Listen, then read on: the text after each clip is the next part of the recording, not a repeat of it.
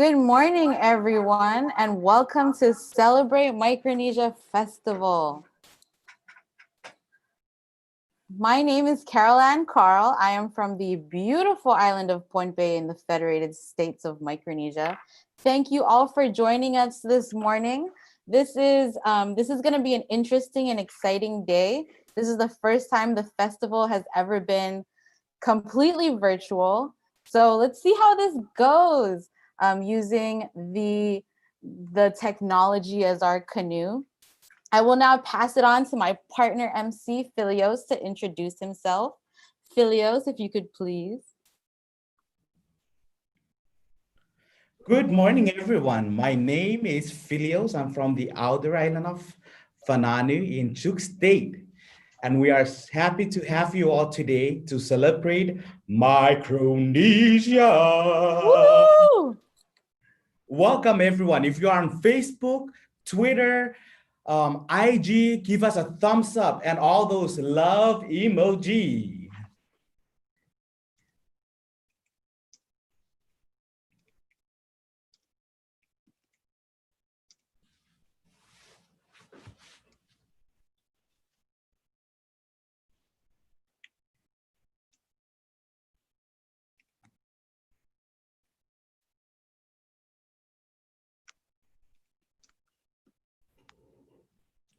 I would like to welcome everyone to our very first Celebrate Micronesia virtually. So that means everyone out there get to join us online. Welcome.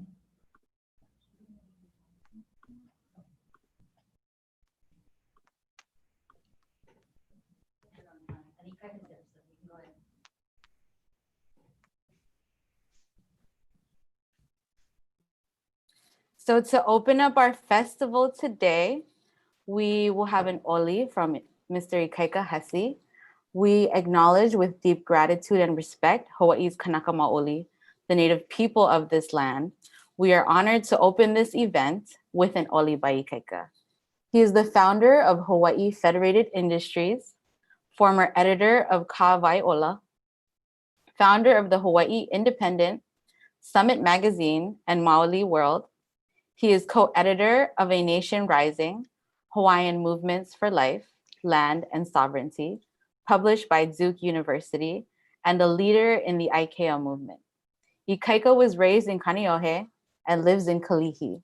His roots are in Kohala, Kona, Hilo, Ilocos Sur, Ireland, and Italy. Welcome, Ikaika. Hey, good morning. Aloha, everybody.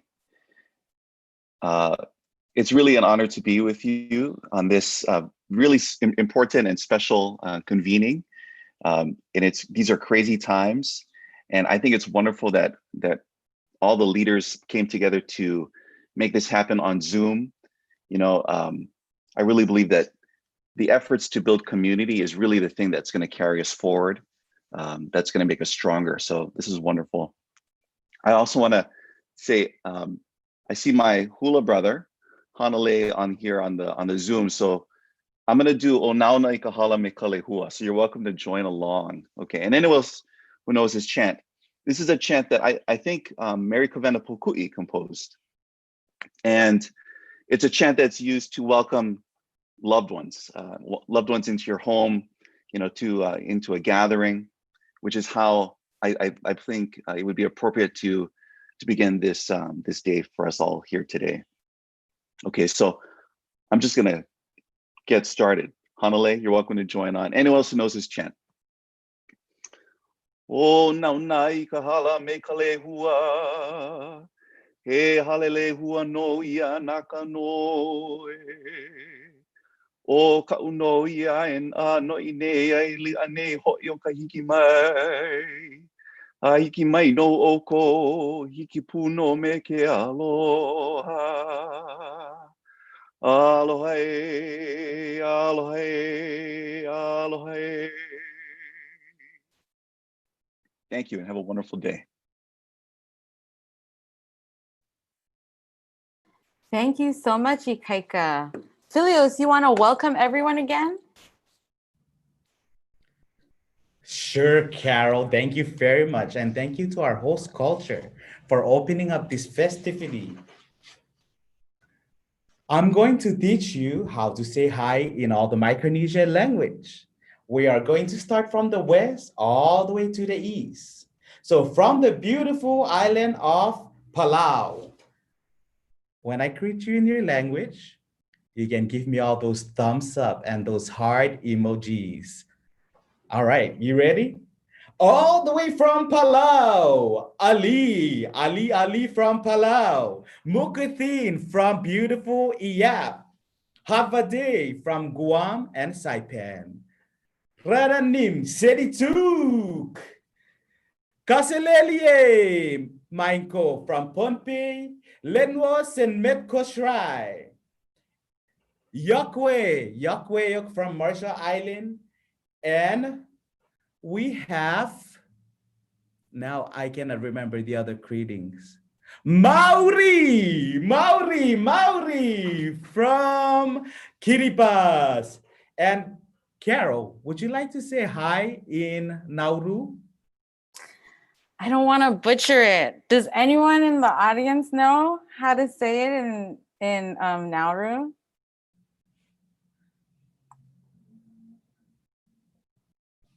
I believe in you, Filios. Go for it.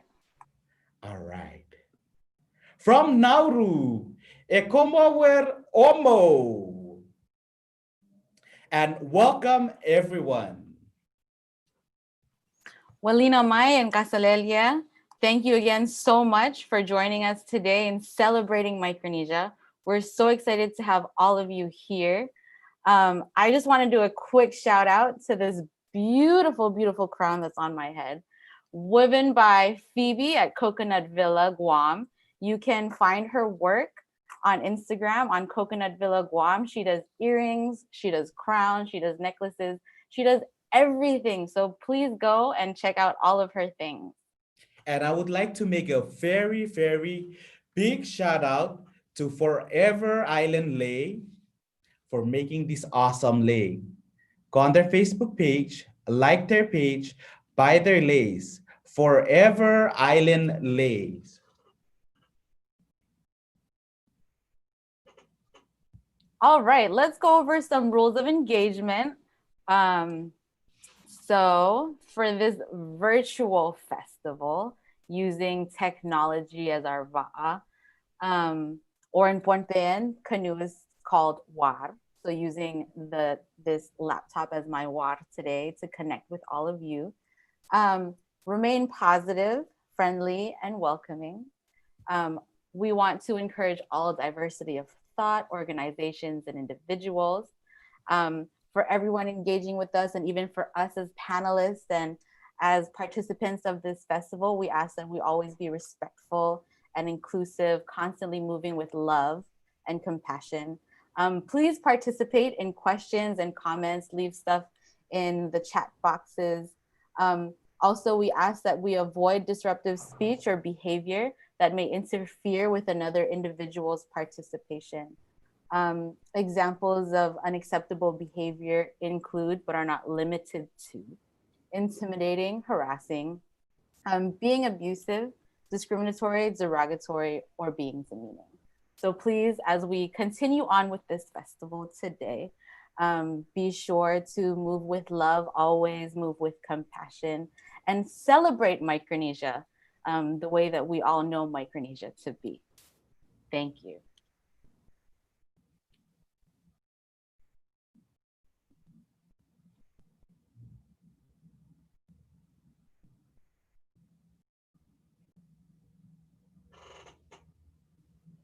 We are a little ahead of time, which is wonderful, which means we have more time to get to know everyone.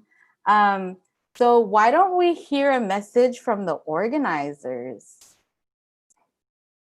This celebration would not be happening without the efforts of the next two speakers, Melanie Ide, President and CEO of the Bishop Museum, and Dr. Mary Therese Perez Hitori, woo! East-West Center Scholarship Specialist / Festival Director. We invite them to make their opening remarks.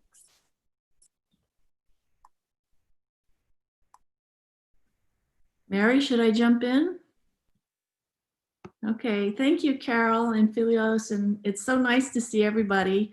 And we are thrilled. Bishop Museum is really very happy to help host the Celebrate Micronesia Festival again this year.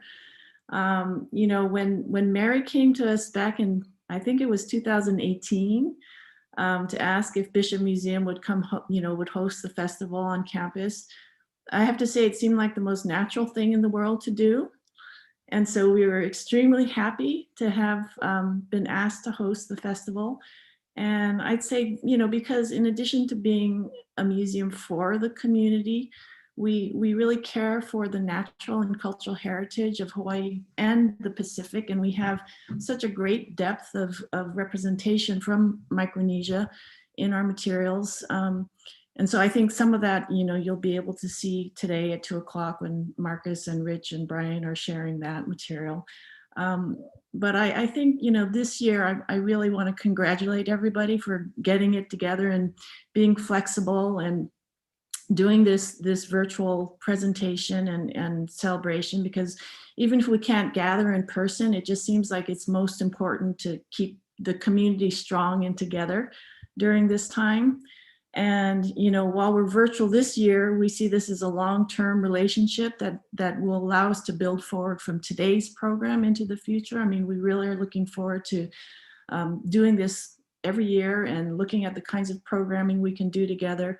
And I think it's just wonderful that Mary has organized together with our team and all the people participating, organizations participating and streaming and reaching people around, I would think across, not just here, but across the world. So congratulations for pulling this off this year and being so flexible.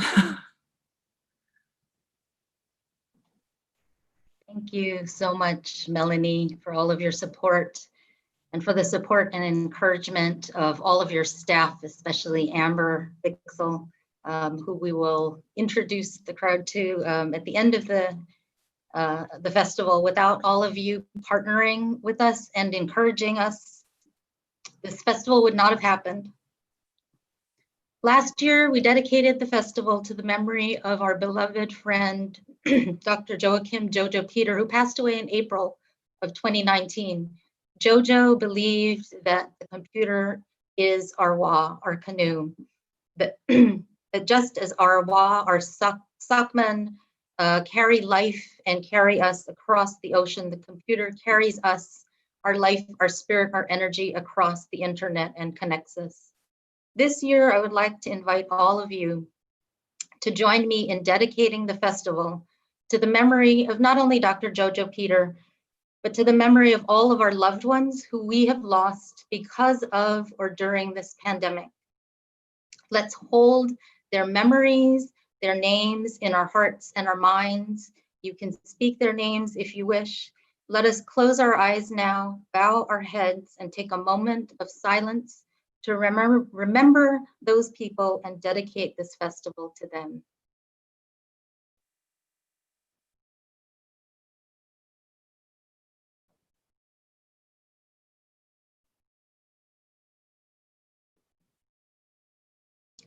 Back home in Guam, we have a saying, "I irentia na latla I spirituta." Our heritage gives life to our spirit.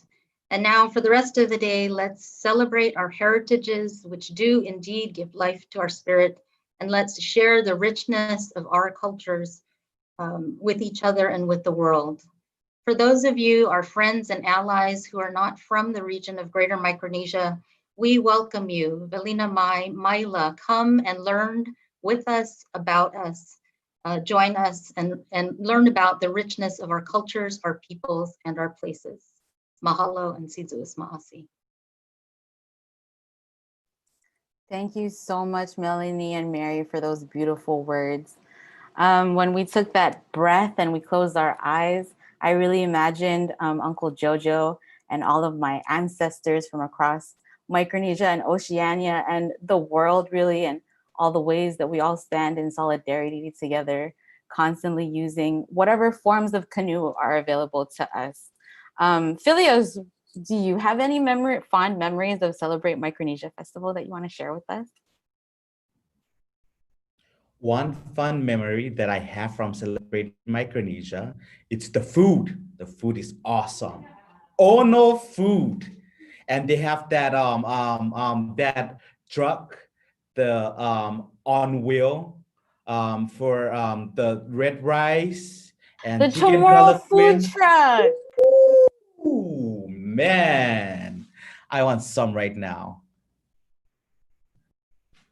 You're so fun. I remember my first Celebrate Micronesia Festival. And if you have fond memories of Celebrate Micronesia Festival, please put it in our chat. I remember my fondest memories is the Marshallese Education Day stand, where you can purchase all of those beautiful handicrafts from all the aunties from back home in the Marshall Islands, and how all of those funds go to funding the Marshallese Education Day here in Hawaii. And there's just so many great Micronesian things that you find at the Celebrate Micronesia Festival. And I am so grateful to the organizers and to all the participants for just putting this together. In previous festivals, students representing other cultural groups in Oceania have joined us, offering performances as a show of connectedness and solidarity. Today, we are happy to receive a gift of words and dance representative of Melanesia from members of the University of Hawaii Pan-Pacific Association. Bolovinaka, my name is Yarutang Martini. I'm a U.S. South Pacific Scholarship student with ISU Center. I'm currently studying a Master's in Animal Science, and we wanted to show you a short video. This short video is a Maka performance from Fiji, which is a part of Melanesia. We wanted to share this performance from the East West Fest 2019 in solidarity with the Micronesian community here in Hawaii. Naka.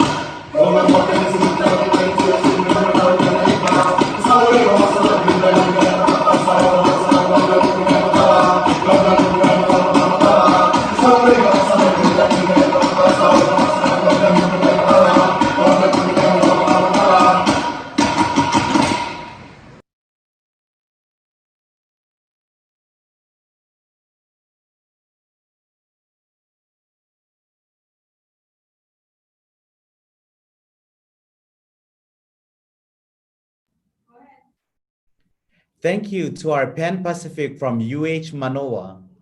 Pan Pacific was a student-led organization that was formed at UH Manoa by a group of Pacific Islanders, bringing all the islands together to one club. Thank you, Seru, and all our Fijian brothers for that awesome dance. Joining us today with messages of inspiration are Consul General Isabella Silk of the Republic of Marshall Islands and Consul General Uchel Reli Naito of the Republic of Palau. Yawe komalem, alavan utait puro, pugimaron pokona, celebrating Micronesian Festival in Kin Kajijino. Chagar jab kada mene, pajan ngar kowai pendruan, im kualog yawe warang andruan. Parain wanganay imalap tata, mana to kuar kachojo. Kabel im chalay kuar, ikichi.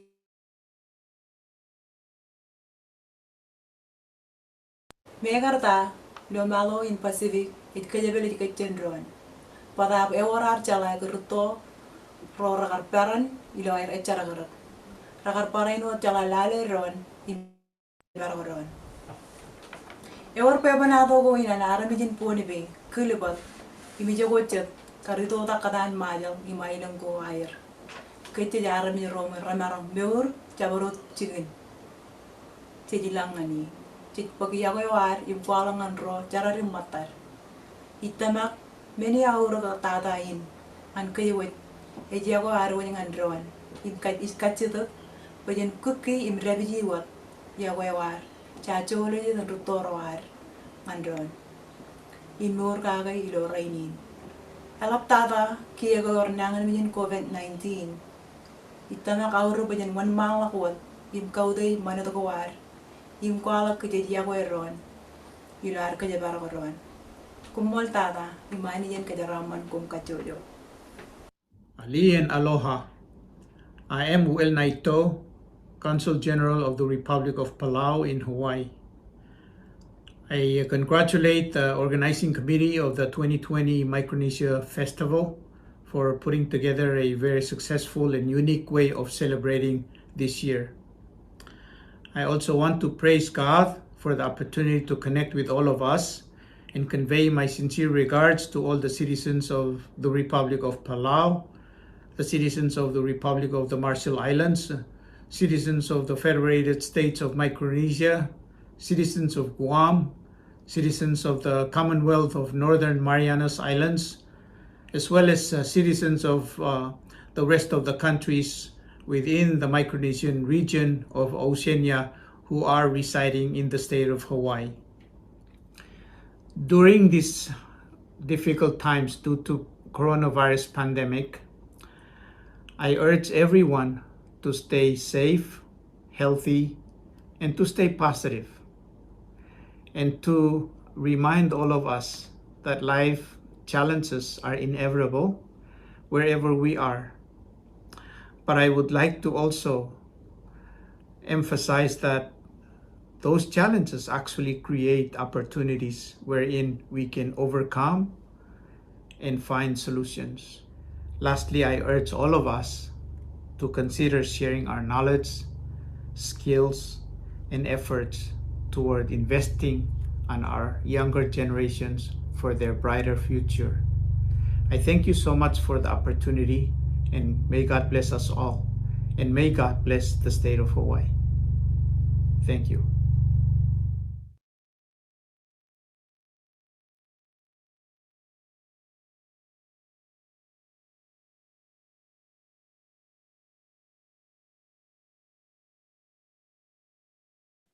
Whoops, I didn't realize I was muted. Ha ha ha. Komoltata and Sulang to the Consul Generals of both the Marshall Islands and to the islands of Palau. Just hearing those words, I remember all of the inspiring things I hear from work from our community. Because we have been impacted a lot during this pandemic. And I think of all of the resilience and the love that I have seen from the community in supporting each other, whether that's with food or even just how the culture has been able to keep us together, and the importance of using traditional healing methods and learning the different ways that different communities learn how to steam to protect themselves with COVID or to deal when they do contract the virus. And I think that those are all beautiful things that the community has shared with everyone during these hard times. Before we move on to our panel, Filios, I hear you had a game. I do. Before we do my game, we're going to learn a chant in Chuukese. You ready? We're going to learn a chant in Chuukese. So when I said the first stanza, you will repeat the ending sound of it. So if I said, Amaire, now I cannot remember my chant. Amaire, and then you said, eh. All right? Amaire, eh. And then I said this again, stanza, Amaire ru, Amaire nga, Elis pei, Elis pues sa. And then when I said Elis pues sa, everyone, I want you to scream as loud as you can. All right? Here we go. So take yourself off mute so we can hear all of you. Yep. Unmute yourself right now. Give me a thumbs up, a big thumbs up. Come on, Facebook, give me a big thumbs up. All right, if you are ready, give me a big thumbs up. All right. Emaire. Emaire ru. Emaire langa. Elis pei. Elis pues esa.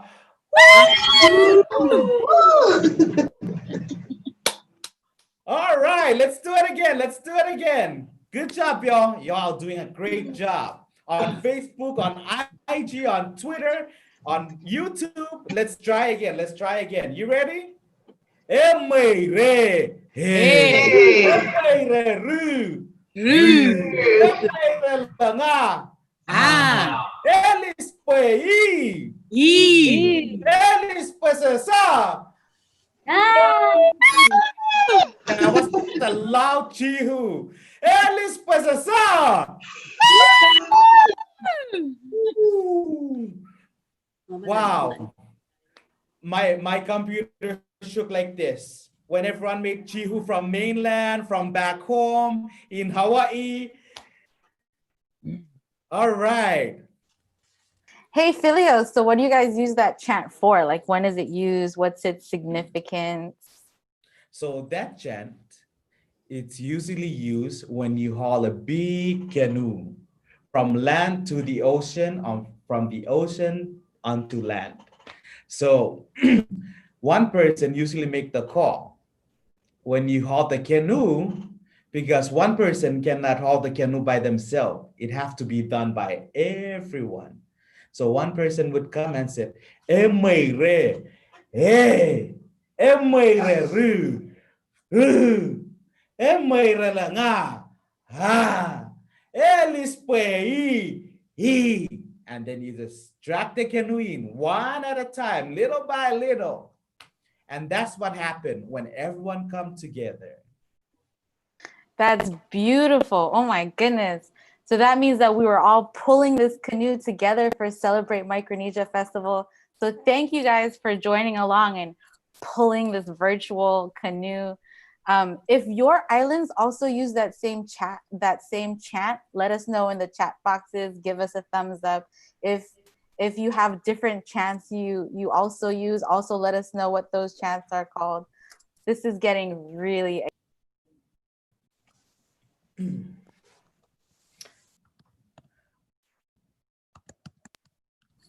All right, I think we have 1 minute. I'm going to open it up for 1 minute only. If we have any Micronesian that your birthday is today, I would like to shout out a happy birthday to you. Please post your name in the comment below so that I could make a shout out when I come back after this panel. You're awesome. Everyone here is awesome. Our next panel discussion, our first panel discussion of the day, is community-based responses to COVID-19. Before we begin this panel, we would like to say mahalo to I'll interpret for the American Sign Language interpreters. Filios, I think you're the one who is best suited to say thank you.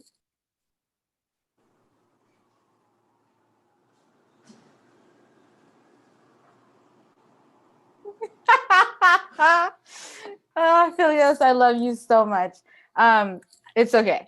Mahalo to Jan Fried for facilitating this, and to Dr. Mary Hattori and her family for the funding. We welcome Ms. Shanti Asher, who will moderate this panel discussion. Ms. Asher is the Pacific Islander Liaison Officer with the City and County of Honolulu's Office to Economic Revitalization. Shameless plug, she's also my cousin. Shanti will, and now Shanti will share a little bit more about herself and introduce the rest of the panel. Shanti? Thank you so much, Carol. Kula maladap. Can you hear me? All right. All right. I want to say duo, kaselelia, and good morning in your native, beautiful native languages across Micronesia. My name is Shanti Asher. I am a native of Kosrae and Pohnpei. I am also a member of Hawaii State Board of Education, and previously worked at Pacific Resources for Education and Learning. I am very honored to be here today to help host this beautiful panel of ours. This pandemic has impacted Pacific Islanders very hard. In Hawaii, while we make up 4% of the population, the percentage of Pacific Islanders that has been infected with COVID-19 is as high as 16%. Our communities have been working at the grassroots levels since the early days of the pandemic, working to keep our people safe and to reduce the spread of COVID. Today, each panelist will share some of the community work and amazing activities that they have done with different organizations and with their own organizations as we try to cope with this pandemic. They are involved with so many to help our communities fight against COVID-19. I am so honored to introduce you to Inocenta Saonkiko. She is the founder of a youth program called Pacific Voices at KKV, and also the co-chair of Micronesian ELD Advisory Committee. Also here as a panelist is our famous, and thank you, Auntie Josie Howard, the director of We Are Oceania. After all panelists have spoken, we'll take questions from the audience. If you are joining us via Zoom, you may type your questions in the Q&A box or post them as comments if you are watching one of our live streams in social media. Let's start with Auntie Ino. You've been organizing a weekly meeting, the Ministers' Hui. Can you tell us a little more about the group and a few key of the group's accomplishments thus far? Auntie Ino?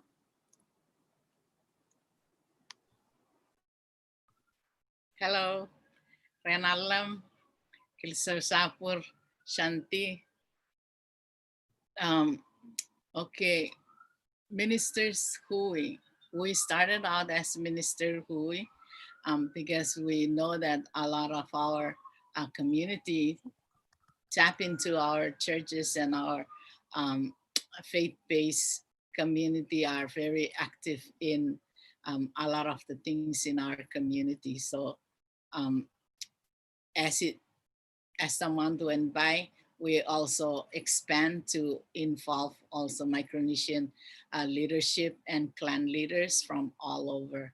And many things that happen in our Hui every Tuesday night is that when we come together, we try to be very positive. We know that this has been really hard on everyone. So few of the ministers, they actually open our prayer with songs and from the islands and even worship songs. And we start our Hui together, talking about what is important to share and help the community. So I'm proud to say that the Hui has led to getting more and more of our community leaders and clan leaders identified and come on board to really discuss important ways to collaborate and network and help our community. As Shanti mentioned, we are really affected by this COVID-19, and it's really important that everybody work together and collaborate in order to help. So I'm proud to say that this, small network of leadership are able to reach out and communicate with leaders from the DOH that comes on board and, talk to us about the issues that we are facing regarding isolation and quarantine, and having someone from the office themselves or different agencies come and explain what's going on is very, very important for our leadership to bring it back to the community.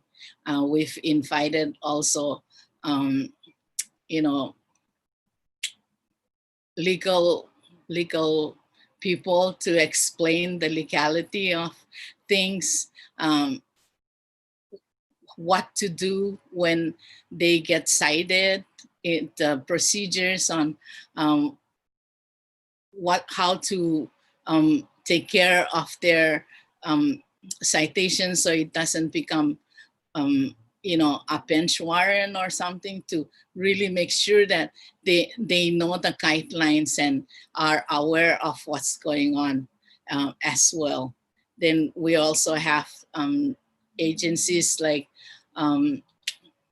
different agencies. I cannot name many of them, but we've discussed a lot about what is the need of the community, especially with distant learning as well for our kids, how to better help them to get assistance, just getting on the distant learning or getting Wi-Fi, getting information, all of those things that our community are not aware of or understanding. We try to talk about it, how to better communicate it to the community. And I'm also very proud that because of this gathering or networking of people, we're able to secure a place where, or a representative in the office where, Shanti is representing us as a PI liaison, and I'm really proud that it's because of that connection and from our Hui that we have that office, that somebody from that office that can really communicate with us and share with us how we can better disseminate information to the community. So that's basically what we do for the ministers Hui and Micronesian leadership. But on top of that, the many relationship and network that we've created amongst each other, we're also able to bring resources, especially for the mask. The relationship that we build with the different even agency, like there were leaders in the legislature that donated masks, and um, groups that are aware of the need of masks in the community. So they reach out to us, and the ministers and leadership were very quick to come on board and get those masks out to the community and have everybody have masks, because earlier in the during the pandemic, many of our people were cited because they didn't know anything about the order that people need to wear masks. And when we have masks available for everyone, that just kind of like also helped to understand that these are the things that is going on that needs to be done in order to get the pandemic issue down. So I think that that's basically what we're doing in the ministers' Hui. I cannot even say enough of the many different collaboration and networking that is happening all over, that people come to the Hui and share what the community have done to step up and help each other. So that's all I can share for now. Kiriso Chapur Anti I have to say that I've been one person. I was one person who was honored and humbled to be in the presence of our church leaders and to really hear how they are taking this on and providing community and support for their people. And I want to say thank you to Michael, Auntie Ino, and KKV, and everyone who has been there to create this platform and to really speak volume to what we're going through. And also for being that voice. And I have to say, being at the mayor's office to serve our community was really through invitations from you guys. And I want to say thank you from the bottom of my heart. And the leadership, they've done so much volunteer work. And this is really what defines us as Pacific Islanders. We come together as a community. So right now, I would like to invite Josie, who is the director at We Are Oceania. We Are Oceania is a leading provider of social services for Micronesians in Hawaii, and was successful in securing CARES Act funding to assist our communities. Please tell us about some of the services that WOW can provide and has provided for our people. We've seen a lot of people that commented and thank you on social media. So Josie, thank you so much for being with us. Can you tell us more about the activities that We Are Oceania has been doing from behind the scenes? To Sandy Kulomalalap, I want to first of all thank the organizing committee for the Celebrating Micronesia and for this opportunity for us to come and share our stories to our community. And of course, the first and the most, I want to say Tiro Fairo, one Puel one Madao, one Aramha, one Aramhane Fanu, one Anu Ne Fanu.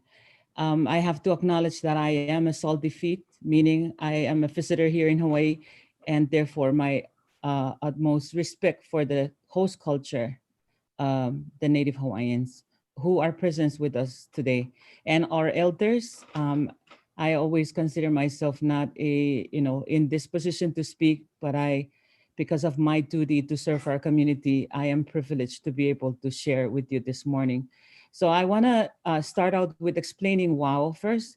And I'm really grateful and proud that Filios, Carol, Kathy is on here, and I think I see Keola in the audience.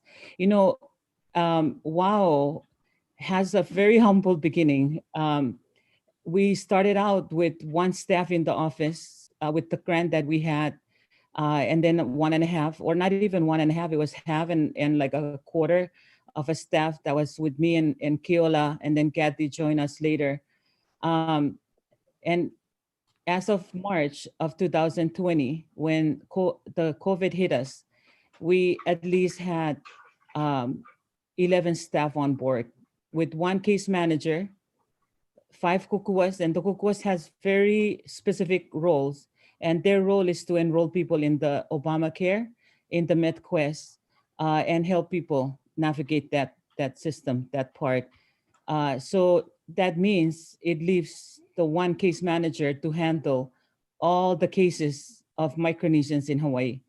Our mission statement is to empower Micronesians to navigate success in Hawaii, and we're guided by our core values of compassion, unity, respect, humility, and empowerment. And these are all rooted in our culture. I say this because I want to go back to what Phileas said about canoe. You know, in order to move a canoe, it takes the whole island. So I may be one person here this morning to speak on behalf of WOW, but I'm actually speaking on behalf of all the staff, all the board members, and Partners in Development Foundation that is being our fiscal sponsor and allowing us to be able to receive this grant so that we can do this work to serve our people. So as of March all the way to August, WOW did not have any means to serve our community but ourselves and our culture, our values. So we really tap into the richness of our partnerships in the community. Right away, we realized that we had to help our community, and our main goal was to stop the spread of COVID. First was to stop the COVID from reaching our community, because we knew that once it hit our community, it was going to be devastating. Based on our history, based on our colonial history and our health, we have the worst health among other ethnic groups here in Hawaii. And that's not because it's our fault. It's just because of where we're at and where we're at in history, where we've been, and to here today. And policies have been affecting that. You know, the fact that we're not eligible for Medicaid, for MedQuest, those are all contributing factors. But to get to where we're at, we're very grateful to all the partners that had allowed us donating food. It took the whole community. When we realized when people come to us and they share what they needed, it guided us in understanding what we need to do in order to help our community. So right away we realized, okay, we need food, we need diapers, we need masks, we need all of this, but we didn't have the money in any of our budget to buy those things. So we relied wholly on our community. And so I would constantly put out requests for donations. And churches, individuals, Micronesians, non-Micronesians, rose up to take those challenges and helping us in bringing what we needed.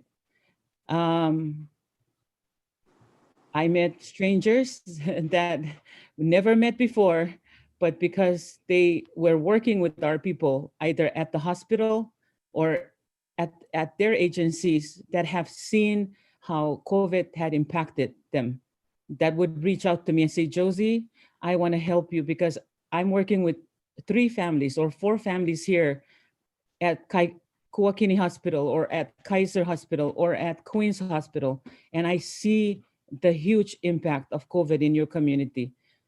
Everyone Hawaii right away donated 174,000 masks, which we were able to share with the neighbor island. When Hilo had the spike, we were able to send them 10 boxes, which equals to there's 2,000 in a box. So 10 boxes, what, 20,000 or 200,000? I'm not a mathematician, but I'm expressing all of this because it wasn't possible for just WOW to do this. It took the whole community, and I want to give credit to the community. The families that had reached out to us when they got positive, they would give us specific information. I need disposable utensils. because I don't want to share my utensil with my family so that I can stop the spread or limit the spread of the virus in my home. It really taught us. And so when we had the opportunity to apply for the CARES funding, we were able to get money to now help us to hire staff, and also gave us the idea that we need to put in a helpline so that, and staff are different languages, so that our people can call and directly talk to someone from their language so that they can be comfortable and they can be able to express what they need, and we will be able to help them. And then we also created what we call the community resource specialists. And these are staffs that would stand by when a family calls in because they are positive. We help the positive members go through the hotel, so Department of Health, we also partner with them. And at the same time, inform the community resource specialists that there's this family who's been affected. They have people at home that need masks, need this and that. So I want to emphasize mask was the number one thing. And I can truly say from this experience, mask is very, very important. It really helped stop, I mean, maybe not stop totally, but it helped, limit the spread of COVID in the house, especially when people don't have the ability to social distance. And I can say that we had, I can like see clearly 4 different scenarios or 4 different cases where one worst one was the mother had COVID. They had 1 bedroom and 1 restroom, and the restroom was in the room that the mother had to isolate in with 12 family members, including kupunas. We were so scared for them. And what was amazing about our community was that this person didn't call us. It was her auntie, her cousins, different family members were calling from different angle, like letting us know, my family needs the help. My family needs the help. And those are the kind of things that really help us to be able to get to that person quickly and able to equip them with masks, with cleaning stuff so they can clean their house with gloves and with food. And so we continue to do this until we got the grant. And I want to say thank you to one special person, and that is Amanda. And I see her in here. Amanda from Chef Hui. Chef Hui stepped up. They were the people that came through, or organization that came through to give us food before we were able to buy food with the CARES funding. They deliver food on Tuesdays and Fridays, and we were able to, because there's also limited food with our 15 to 20,000 population here in Hawaii. We had to think about how to best share this food. So we thought about our most affected. So those were the people with COVID that were quarantining, and also stranded citizens, and our patient's house. As we all know, within our Micronesian groups here in Hawaii, we all have a patient house. Palau has a patient house. Chuuk has a patient house. I think only Kosrae and Yap don't have one. But even with that, we also try to, the way we distribute the food is through each island group and through our existing partnership with the church leaders or the community organization leaders. And so we are able to do the work today because of the whole community coming together. And I just want to, express how deeply touched I am, and how we are very blessed to be able to serve our community, and that our community trusts us to be able to serve them. Thank you so much, Shanti, for this question. Kiriso Chapur, Josie, for your leadership and for your heart and passion. And I want to also do a shout out to the WAWA team for working extra hours to support our people, to provide a peace of mind that we all need during this very difficult and challenging times. One thing I know to be true and continues to be true is that while this pandemic restricts many things that we value deep in our hearts, as far as coming together as family and collectively working physically, it did not stop us from uniting efforts spiritually. And that's really all that you've said really defines that. So I want to thank you for your leadership in pushing all of this forward, along with every community member and new family members within our Micronesian team. So thank you so much, Josie. I'm going to, Amanda, thank you for joining us. Please tell us a little about yourself and how you got involved with supporting the Micronesian communities. It's a pleasure to have you with us today. Aloha. Amanda? Aloha, good morning. And as we say, Osio, I come from Missouri. My ancestors are Cherokee Indian and Irish. And I am honored to be here today with you folks and have just been so inspired by how the community has pulled together to support one another. A bit about myself and about Chef Hui. I moved to Hawaii 20 years ago for college at UH Manoa. I was in documentary film and got to do a lot of films on our communities here in Hawaii and our diverse communities here.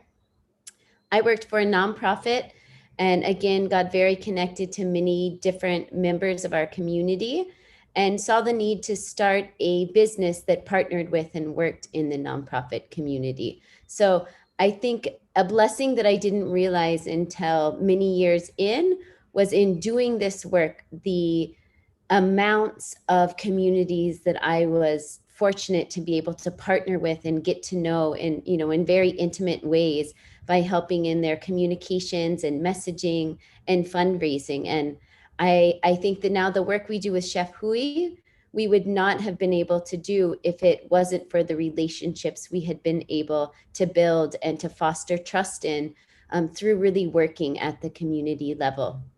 So in 2013, my husband and I founded a food group called Pili Group.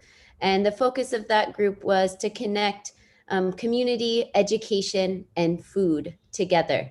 So any project we took on, that was the goal, to make sure that those three elements were intertwined. And Pili, meaning Pili to be intertwined, was where that company was born out of. In about 2017, we found that our chef community was really hungry for these kinds of community connections, but didn't have the time to plan or organize often how to get involved in their community because of the demands of a kitchen. And I think many of us here probably have had some sort of interaction in the restaurant or hospitality industry, so you know and understand what those demands look like. So we felt that by creating what we call Chef Hui, it would be a way to create opportunities to connect as community through food. As we're here today, this is our vessel, this is our va'a. And for us, food is really our vessel and our va'a to connect and educate and hopefully inspire and encourage people to connect to their heritage and the multitude of heritages that we have here in Hawaii. So Chef Hui's projects were in these kinds of connections. And we then felt that as we saw COVID approaching, that we could perhaps be those connectors that were bringing both our for-profits and nonprofits together to work with one another. So in the beginning, we really helped. We partnered with Aloha Harvest and Hawaii Food Bank and several other large organizations to see how we could help engage our hundreds of chefs and restaurant industry workers who were unemployed, did not have jobs, but are people of service. And I think that's a beautiful thing about the hospitality industry, is we all approach things from a service point of view and how can we be of service to one another. So our chefs stepped up and they were volunteering their time to help pick up excess products from restaurants, move it to communities that were in need of food, and then to start preparing meals with those donations. As we saw that this was continuing, that it was not going to stop anytime soon, we understood that it was now our duty to start raising funds to be able to show up for some of our smaller communities that may not have the means to make it to food distributions, or may feel shame or may feel confused about what was going on. As someone who speaks English as a first language, I was confused by all of the changing and moving parts. And so I cannot imagine, I say, you know, if you were to drop me in Micronesia in the middle of a pandemic and ask me to follow all of the rules and know where to go, I would be lost and I wouldn't know what to do. And thinking about that for our many families here who are experiencing this, we felt that it was our duty to work with those communities and leaders like Josie to see how we can show up and be of assistance. So we call ourselves kind of the scalpel, if you will. We're doing the fine lines. You know, the big organizations are feeding in the masses, and we try and look for perhaps who may be falling through the cracks or who may be misunderstood, and see how we can come in to support in those ways. So since April, we've been doing around 4,000 meal kits a week, and anywhere from 4,000 to 6,000 family meals. So that's equal to feeding about 25,000 people a week. And the majority of this is happening with volunteers from our chef community who do not have jobs themselves and don't know when they will be able to go back to work, but still felt so passionate about showing up for our communities. And when we feed people, we try and get to know the community and understand what comfort means to them, what heritage means to them, and make sure that the produce that we're sending, as well as the meals that we are sending, are really connecting that together. So when we first met with Josie, I think we've been working together for a little over 2 months now, specific to our Micronesian communities. We've also been working with our other island communities, our Tongan, our Tokelauan, our Marshallese, to make sure that we're getting food and ingredients to them, but through a place of trust and of mutual respect and of understanding that we all have a role to play and we all have something to give. And it's been very beautiful to see how that works and how we all pull together and collaborate to get food to those that are in need and to care for those who are sick, and get ginger and lemons and oranges and honey and things that feel like they are feeding your soul, not just your opu. And those are things that have been so rewarding to hear back, not just from our Micronesian communities, but even from our Hawaiian communities. Right now, we have distributions happening in 8 locations this morning. That's equal to 2,000 family meal kits that are going out, as well as meals.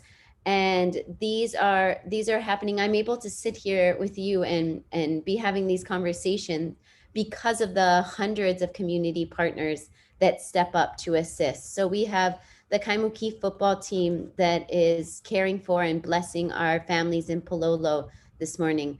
We have Life 360 and many partners who are working in our housing to get food to folks in our housing.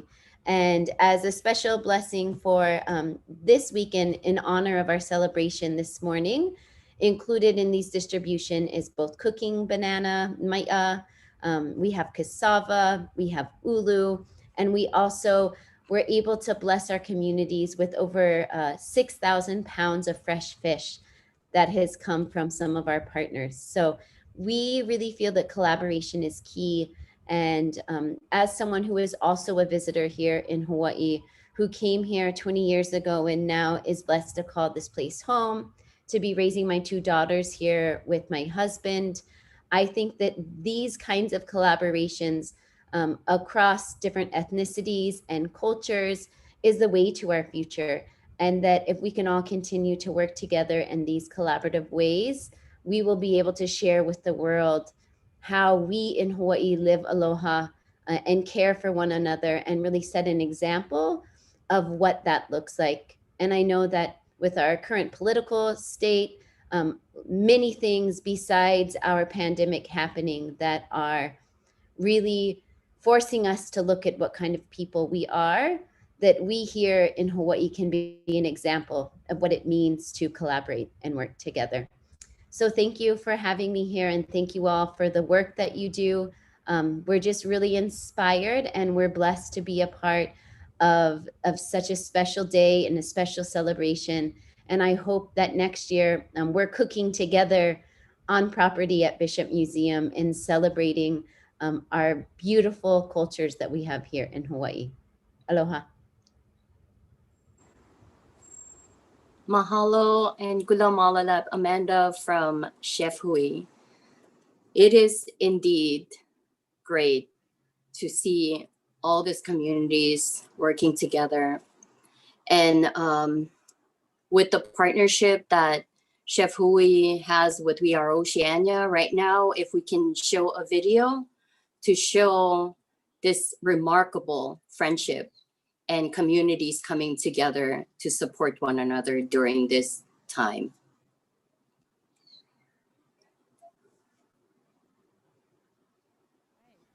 Hello, good morning. My name is Josie Howard. Welcome to We Are Oceania. We Are Oceania is a one-stop organization that is centralized services for our Micronesian population. And here today, we have been blessed with some food, 100 boxes of food that was donated by our partner, Chef Hui. Beautiful cassava. Yes. This is from Pacific Gateway Center and yes. they're farmers in Kunia. So happy they're able to share this with us. Thank you and so your much. meals last week were from the same farmer. She came and taught our chefs how to make a traditional dish of hers. Yeah, the taro? Yeah. Oh, wow. That was, they were giving out to families.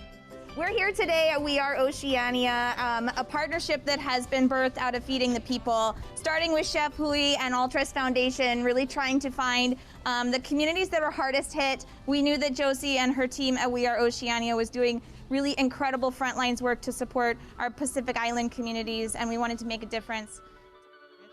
And these boxes, we want to help the families who are impacted with COVID and who had lost a job and don't have unemployment and that are struggling.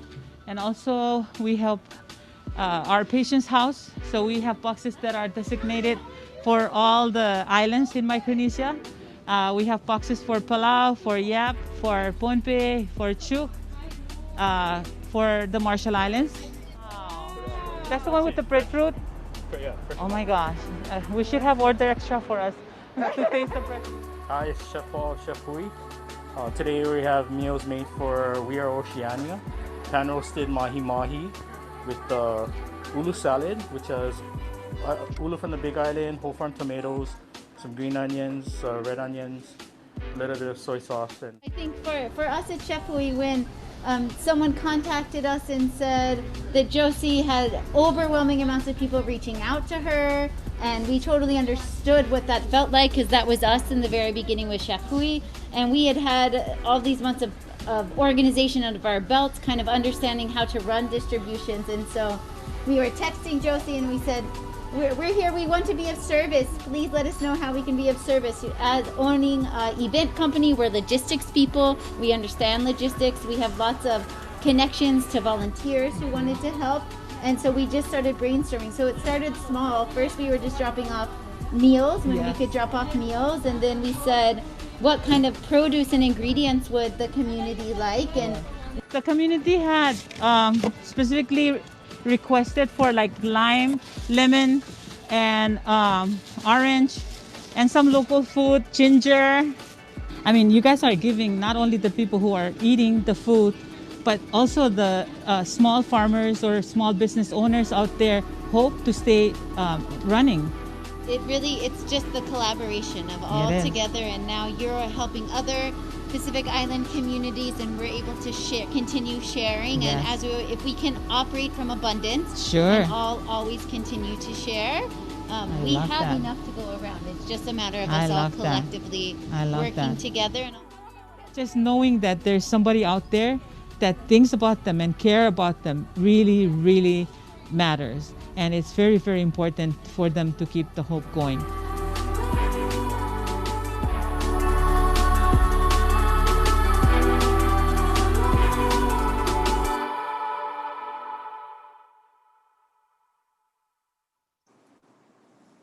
That was a very beautiful video and just showing partnership and collaboration at its best. Thank you so much, Amanda and Chef Hui team and every single community leaders and members who have been doing so much. Whether you're here, near, far, your name haven't mentioned, we know that we're all coping through this time because so many people have taken on that role to take care of one another. So thank you so much. Right now, we will allow this time for questions, Q&A. So we'll go ahead and allow the organizers to ask the questions and then answers.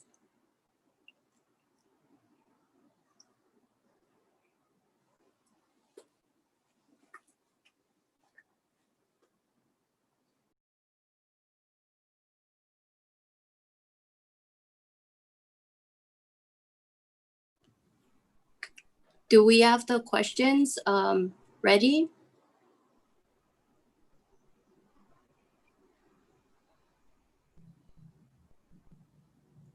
Filios and Carol, are you there?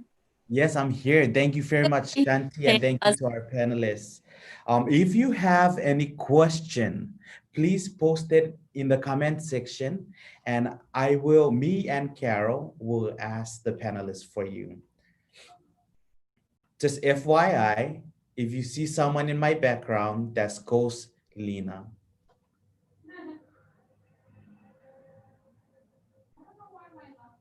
Okay, let's start with this question. I think this question is for Auntie Josie and the We Are Oceania group. If someone is tested or need help with food, hotel, or filling out any of the applications for the assistance for COVID-19, what do we do? Do we call a number? Does WOW have a helpline? Or do we write you through email? Thank you, Filius, for that question. I totally forgot to include that in my presentation. Our helpline number is 808-913-1364. And you can call, you have the option to press on the languages, English, Chuukese, Marshallese, Kosrae, and Pohnpei. We just brought a Yapese on board and a Samoan speaker. So, but for now, there's Chuukese, Marshallese, Kosrae, and Pohnpei. And English. Thank you, Auntie Josie. So if you need help, please call We Are Oceania helpline 808-913-1364. My next question is for Auntie Ino. I'm still waiting for people to post their questions on Facebook, on YouTube, on IG, and the other pages that we are showing live that is hosting this festival. So Auntie Ino, I know you mentioned that you usually meet on Wednesdays with a group of ministers. What is the purpose of this gathering with the ministers, and is it open for others to join at this time? Thank you, Filius, for the question. Yes, indeed. It's actually on Tuesday at 8 p.m. Yeah, we are open to community leaders and anybody that has a group of people that can communicate or disseminate resources and information. Um, the purpose of the gathering and meeting is literally to get the informations to our ministers, because they are the ones who have the people. And so when the ministers and the leaders in our community are informed, then about resources or what to do regarding this pandemic, then it's disseminated to community. So we definitely are open to have many of our community leaders, especially from Palau and Yap. They usually just communicate with us online, but we haven't seen them live yet, and we would like to have them on board so that everybody is well informed.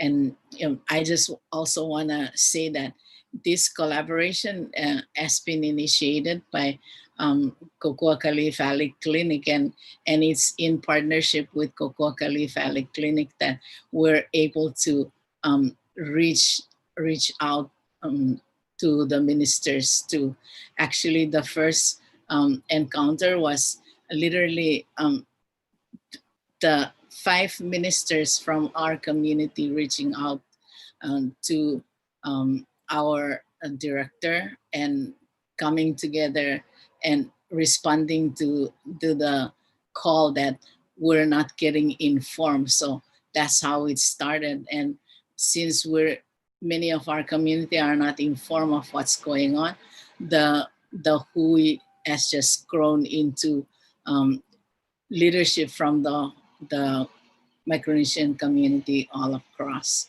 And we're very, delighted and happy to welcome anybody that wants to join us and bring in resources with us as well. So the guests that we usually invite, they bring us the resources and information. And like today alone, we have a group of people that are distributing food in the housing areas. And so when we learn of those, we also inform the community. We've worked with Salvation Army, we've worked with other groups that just voluntarily give stuff to our community. So through KKV, that's how we disseminate the mask, the food, and all the other resources from our workers. So yeah, anybody's welcome. Thank you, Phileas, for that question. Thank you so much, Auntie Ino. And how would people get in contact with you? Who do you want them? Is there somewhere they can email or? Yeah, they can email me. My email is isoundkiku@kkv.net. I can put it in the... Awesome. If you want to get a hold of Auntie Ino, you can find her email in the chat box. For those of you who have sent us all of the questions regarding the interpreter, we're currently streaming live to 8 sites. So we can only show one screen. So we are prioritizing the interpreter screen, but the interpreter is only being featured during this panel discussion. Thank you guys so much for your understanding. Philios, do you see any other questions? I forgot my glasses. At this time, I think there is no more questions, but I would like to make a big shout out to our ASL interpreter, Laura and Jenny, for doing an amazing job. Do you know that 5% of the world population is the deaf community? So that means through the help of ASL interpreters, it opened up the door for them to join us to celebrate today. So thank you, Laura and Jenny. And mahalo to the panelists and our sign language interpreters for a very informative session. For now, me and Carol, your host, are going to leave, but we will return as your host in the afternoon. Thanks to the people who join us in Zoom, on YouTube, on Facebook and Instagram. There are over 200 out there watching this celebration. For the next 2 hours, your hosts will be Keola Diaz and Dr. James Fiernes. Before we introduce Keola and James, Filios, why don't you shout out where you got that lei done again? All right. Shout out to Forever Island Lei for making this beautiful lei. You can visit them on Facebook, Forever Island Lei. Filios and Carol? Go ahead, Shanti, sorry. I'll just go ahead and say something before we transition over. I want to thank you, Mary, for the invitation to allow me to moderate this amazing panelist with We Are Oceania, KKV, and Chef Hui.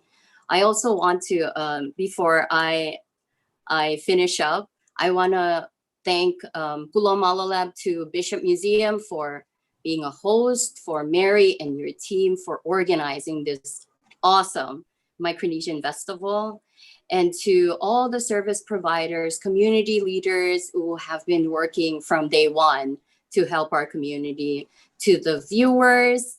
Thank you for joining us this Saturday.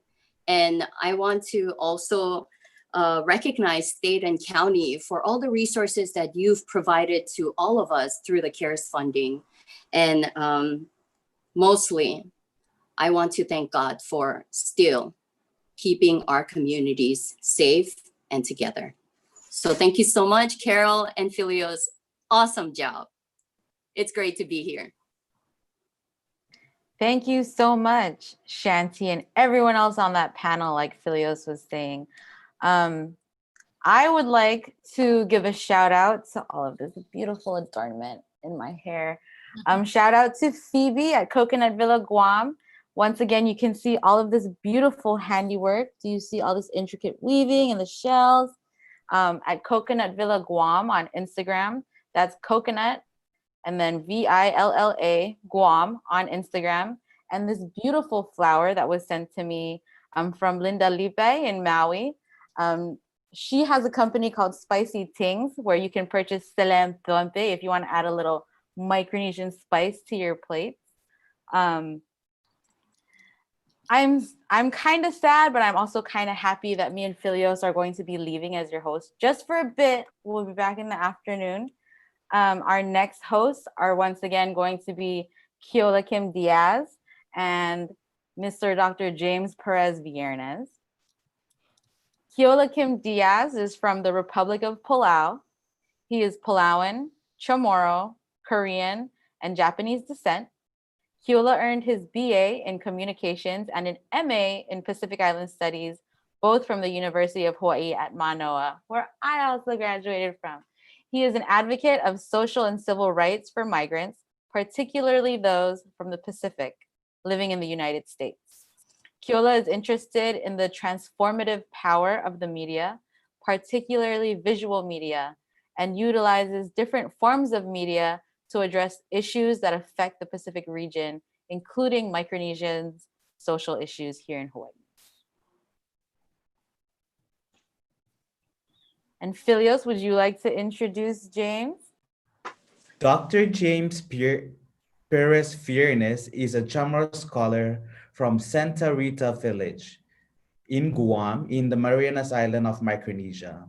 He is part of the core faculty of the Center for Pacific Island Studies at the University of Hawaii at Manoa, serving as outreach director. Prior to joining the center, he was assistant professor and program coordinator at the University of Guam, UOG, undergraduate Chamorro Studies program, At UOG, he was also a research faculty of the Micronesian Area Research Center and graduate faculty in the Micronesian Studies and in an English master's degree program. In addition to scholarly work in the area of gender, masculinities, and militarism in Micronesia and Great Oceania, he engaged in collaborative work that highlights oral histories of Chamorro elders' life experiences.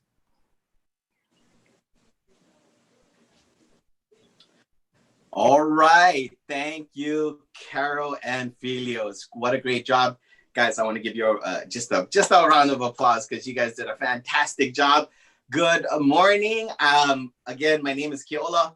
Boy, I can't believe you said that you gave all my ethnicities out there. So in the effort to back up my street cred, tutao, hafade, what's the Korean? Annyeonghaseyo.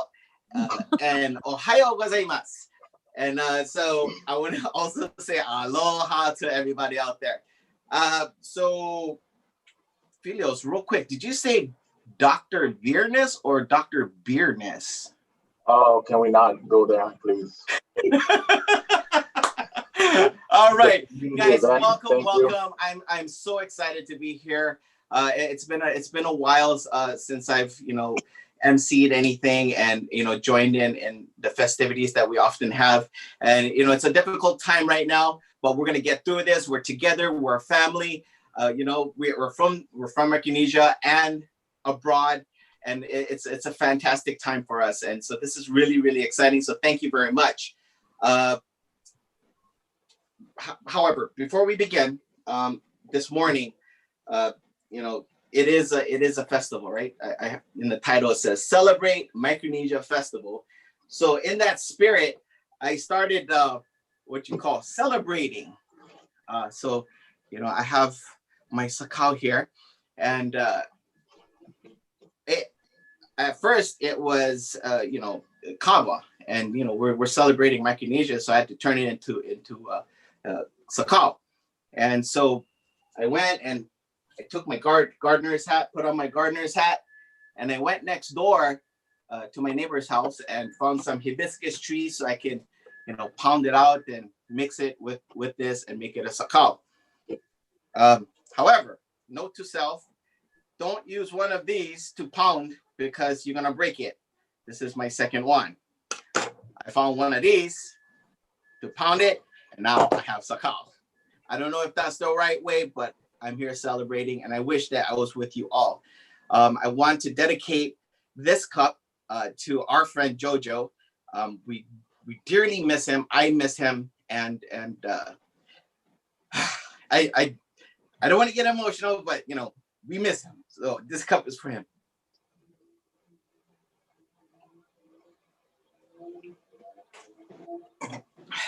All right, Jojo's looking down on us. We miss you, Jojo. I want to share our story. Carol, you were talking about a favorite story of Jojo. I have many stories, and of the many, and some of you can kind of attest to this.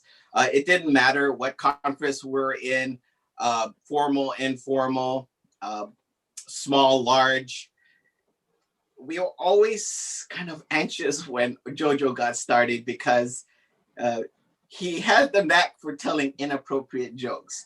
Now, I was going to start off in his honor with an inappropriate joke, but I'm not going to do that. I'm just going to say that's one of my favorite stories. And my last story with him is our last Celebrate Micronesia Festival at the School of Arts down here on Britannia. He was supposed to MC, and he didn't show up. He showed up at like 12 o'clock. I'm like, Jojo, where you been? Because, of course, I had to take over. And I was like, you better not say this is Micronesian time. And he's like, nah, I was just chilling. So I was like, great. But that's my story of, my last story that I remember about him. But, he was a fantastic person. He was a great person. He was a big asset to our community. And so please think about him today as we go on. This fabulous lei, which has some Palauan colors, by the way, that's Palau, or part of Palau, it was given to me when I left We Are Oceania. So I just want to let you know, it was given to me by Josie Howard. I have a matching one for my head, but it highlights the glow on the top of my head, so I didn't want people to focus on that. So I'm just wearing this. Thank you, Josie. It's been worn many, many times for many special occasions. It's beautiful and I appreciate it. So thank you. All right, so let's get started. We have, where's my friend Jimbo?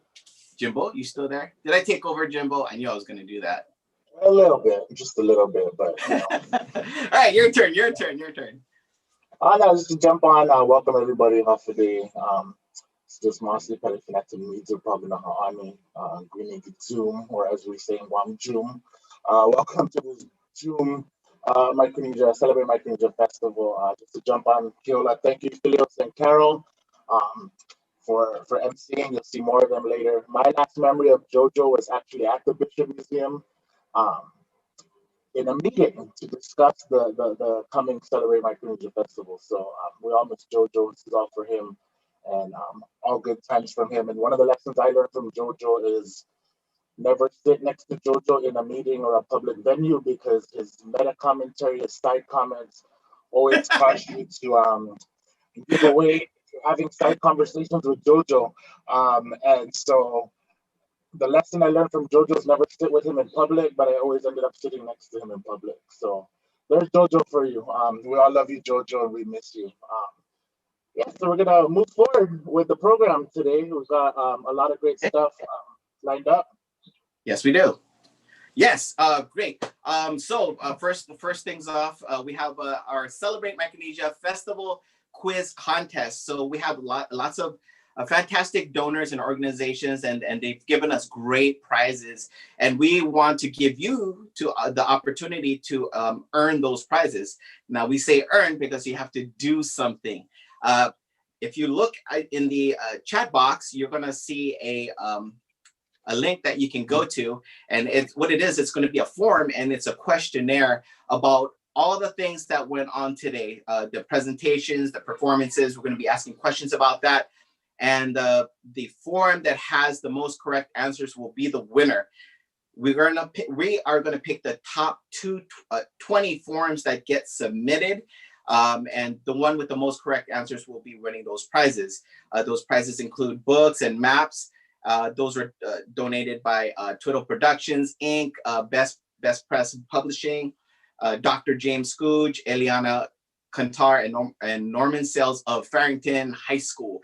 Governors. All right. I'm not a governor, by the way. I just know this. Go. All right. So, Jimbo, what do we have that's included in that prize package? So we got a lot of awesome prizes donated by members of the community. For those of you that can't necessarily see the Zoom chat, put up on the screen. Otherwise, it's go.hawaii.edu/3qc. And some of these prizes that you'll be able to win include some awesome map of Micronesia, beautiful for your home and office decor. We've got several books that are great for young and not as young. We've got Marshall Island Legends and Micronesian Island Legends, publications coming from Best Press. We also have the Island Alphabet series in the Chamorro, Marshallese, and Chuukese languages. We have a prize publication called Voice Poetry by the Youth of Kaligi. Awesome words and being shared with us by young folks in the Kaligi community. And also Coconut Rats and Kung Fu Cowboys, Tales of a Pacific Islander's Childhood. That's an awesome memoir written by our brother Jojo Peter prior to his passing. So that's another prize. And last but not least, Keiki Coding Books, the Maui edition, brought to you by Twiddle Productions, Michael Ceballos and the folks at Twiddle Productions. Okay, so I'm not sure if it kind of got chopped up a bit on the broadcast there. We do apologize. So if you didn't get that, if you didn't get the link, it's going to be HTTP. Is that called a colon or semicolon? It's called two dots. I don't know. And I went to school. //go.hawaii.edu/3QC. So if you didn't hear that on the first go around, that is the link. So go to that link, click on it, and be ready to answer some questions as we go throughout the day, and set yourself up to win those fabulous prizes. All right, so what do we got next coming up, Mr. Jimbo? We've got something coming out of the Marshallese Education Day, folks. The organization, which holds an annual Marshallese Education Day to celebrate the youth in the Marshallese community and accomplishments in school, Marshallese Education Day held a contest inviting kids to make a TikTok video. I guess TikTok is all the rage, and the Marshallese Education Day community has invited the youth to a TikTok video contest called Knocking Out COVID-19 Through Safe Practices. So Celebrate Micronesia Festival is very pleased to feature the top 5 winners throughout today. And we're going to begin with the winner of the Best Kids video, Zelia. All right.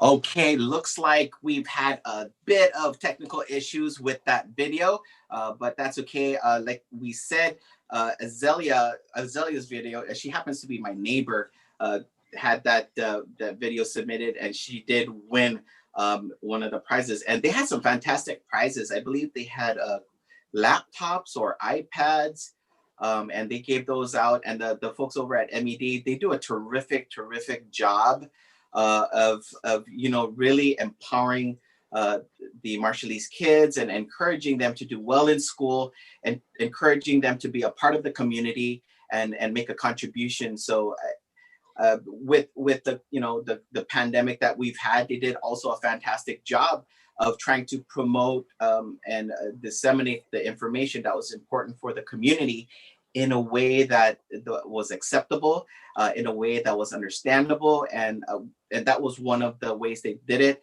was to get the kids involved and do this TikTok video.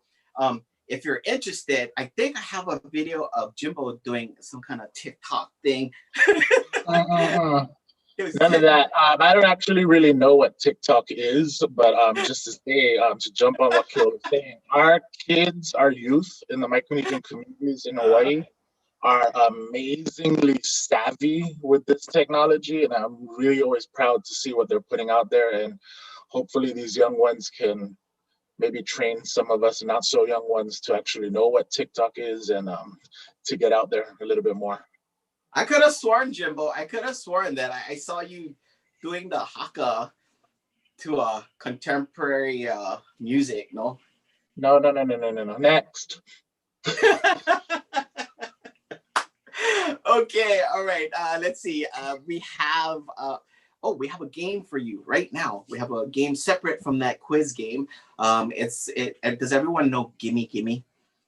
If you don't know what Gimme Gimme is, I'm going to ask for something, and the first person to show it to me will be the winner. Now we have a bunch of prizes to give away, so I'm going to start off. I know we're running a bit behind on time, but that's okay. I'm going to run this first Gimme Gimme, and then we're going to get into the next part of this program. So I'm going to ask for the thing. You have it. I want you to take a picture of it and put it into the chat box. The first person to submit on the chat box will receive a prize, and we'll let you know how you can receive that prize. All right. So Jimbo, you ready? Yeah. What am I ready for? I don't know. Just ask you if you're ready, bro. I'm ready. Are you fixing betel nut? Is that betel nut? All right. Fix me one too. Yeah, okay. Right on. All right. So give me Are you ready for this? Gimme one of these combs.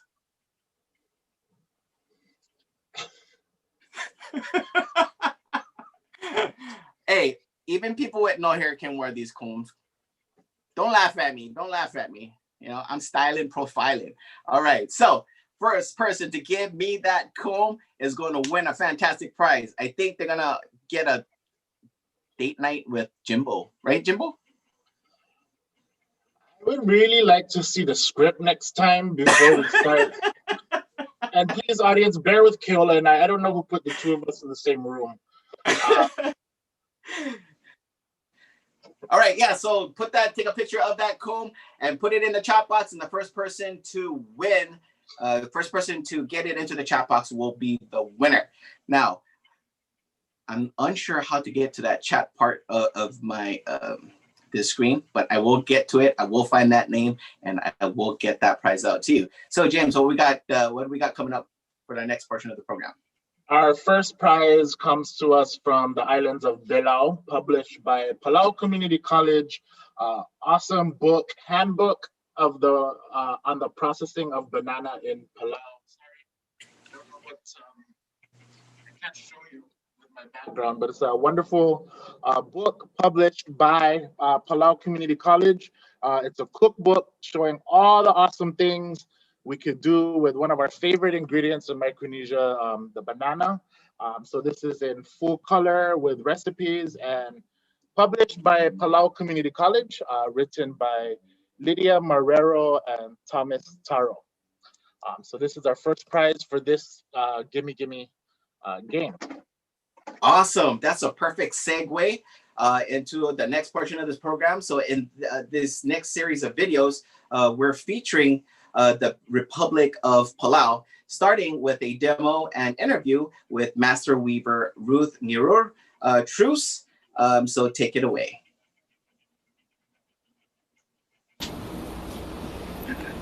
I'm going to make the block first. Yeah, and then later, if there's time, I'll make a technique. Then because this simple basket is a block, the first thing I'm going to do, I got it two even numbers, the sleeves. Okay, now I'm going to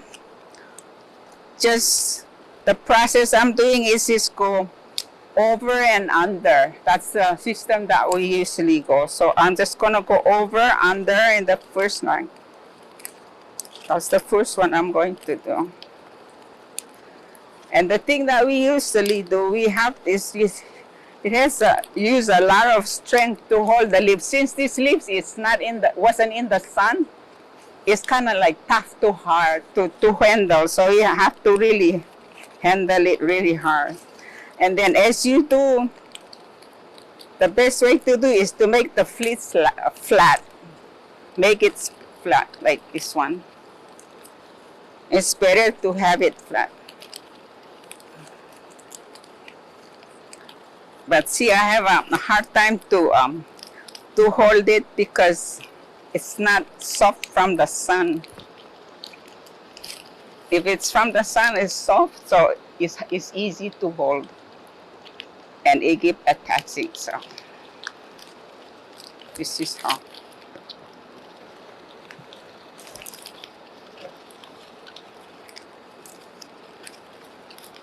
So I'm like wrestling with the leaves because it's tough. But anyway, it's gonna be coming out pretty good. So, oops.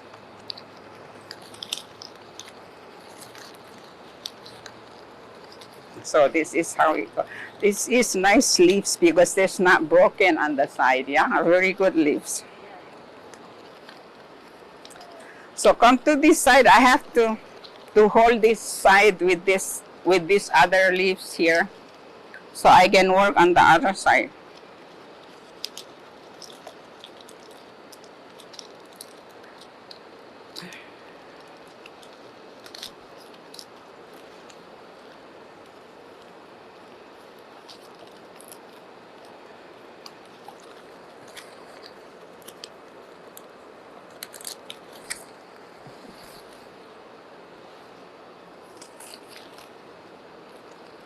No, I never forget. I guess I've been doing it, in my younger years, and I didn't, I mean, as soon as I hold the leaves, then I really know what to do with it. So I never forget how to do it. Because normally the steps are almost the same. It's just like, your hands kind of get loose of, when you try to do it a second time.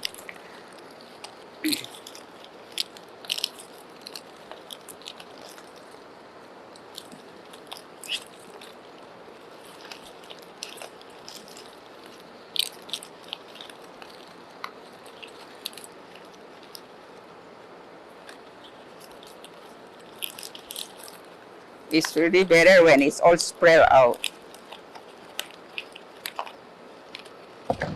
Okay, now I have to dye it with the other ones.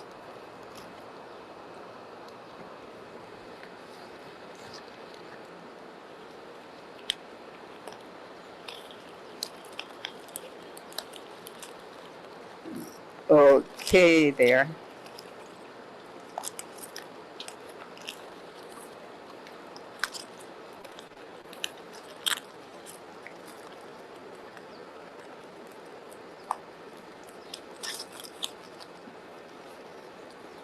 Then I have to hold this type together with the other one. Now I finished the two sections together. Now the last section is left.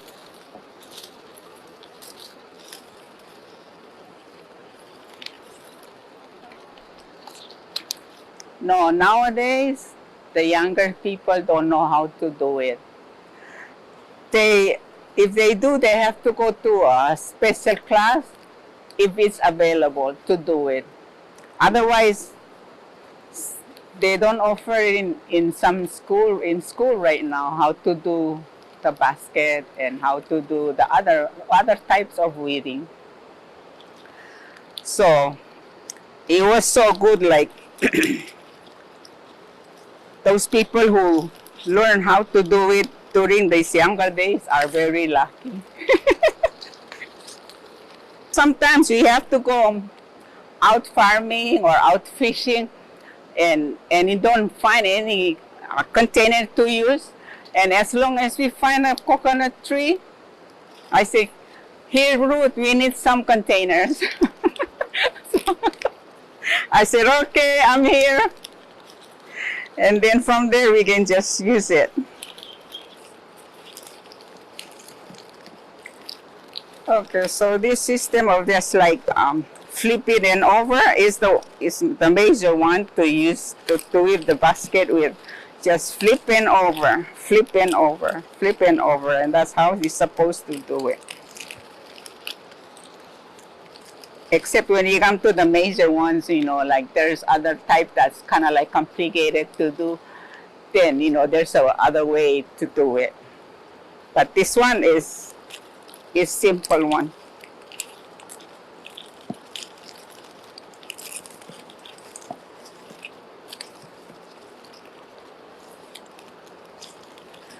So now it looks like it's coming to, I weave the whole thing together, so I'm almost going to make it in a circle way.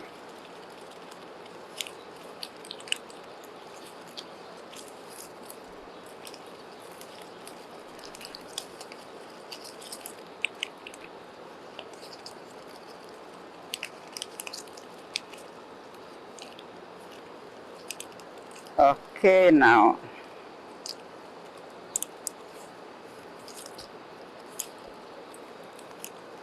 Have to hold it, so I have to kind of make a tie over here. Now this is the closure of the circle, the front of it.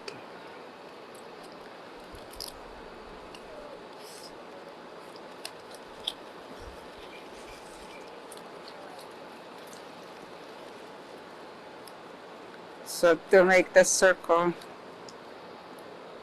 I have to tie it. So, okay, here I have to make this tie now. To tie the whole circle together to hold it. Now the two sides are being connected now. So I'm putting the two sides together and put the whole thing around now.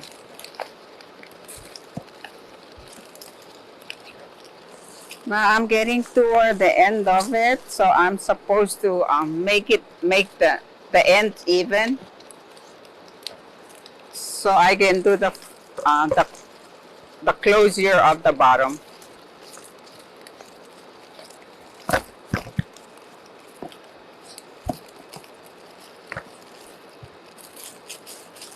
The last part of it is normally even going around now. So when I make sure it's all even around, then I'm going to do the final round in the back of the basket. Let me see if it's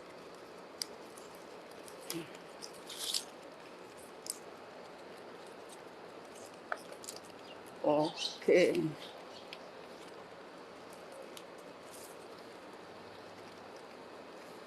Okay, making sure everything is all the same around. Now it's all correct, circling around, so I have to do the bottom of the basket right now. Okay, so to do the bottom part, I want to have, normally when the basket goes toward the bottom side, we want to decrease the size of the leaves.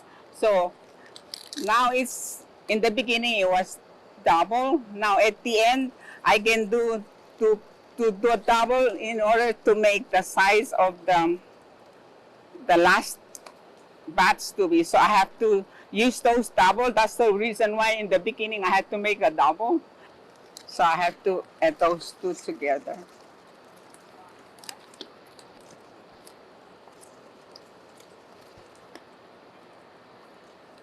Okay, now I have to see which side is gonna be fit better for this basket. So that way I can fold it the way it's supposed to be. Maybe this side. Okay, maybe it goes to this side. So now I'm going to braid the back of the basket. So I'm trying to make sure I pick up the ones that's supposed to be here to braid them. Just to make sure that the two that I pick is the one that goes together. And the thing is kind of like, it has to be pushed in tight too. That's another way. Then here goes. Then here comes this other two. I have to look on there because sometimes the leaves stuck in there and then we don't see it. And at the end, you get to see it. Okay, so I'm coming to the end of the basket now. So after this braiding, this first part, I have to braid the second one. Okay, finish the first part of the braiding, then I'm going to do the other side of the braiding now.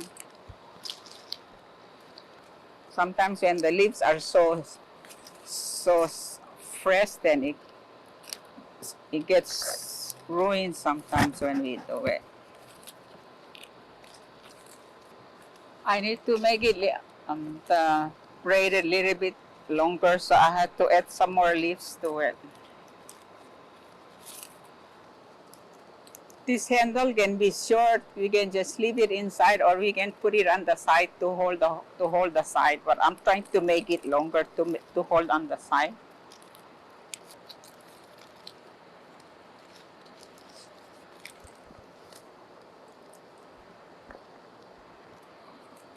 So I'm going to tie the end.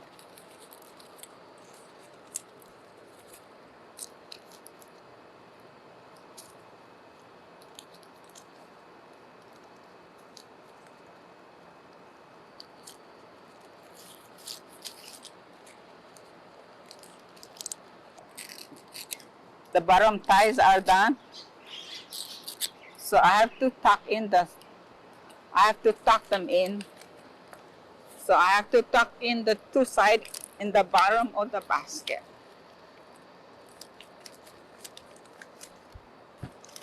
So gotta put it back inside there.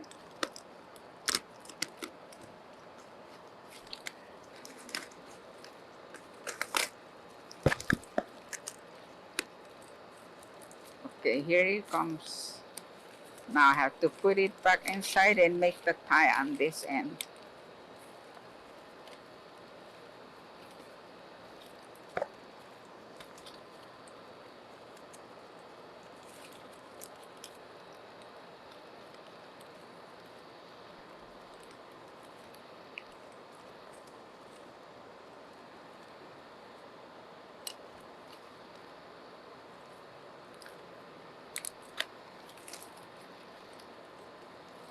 Okay, this other side, and then I'm going to do the other end.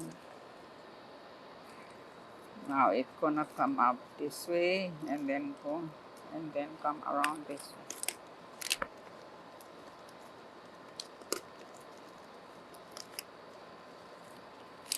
Okay.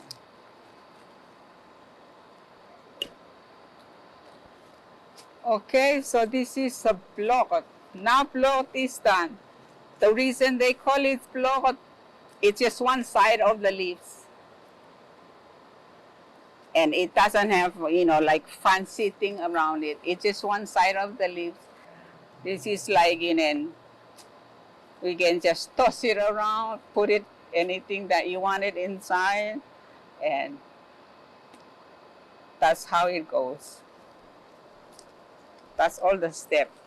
Sorry, the leaves was kind of tough here because they wasn't in the sun.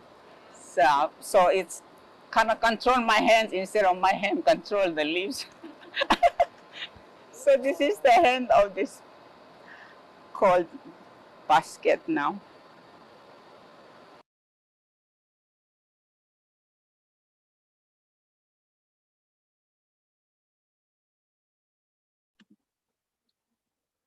Okay, great. That weaving segment was brought to you, or actually filmed in the courtyard garden of one of our hosts today, the Bishop Museum. So we'd like to send them a special mahalo, special sulang to Ruth, and special thanks to Margot Vitorelli for facilitating this, and to Diliar Tele for the filming. So wonderful ways to see the skill and the artistry that it takes for weaving. We're going to move on in our engagement with Palau, and I'm particularly excited to see the next segment that we're going to bring to you. In summer of 2019, we were very lucky at the University of Hawaii Center for Pacific Island Studies to get support to take a class of students on a field school to Palau. This was summer of 2019, and we got this opportunity through a collaboration with the US government and with the Australian National University. This was the first time that Pacific Island Studies had ever sent a field school into Micronesia. And we were fortunate enough to have this field school taught by two Micronesians, one of them being me from Guam, and the other Dr. Katrina Tewa, who has roots in Banaba Island in Kiribat. So we took 20 students studying the Pacific into Palau to work with communities in Palau to get to know them and to really learn about what life in Palau was like, and how Palauans and other Micronesians were facing certain issues like tourism, militarism, climate change, and so forth. We were fortunate enough to do that field school in summer 2019. And we're also fortunate to have along with us Austin Haliopi, who at the time was my outreach assistant at the University of Hawaii. Austin was able to capture some of the best moments of that field school, and I want to bring Austin on now to tell us a little bit about our next segment featuring the 2019 Palau Field School. Austin, welcome. Hi, good morning, everybody, or good afternoon, wherever you guys are tuning in. Thank you, James. Can everybody hear me? Everybody's good? Okay.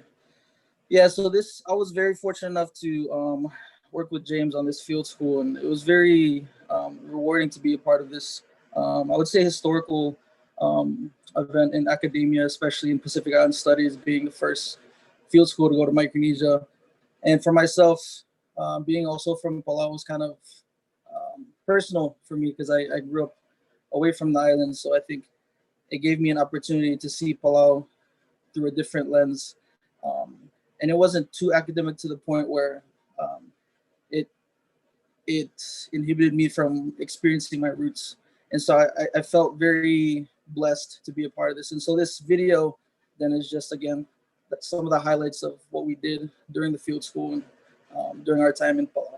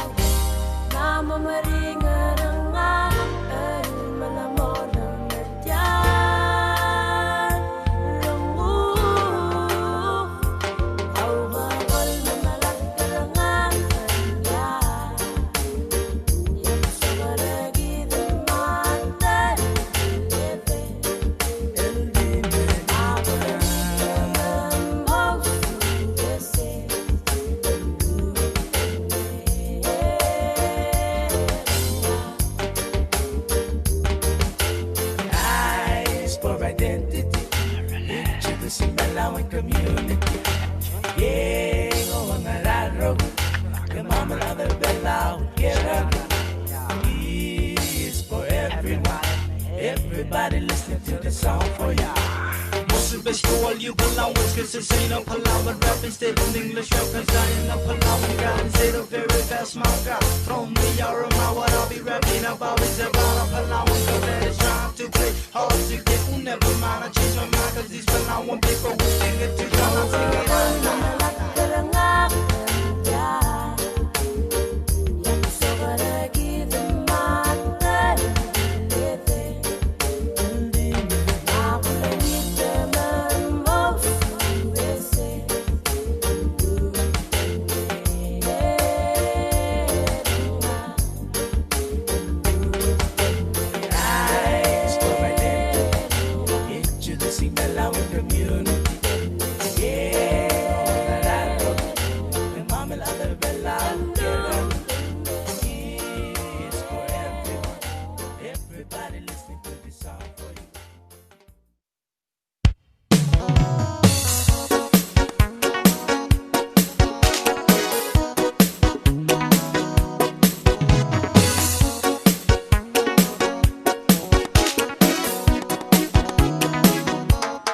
Friday night, rayu espi.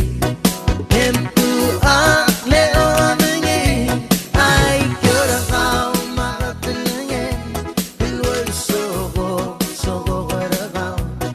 Kau di bom soro. Sawaka suwaka mela bebile. Moy lila moy lin. Egu bangge merakto sinta. Makyaulu rengara tante ale anata. Setai malgo radio legevang. Ngalaka koram lacho siringi. Mesesengel. Boraba morio vital waisei. Sesi maslogi welen. Samalang raigelo sengel. Yal ubegao. No ao ime timerola. Oy abo ban ngal galyang abo ubo ubo ah.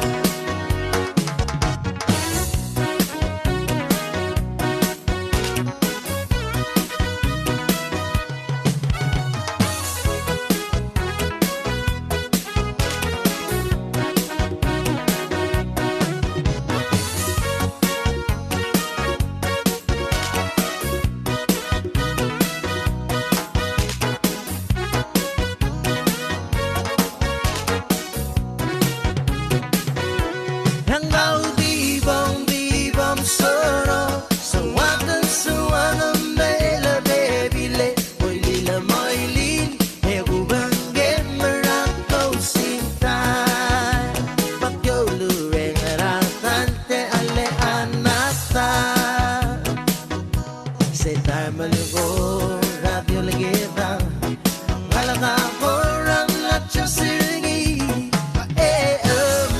Marcel Sangel, Borba Morio, Vital Waisei, Sesi Maslogi Wellen, Mastaman lang Raigelo Sangel, El Ubegao, No Ao Ime Timerola, Oy Abo Oban, Malgal Yakabam Ubo Ubo Ah, Sesi Maslogi Wellen. Taman lang raigelo singin. Al ubegao. No ao ime timerola. Uy abo oban. Ngal galyakabam ubo ubo ah.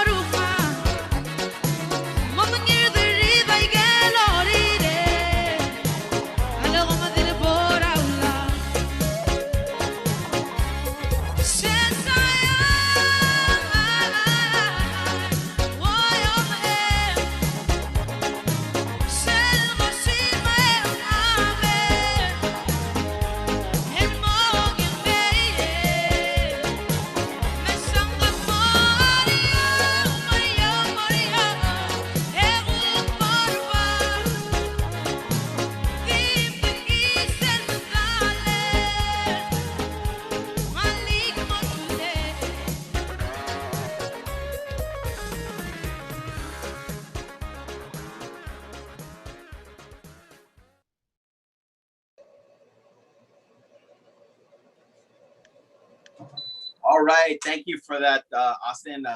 Looks like you guys had a fantastic time. there, and kind of made me miss home a little bit. So up next, we are happy to have a representation from the Palauan community on Maui. We have a chant from Uncle Harry Smau. It's called Peliliu Palau on Maui. The Palauan chant that you're about to hear is called O Ngelgel Areng, and the dance is by Rengelgel Belau on Maui. So this is our video next.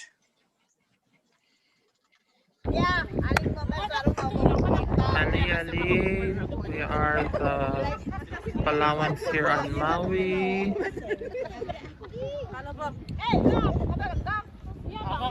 We have Charlene, we have Tapu, we have Sarah, we have Solomon, we have Shirley, Ramal, and in the back as our teacher we have Maxine.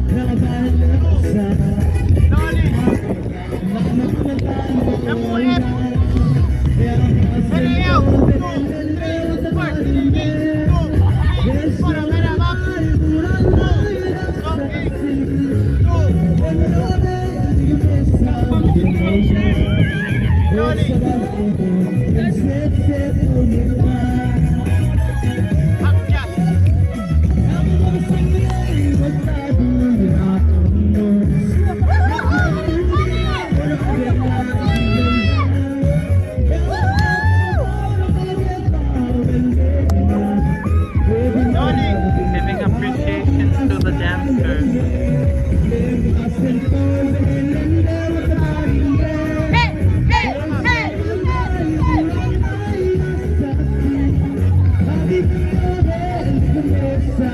Malawi call it sing.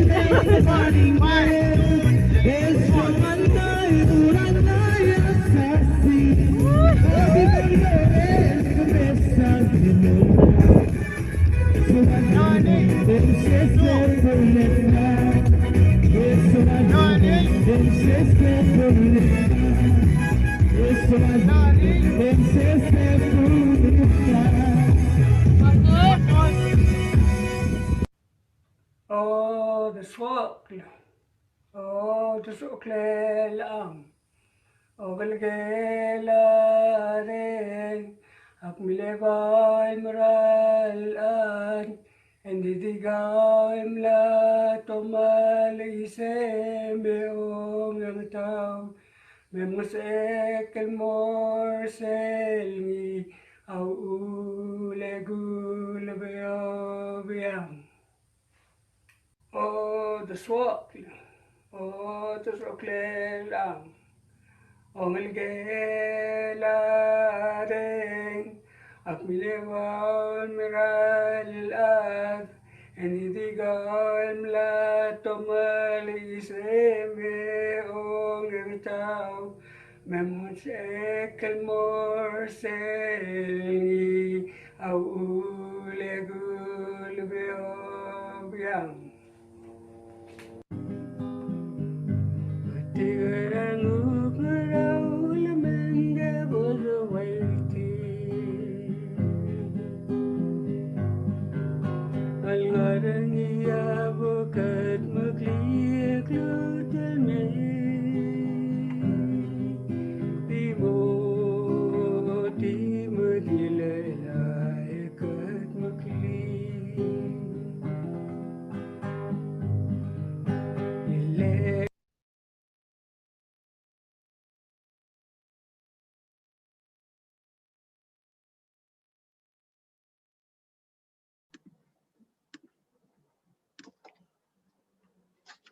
Right. Thank you, Sulang, to the Peleliu community of Maui for sharing your chants and your dance with us. We're gonna move on, and we have another game for you all. It's our second round of Gimme Gimme. For this round, what we want you to do is in that chat, whoever's the first to send us a photo of our next item will be the lucky winner of this beautiful edition. I don't think you can see it. There it is. Of Maisa. This looks like a graphic novel in full color, telling the story of Maisa, the girl who saved Guam and the Marianas. And this is completely in the Chamorro language. So great addition to your library, whether you're a Chamorro speaker or not. This is the next prize for this round of Gimme Gimme. For this round, what we want to see, and I'm sure you're all going to be racing because you're all going to have this, anybody that can give us anything remotely related to this. You should all know what this is. This is the Celebrate Micronesia Festival. Anyone that can send us or gimme a shot of some lime for your beetle nut chewing pleasure, send it our way in the chat. In the Marianas, we call this afuk. Palau is aus. Our fellow brothers and sisters, buej. And I don't know other words we use, but across Micronesia, we have a great love in many of our islands for beetle nuts. So our next round of Gimme Gimme, to win a copy of Maisa, go ahead and send us your photos of your favorite lime bottle. All right, so that is our second round of Gimme Gimme. Sending apologies. I think my co-host Keola is having some technical difficulties. I think Carol or Filios may be jumping in. But until then, I'm going to keep us moving as we close out our spotlight on Palau with our next segment, an interview with Palauan artist Anthony Watson, who's been doing some amazing work here in Honolulu and elsewhere. Interview with Anthony Watson, produced by Diliar Tele of the 4th Branch and the East-West Center. My name is Anthony Watson. I'm from Palau. I've been living in Hawaii for almost 20 years. Graduate of UH Manoa with a Bachelor of Fine Arts degree in sculpture. Currently, I have a family that I support, and I'm still learning how to survive as an artist. I am a sculptor first and foremost, with the majority of my work that I've done over the past couple of years has been 3D work. I work a lot in wood, stone, metal, fiber arts a little bit. Yeah, this pandemic has made things especially hard because it's quite complicated for artists, especially when it's like a lot of us don't have the resources or the money to pay for like a studio. So you really kind of have to diversify how you allocate your resources and how you keep your head afloat. And to make things even harder, I actually lost my tools because I had a lot of them in my pickup, and my pickup was supposed to be like a mobile art studio. Well, the city towed my vehicle and destroyed and crushed everything that was in it, which was hundreds of hours of work. So it's just like these multiple disasters happening, and then you have to just kind of find a way to like mentally and financially cope with it, and that's kind of what I went through. But just trying to expand my perspective, you know, a lot of people lost a lot of things in this pandemic. So yeah, it's been kind of a heartbreaking year, but at the same time, I'm still surviving and still trying to produce, and I'm trying to see that as a silver lining because I'm still here. I'm still able to showcase my thoughts and ideas, and actually planning for the future with new projects. So yeah, that has been my one long hell of a year so far with art production. But for now, the biggest thing that I have right now is figuring out how to produce my ads efficiently and come up with different designs that are exciting for people. So yeah, I think of it in terms of like my exploration into jewelry has been kind of scratched. That itch has been scratched, and I can still go with it further into the future. But right now, I think this is something else that I should explore and kind of make blossom, and then I can kind of go back to older ideas that I wasn't quite able to flesh out. Yeah, I've been very fortunate enough that I have a supportive family and then friends who actually help me kind of divvy up my physical resources, such as tools and materials. I actually have those in other people's houses, and whenever I can, whatever project that I have on hand to finish, I go to whichever friend's house that would have my tools, and then I actually work on them there, or I work on them in our apartment.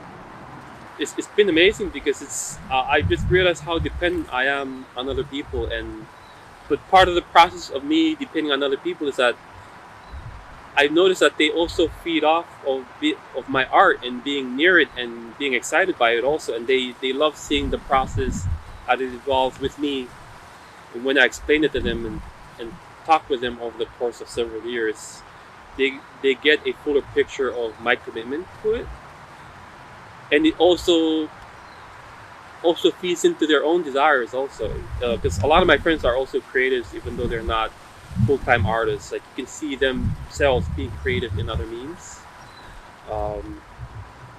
and yeah, it just becomes this synergistic relationship with your friends, where it's where your art, even though it's very personal to you, is also very beneficial to them. And so previously I was kind of really keeping the process to myself, but then now I realize that that's really not necessary, and also maybe not desirable, because even the people in your vicinity can benefit from your process and from being exposed to you. To have to be an artist and wanting to be a productive member of society, you have to communicate feelings and themes that are relevant to other people around you. And then after that, you have to market all these things, which are kind of, these are instincts that kind of fight each other.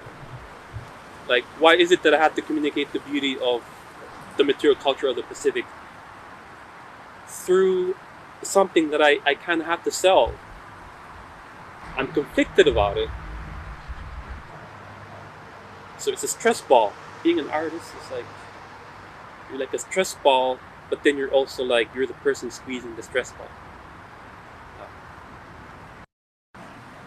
The growth that I've had to take to become the person that I am now, and the insight that I have, has had to deal with a lot of losses that I'm pretty sure a lot of people in the Pacific community have been through. If anything, it really has kind of put me, I feel like it's put me in like a larger narrative of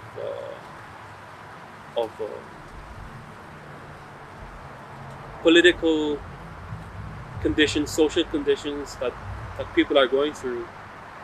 And I feel like my art is a way of trying to live through that. But I'm always amazed to find that the one thing that can really put me at ease is when I start making my art. Whenever I give myself the space to just go be by myself, and like I find a piece of wood and then I find beauty in it, I see an idea that I have and I want it to be. And it's almost like you're trying to give birth to something that was not existing reality, but you're bringing it into existence, and you want to bring it into existence because you find it beautiful, and you feel like other people will find it beautiful also. It gives me breathing room, and it gives me a chance to say that I have a voice in this world, and that I have something that can kind of rejuvenate people and gives life to people also. Even though sometimes this outer world and the challenges that come with it don't always make you feel that way. Especially with this pandemic, where it's like you don't know where the threats are coming from. And it's like, how do you take it all? You can't.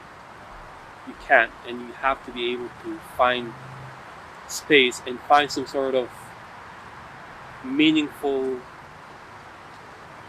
communication with your world and with yourself, with your body and your mind, and they have to work all in concert. And I feel like for me that is where I find my happiness. I understand and realize that not a lot of people are able to find the time to do something that I'm doing. I would encourage people to find different art forms and different things that they can do to sustain themselves, because our reality as it is not sustainable. We cannot punish ourselves for a situation that we didn't cause, and we have to find comfort in the things that bring us together. I wasn't a church-going person, but the one thing that I could find beautiful in those things is people coming together and people choosing to sing. When everything else has been decimated, when so much has been taken away, people can find comfort in singing, in harmony, in cooperating, in finding beauty through so many voices acting in concert. And I've always found that very beautiful. And my metaphor for that would be find cause to sing in your community, in yourselves. You have to find reasons to sing in spite of what's going on, because it is part of your humanity. For me, my art, my form of singing is to do this. So however you can do it, sing.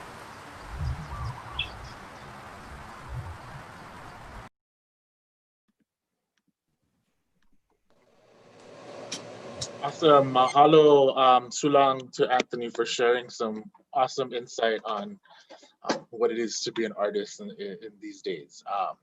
Before we move on, we've been receiving some questions about how to participate in the Gimme Gimme challenge. We apologize for that. This is all our first time doing a online virtual festival, so your patience is very much appreciated.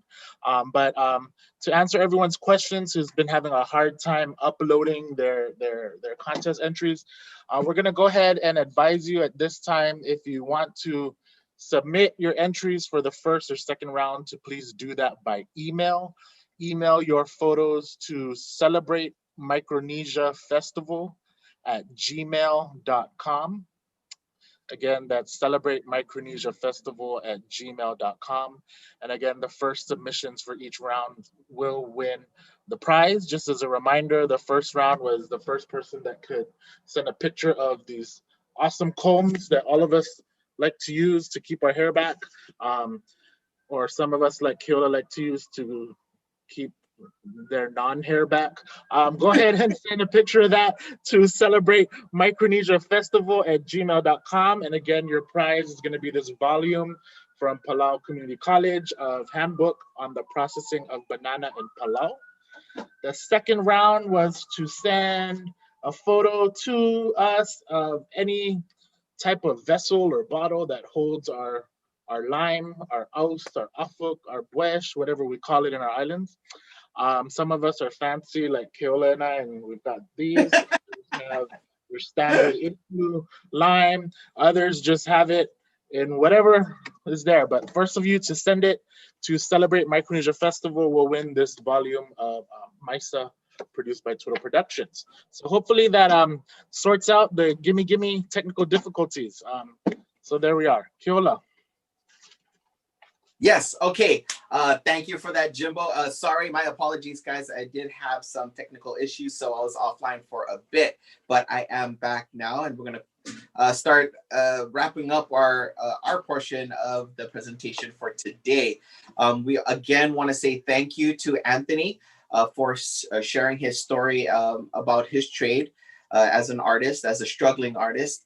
Thank you to Diliar for doing the filming for that interview, and that we just want to let you know that that feature was filmed at the Native Garden at the Bishop Museum.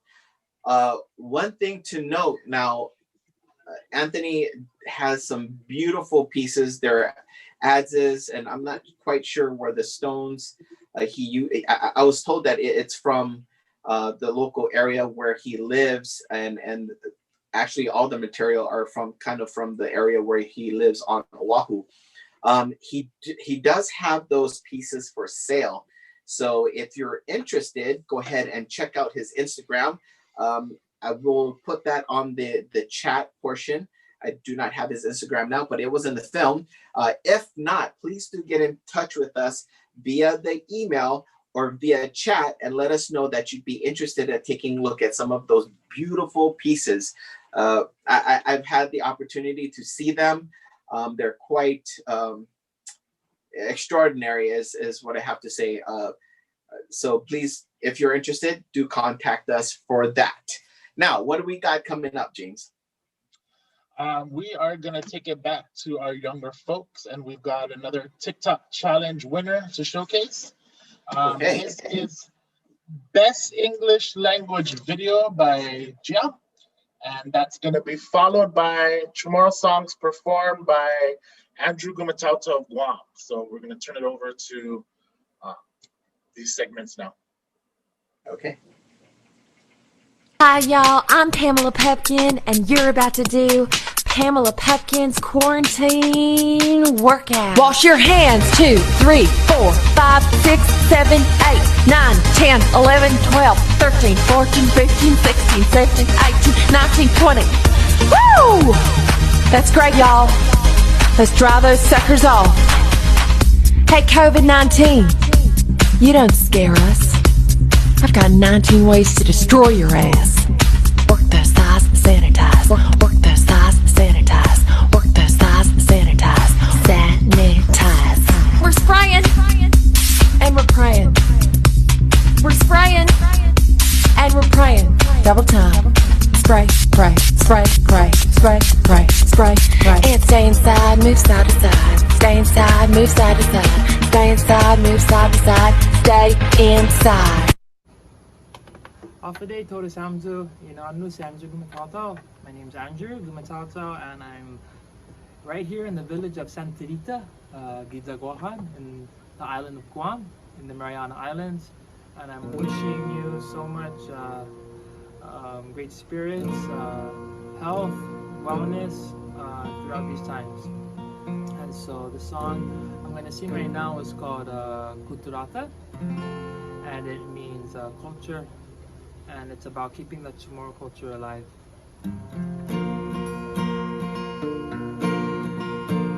Tama ko natendi mo na eskwela nito sa ilinala mampus na kagitano ekunod tanfan manoski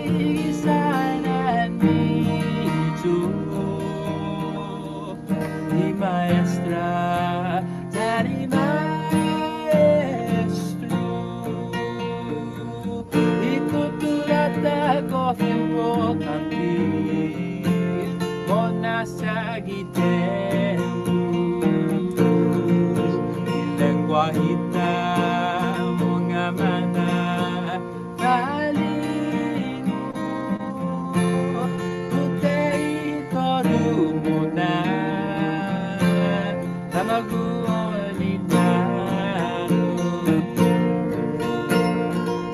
songan toru Fanogi chamo Inasentia Korusi La classe Nata Dire totla Exua Nagaga Famago Nothing more like Saikuturata Nawana todo o tempo Ikuturata Gofenko Nanti Monasiagi tempo Ilengwa hita Mungamana Faringo Protai todo mona Famagoni taru Tata songan toru Fanogi chamoru Ikuturata gofenko tanti Monasiagi tempu Ilang wahita Mungamana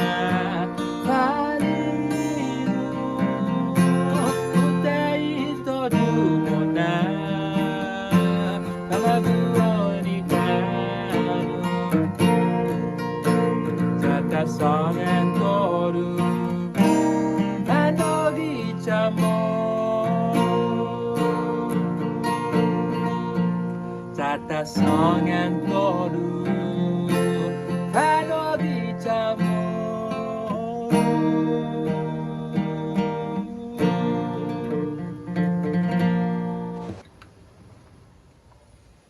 This next song is called Nobia Neni by popular Chamorro artist called Johnny Sublime.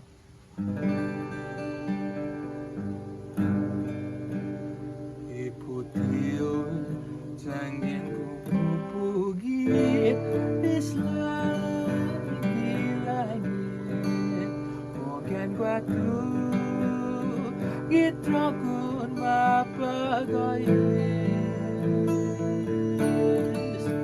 Anayuli sineni Antis dia dimuju Cahasangan Antis tiumaiku Nahakuai jatsu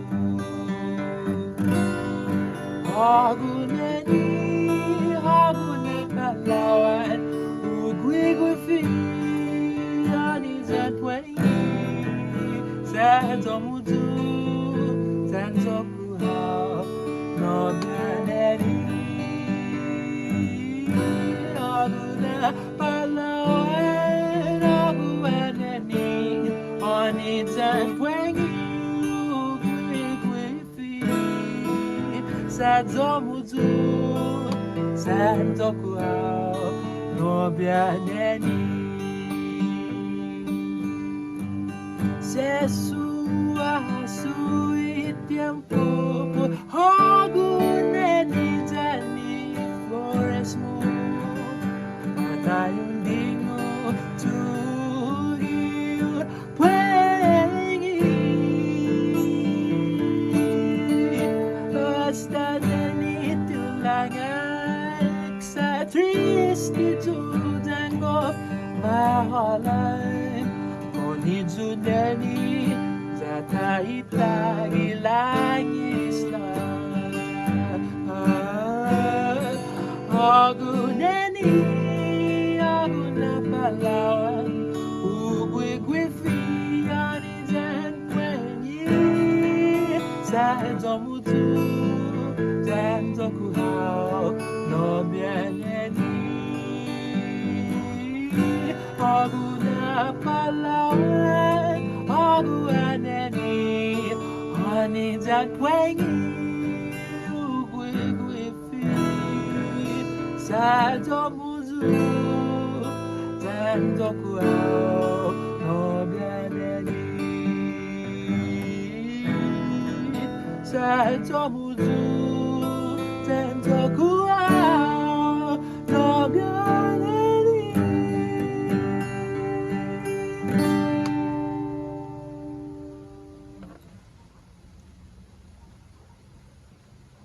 Thank you so much. Jesus Masi. Awesome. So just want to say, Andrew, for your awesome music and singing. And I also just want to give a shout out again to that TikTok challenge. That was awesome. And special shout out to Naomi Yonamina Kabua for putting that together. Did a great job, Naomi. So thanks for sharing with us. Were you dancing to it, Jimbo? Were you A dancing? little bit. Just a little bit. That knock you out. How did the song go? Spray and pray. Spray and pray, bro. Spray and pray. Okay. All right, guys. Now we have a real treat. We have a photo essay by Floyd K. Takeuchi. Floyd is a writer photographer who specializes in Hawaii and the Pacific Islands. He has traveled to nearly every corner of Oceania and worked as a journalist in many of the islands. His experience includes serving as a reporter at the Pacific Daily News in Guam and managing editor of the Daily Post in Fiji. So please enjoy.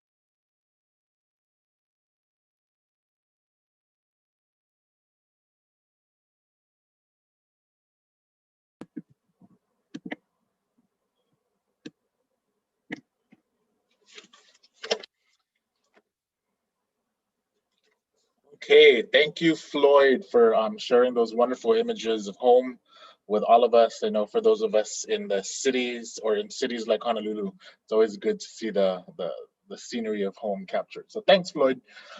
We're gonna move on, and we have another TikTok challenge video to share with you all. This one now is winner of the best Marshallese language video, Kama. I believe this is featuring Mo Kaire, who is based here in Honolulu. So we're gonna share that winner of best Marshallese language TikTok video. And immediately following, we're going to go into a skit performed by students in Mike for Peace and T-shirt theater called Deep in Our Roots.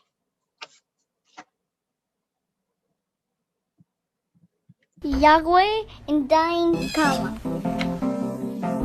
Aja jum la iyo. I jugol ilo kalihi elementary school. Naj glaj lemon.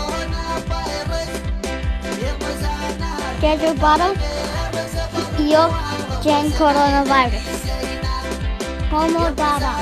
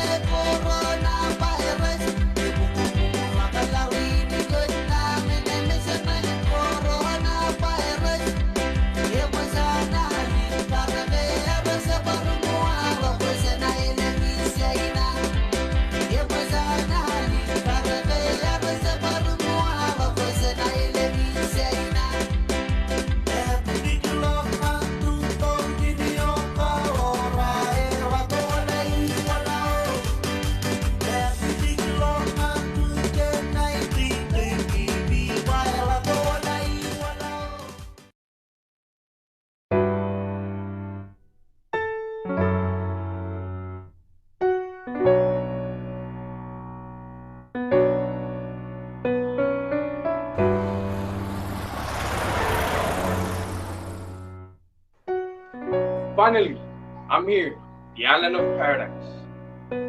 Where's my auntie? Where is Mike? Mike, is that you? Auntie! Oh, it is you. Welcome to Hawaii. How was your flight? It was long, but I'm kind of hungry. I figured, but it's okay because at home we have gone, fish, and a butt. What kind of food is that? Don't worry, you'll find out when we get home.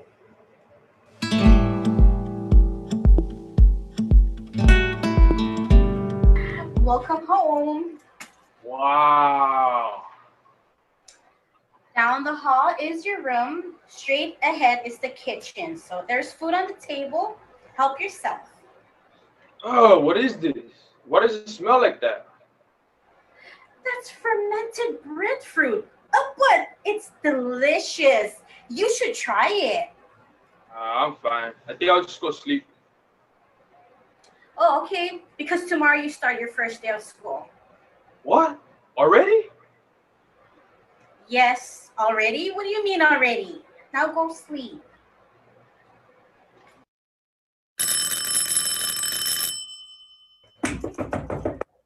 Mike! Mike, you're going to be late for school. Hey, the bathroom is that way. Oh, I knew that. Oh boy, you're not even gonna shower. What my brother taught you. At least I brushed.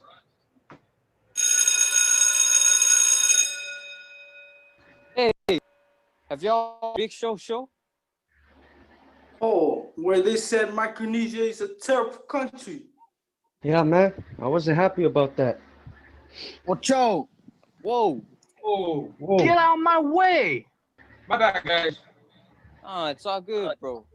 But hey, I haven't seen you around here before. You new? Yeah, I'm from Oregon. Oh, really?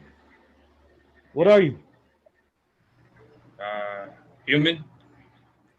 This guy. No, like We meant, what's your ethnicity? Oh, I'm Micronesian.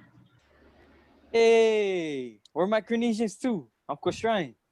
I'm Pohnpei. I'm Yapis. That must make you Chuukese. Chuukese. I don't know.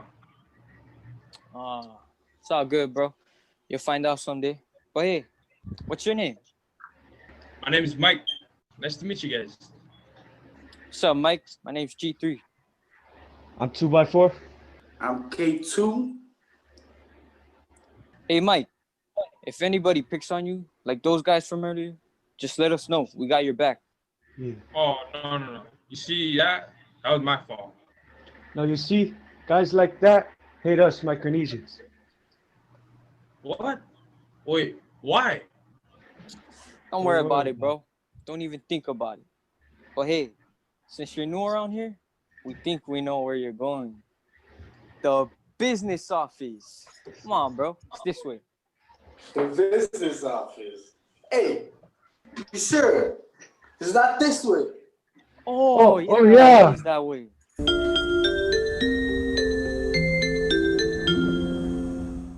What's up, miss? Have a name? Oh, sorry, Miss Stassi. How may I help you today? Well, you see, we have a new friend here. Came from Oregon, and he needs a schedule. Oh, okay. What's your name? My name's Mike. Mike. What's your last name? Let the one. Wait. Can I help the rest of you guys? Oh, no. Hi, Mike. We gotta go to class. We'll see you later, bro. Peace out. See you later. Oops. Okay, Mike. Here's your schedule. Thanks, Miss Darcy. Hey, guys, wait up. Oh man, not these guys again. Dip, boys, dip. Raj. This the guy that ran into us earlier, right? Yeah, it's him. Give me that.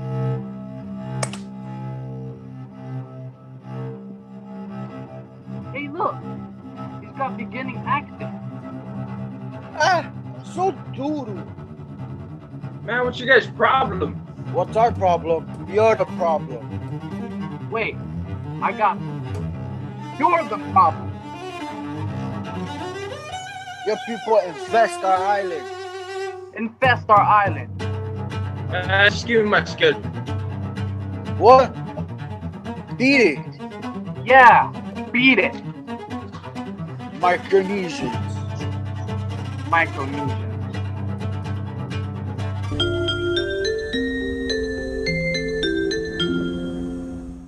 Oh, Mike, you're home already. Yeah. What's the problem? Your height is all the way up here, but you're moved all the way to the floor. Nothing. You sure? You look hungry. I'll give you some money. You go to the store, buy whatever you want, refresh your mind, and when we come back, we'll talk about it. Okay? Okay.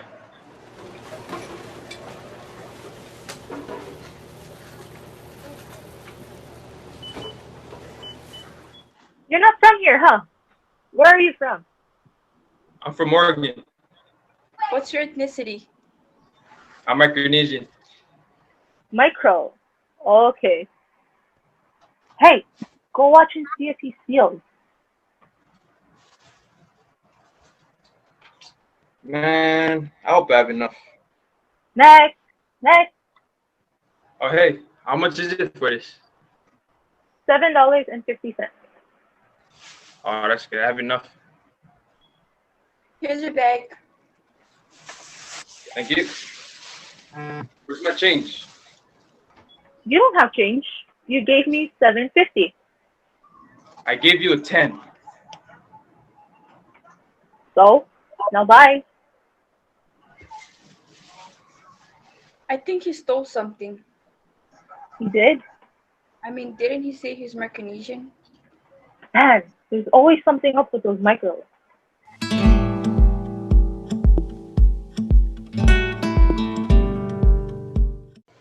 Here's your food. Are we not going to talk about it?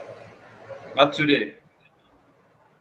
So you're gonna come home and throw the food at the table with that kind of attitude. What's your problem? I hate being Micronesian. That's my problem. No, be proud of who you are. Why? When all people do is look down on us. Don't let whatever they say or think get to you. Whatever. I just hate being Micronesian. You're going to have to pay for the door. Okay. Do it. Okay. Do it. Okay.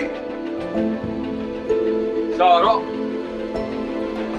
Am I dreaming? Do it.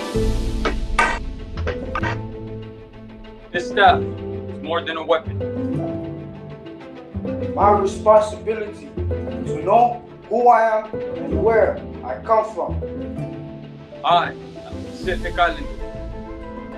I stand on the shoulders of warriors, chiefs, protectors of my clan.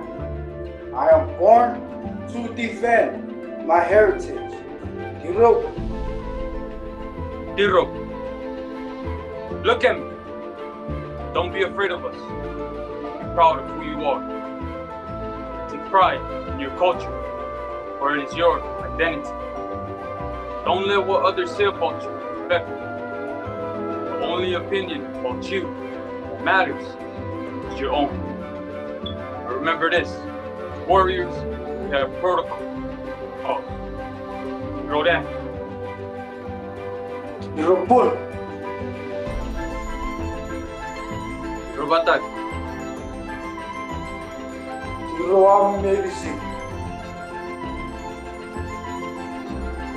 You'll soon understand what these protocols mean.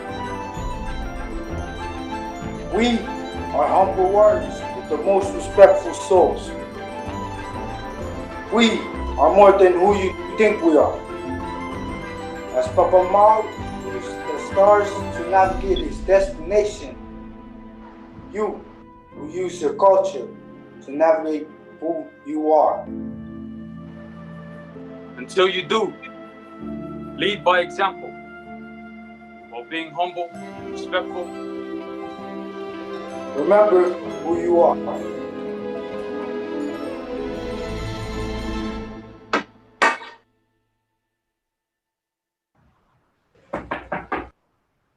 Mike? Mike, you're late for school. Mike! I just had the weirdest dream. What kind of dream? Men with sticks. Oh, those were probably your ancestors. They came to visit you because you were in a conflict with yourself. Yeah, they talked to me about some protocols.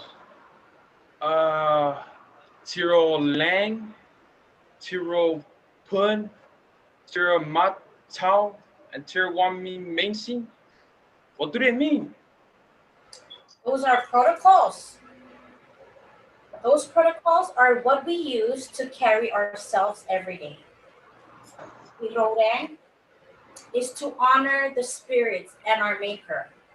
Tiropun is to honor the land, the Hawaiian Aina, for it nurtures us and we must give back.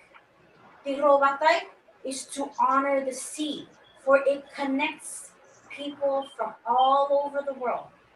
And Tirowabibabisin is respecting and honoring everyone. I respect you, you respect me.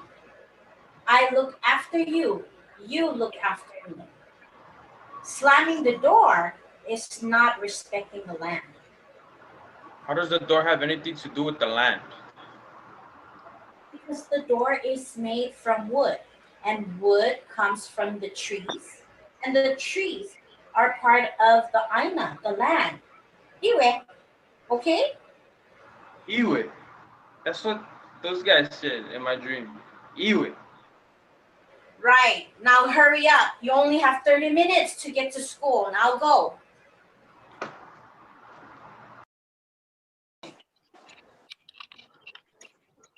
That was a weird dream. Protocols. I didn't think my ancestors and people were this intelligent. But I don't understand why the community always singles us out. I mean, there's always a bad apple in every race. But I don't understand why the community thinks all Micronesians are bad people. I don't understand. Hey, is that Mike? Yo, Mike, why does your hair seem like it's in the clouds, bro? Nah, I'm just playing. What's up? I had a weird dream last night about my ancestors teaching me about protocols. Protocols? Protocols. Yeah, he talked to me a lot about protocols and not letting other people's opinions affect me. Come on, man. You're still stuck on that? Nah, man, G3, you grew up here, right? How did you deal with discrimination? Look at us. Does it look like we let what people say affect us? I grew up here. I had to deal with it. If they see that my friends are violent, they'll think that I'm violent. See, I don't like that. They think that we're all the same people. We have to change that. We're such humble and decent people. Yeah, we are humble people. This is why we have been quiet and letting it be. I feel like it's time to speak up about it. Yeah, I'm tired of seeing my image being destroyed by a stereotype. Yeah, we have to show others that we are not what they say we are. Maybe we could start with small gatherings for Micronesia. Oh, we can start a club. It's something we can do together to help change people's perspectives on us Micronesians. Yeah, G3, you're right. But we'll face a lot of negativity. How do you guys block it out? Come on, bro. We just ignore the negativity and stay positive and supportive of each other. That positivity will affect our surroundings and they'll see that we are all great people. Man, it's just like what I saw in my dream. Papa Mao. Papa Mao? Yeah, man. He used the stars to navigate his destination. It's like we're Papa Mao and his group of travelers, searching for peace. Hold up. You know what y'all sound like right now? Those Fifth people from Chuuk. Capturing the moon with the ears? Ha! Sounds like a fantasy, man. A fantasy? And what's an ES? An ears is like a wooden fishing pole. They try to use it to capture the moon. This whole idea is just like a fantasy. Nah, man. Like Papa Mao navigated by only using stars and currents, we can do the same and achieve this goal if we put our mind to it. Man, alright. I guess you're right on that. The impossible right now could be changed and become very possible. And that's why we as Micronesians should stick together and show what our people are really like. Sharing positivity will surely do something, but we're not going to do much without our community's help. Just like in our culture, our villages always come together to help each other, right? Yes, we're nothing without one another. Together, we could create a movement. I'm in. Me too.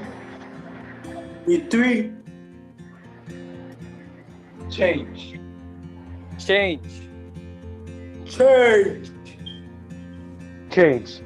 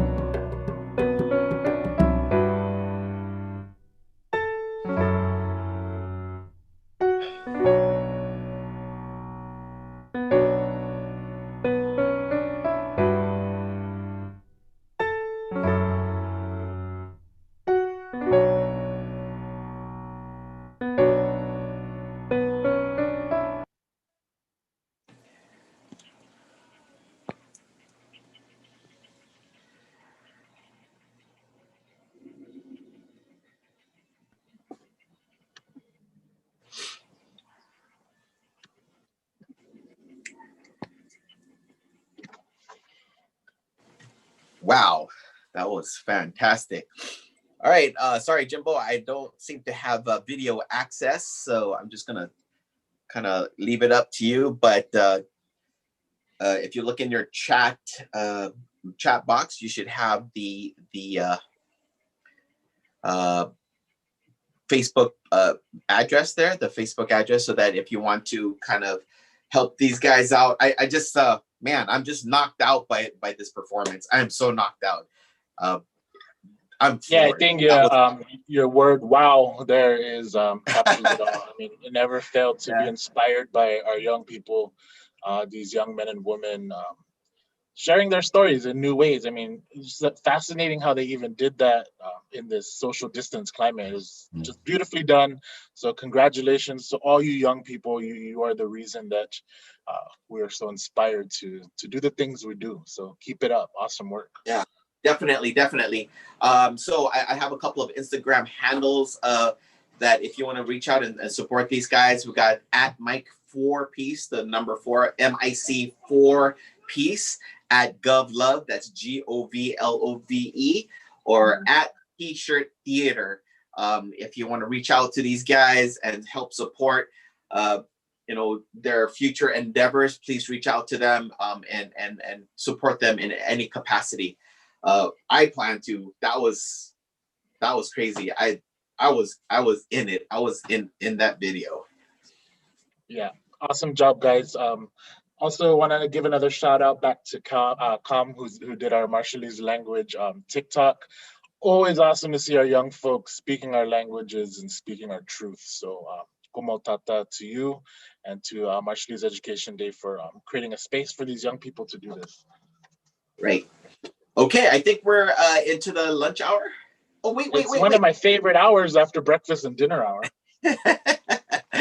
All right, let me kind of look at my computer. I do believe we have 2 winners for our Gimme Gimme contest. Oh, nice. So I don't know if we have the names, but we will have the names available. Maybe we'll do it right before we kind of sign off. But we do have winners for both the comb. Can you see that? Yeah. And the house bottle. All right. And by the way, I know you use yours to keep your hair up or keep your hair together. I use mine to keep my thoughts together. So that's why I have it on Jimbo. I think you need a couple more combs there. Yeah. So that brings us to the lunch hour, and we're excited now to turn it over to a couple of folks who are going to be giving us some cooking demos. We've got Wilbert Alec, who I haven't seen in a while, so it's going to be great to see Wilbert, former instructor at the College of the Marshall Islands, and he's going to be sharing some recipes that he developed in his experience of growing tomatoes and turning banana into flour.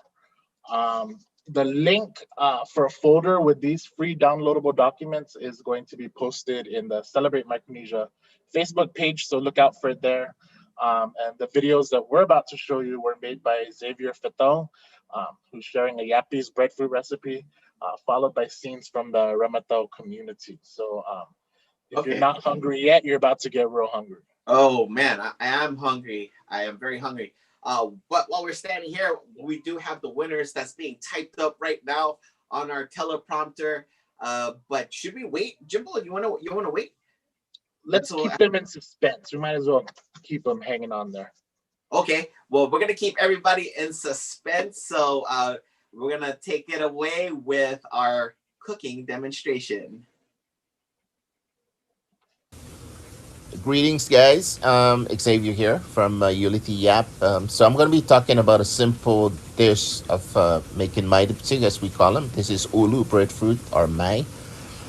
So basically, you got to pick off the breadfruit off the tree, find the ripe or ones that are not ripe, but mature ones. Yeah, you pick it off, and then the next thing we got to do is go ahead and skin. Take the outer membrane or the skin off the ulu, such as you would see here. Making sure that every piece of it, because otherwise it's going to be, you can eat that, it's eatable, but sometimes it's better to take it off, slice them all off, peel them off, so it become like that. And then we're going to cut them up in small pieces, just as the video is showing us here. Um, Reason why we're cutting up in small pieces so that it take less time to cook. Especially if you want them. Depend on the breadfruit juice. At sometimes some of them are more firm, yeah. So you want to make sure you slice them in smaller pieces. Otherwise, the bigger, the longer that it would take for you to cook it. All right. And then the next thing we're going to do is once you cut that down in pieces, put them in a pot that that would work for you or the amount of people that you wanted to feed. So just layer them out evenly in that pot. Once you do that, you're gonna need to grate some coconut. Fresh ones are always better. Otherwise, you could go buy store-bought coconut milk that's already made in cans or plastic bags. And pour them on top of the sliced ulu or breadfruit as you layer them.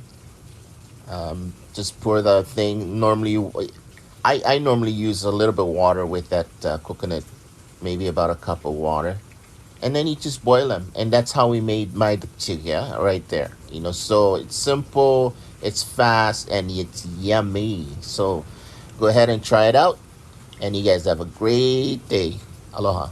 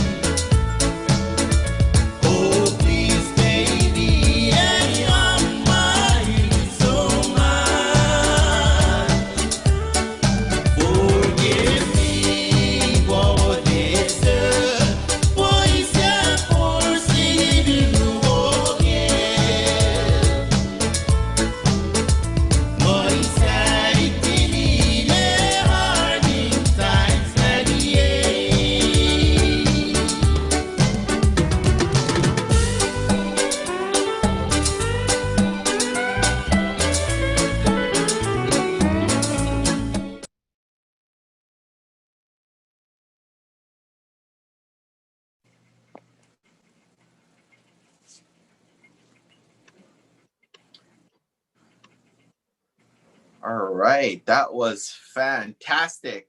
Jimbo, you're there? I am here. Yes. All right, that just made me want to, just kind of do my dance. I wish the music would have kept going because I just got in there. I'm in the mood. I'm in the mood. Oh man, now we got Keola started. I think the sakal is kicking in. I don't know. But I'm in the mood. Awesome. So there goes Filios dancing now. See what you started? Lord. Hey, it's a celebration. It's a festival. So that's what we're doing. And with that video, I was off to the side. I was dancing. I was doing my thing. I was getting my groove on. I hope everyone else was getting their groove on. All right, Jimbo. So I think we're gonna start wrapping up. I think it's kind of the end of our hour, of our couple hour. I'm so sad, very sad. I think we're sad, but I think maybe the audience might be relieved that we're getting off the screen. Keola and James are only good in doses. They're like, that's it. It's over. 2 hours. You're out. Okay. But before we do say goodbye to, it's not a goodbye, a see you later. Before we say see you later to our friends and family out there in the community, I think they still want to know who the winners are. Yeah. So you have those there on your side? Yes, I do. Yes, I do. You want me to tell you who the winners are? Yeah, go for it. Did you fix my bid or not yet? Did you make my allows? I ran out. Ole. It's time to wrap it up so I can go buy some more. Okay, all right. Okay, so we're gonna wrap things up and then so we can get you out of there. So we have our first winner, and that was the comb. Oh my goodness! Hey, my comb is still there. There's no glue. I promise, no glue. It's all the thoughts that's keeping it together. All right. So for the winners, for the comb, we have Sonia Saru Sipa, and for the house bottle, it's going to be Grace Tina, and I hope I didn't mess up that name, Neth. So please, Sonia and Grace Tina, email us at Celebrate Micronesia Festival @gmail.com. And Jimbo, please tell us what they have won. Yes, Again. So our first winner again has won this awesome publication from Palau Community College, the Handbook of the Processing of Banana in Palau. And our second round winner wins this graphic novel of Maisa from Twitter Productions. So once we get sorted with you all, your prizes will be on your way. Thanks for participating. Oh, okay, again, so Sonia and Gracetina, please email us at Celebrate Micronesia Festival @gmail.com, and we will give you instructions on how to pick up your prizes. All right, so we are going to wrap things up here, and we're going to be introducing someone very special. Take it away, Jimbo. Which one's more special?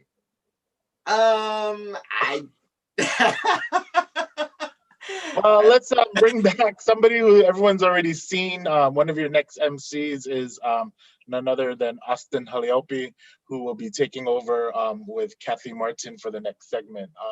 Austin is a very proud son of Micronesia, proud son of Micronesian immigrants. He is a first generation in his family to be raised in the States. Spent most of his life growing up in North Carolina and some of his young adulthood here in Hawaii.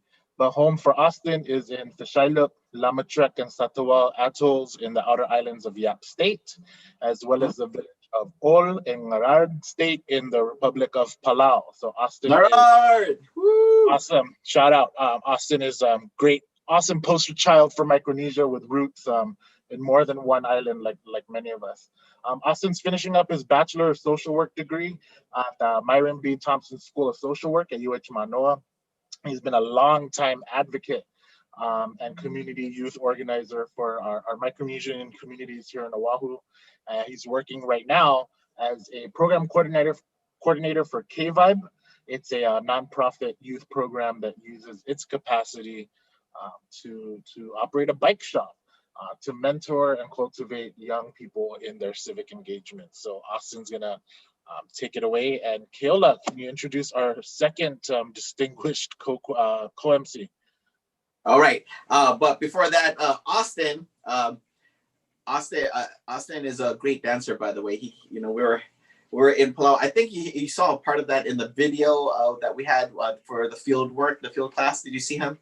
Yeah. Not only is he a great dancer, but this guy taught maybe 15 Australian students how to do a Palauan dance in one day. So he's got some mad Micronesian dance skills. Right on, right on.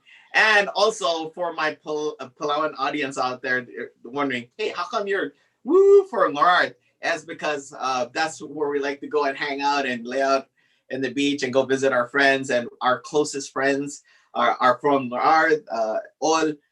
So, you know, I always cheer for them. Even though I'm from North in Orior. All right, so up next, our co-host for Austin is going to be Kathy Martin.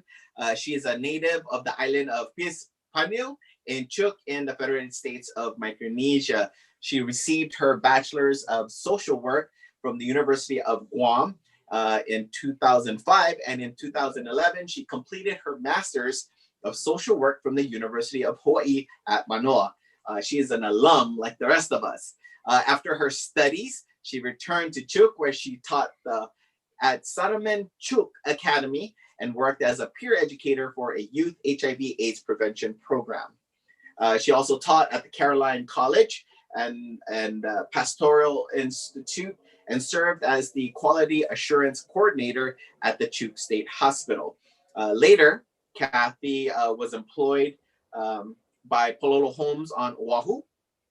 She was a case manager at We Are Oceania and a part-time Chuukese interpreter at the Bilingual Access Line. She also worked for the Pacific Resources for Education and Learning. And Kathy has been involved in advocacy for Micronesian immigrants for several years and was featured on as a community advocate fighting for social justice in the 2013 film, Bread, Fruit, and Open Spaces. If you have not seen that, that is a very good film. Please do check it out. And finally, she is my sister. We miss her. She just flew out. She just left us yesterday, matter of fact. But because of her dedication and commitment, she's all the way in Guam right now, and she'll be joining us from Guam with Austin. So with that, we bid you farewell. What else to add? It wasn't in Kathy's bio, but her and I went to school together at the University of Guam, and Kathy was like the most popular student on campus. Everybody wanted to be friends with Kathy. She was actually a senator in the student government. So from a young age, Kathy's always been a boss. So Austin, you better watch out. We love you, Kathy. We miss you, but we're glad to have you back with us virtually. All right, great. With that, we introduce you to your new MCs for the next few hours, Austin and Kathy. Aloha, guys. Aloha. Kirisota pur. Si Juus maasih. Yes, Austin. Yeah, thank you guys, James and Keola. It's gonna be a tough act to follow, but Kathy, I just want to say thank you again. I don't know what time it is in Guam, but yeah, you literally just got off the airplane. Like you literally just got off the airplane. Oh my gosh, I was up at 3 a.m. Now it's only 8:36 a.m. And I'm quarantined at the hotel. So streaming in from the hotel, a day from Guam. Hey, there we go. But once again, I just want to, on behalf of myself and my co-host Kathy, I just want to thank everybody that had a hand in putting this together. Everybody at the Bishop Museum, everybody in the planning committee. Thank you guys so much. This is, I didn't know if we were going to make this, if we're going to be able to make this possible, but once again, we're just readjusting ourselves and we just keep on sailing. That's what we do. And I'm glad that I joined Austin because he's gonna do all the talking. I'll be just, he's just partner, just stand with him, but he's going to do all the partner. But before we start, I'm still taking away from that video from our Farrington kids. That was awesome. I still feel it. Yes. So if we can start, Austin, I would like to start out with that chant that the kids played in the video. Tirorang. Yep, for sure. Tiropun. Tiromatag. Tiroira. Tiroman. Tirowami mini siraramas. Thank you. Go ahead, Austin. Thank you, Kathy. Thank you for that. So again, in the interest of time, we're gonna jump into our next segment. The Marshallese Education Day organization held a contest to make TikTok videos, as we've seen so far through the program today. And so once again, we are pleased to be featuring the top 5 winners of a contest that they held, knocking out COVID. And so this next video is from Zane, the winner of the best family video.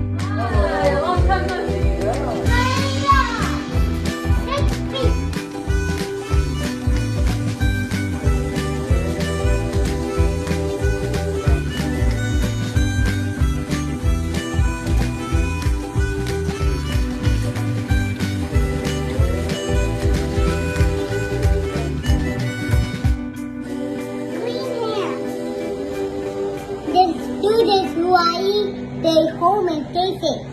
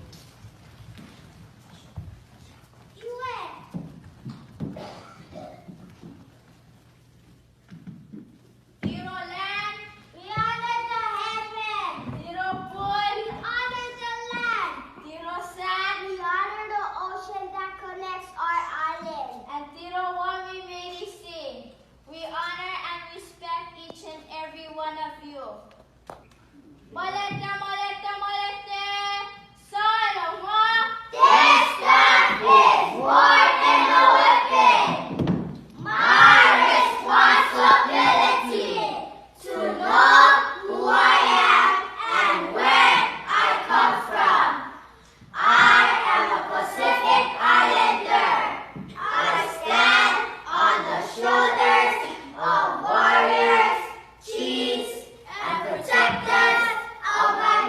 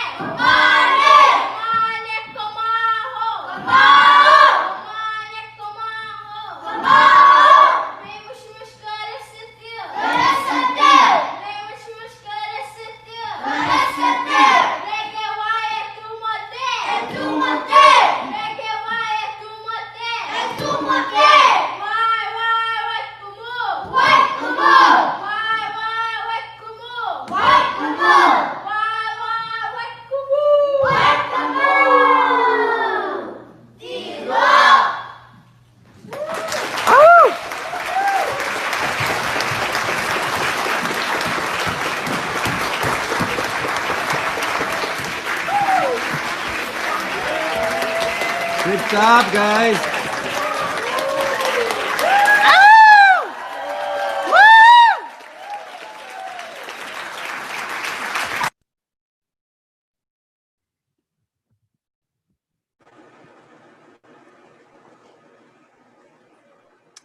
All right.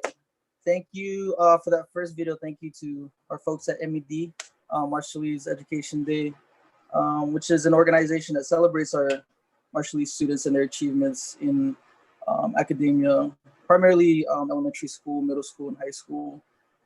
So thank you, Zane, for that TikTok video reminding us to be safe during this COVID and this pandemic. Also, thank you to our folks at Pacific Voices. I remember that dance from last year's festival.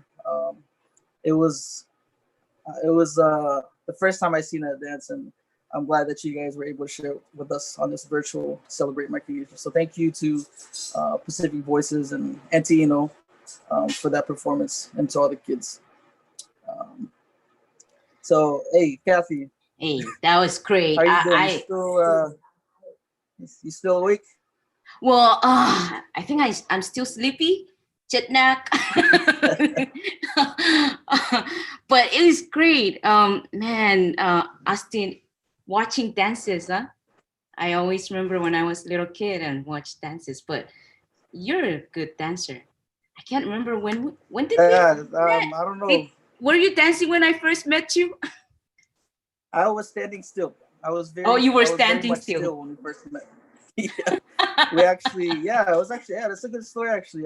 First time I met you is the same time, the first time I met our other co-MC, Filios, at school at UH. So it's kind of interesting that we find ourselves here 2 years later? Probably. I'm too old. I can't remember. But good thing I can be your auntie, so I'll tell you what to do. Say it. Okay, Auntie.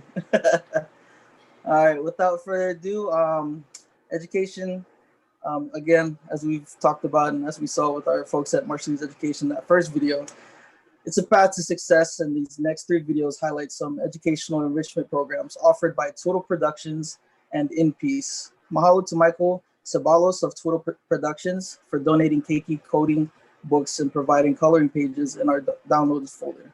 The link will be provided on the Celebrate Micronesia Festival page. So without further ado, our next videos.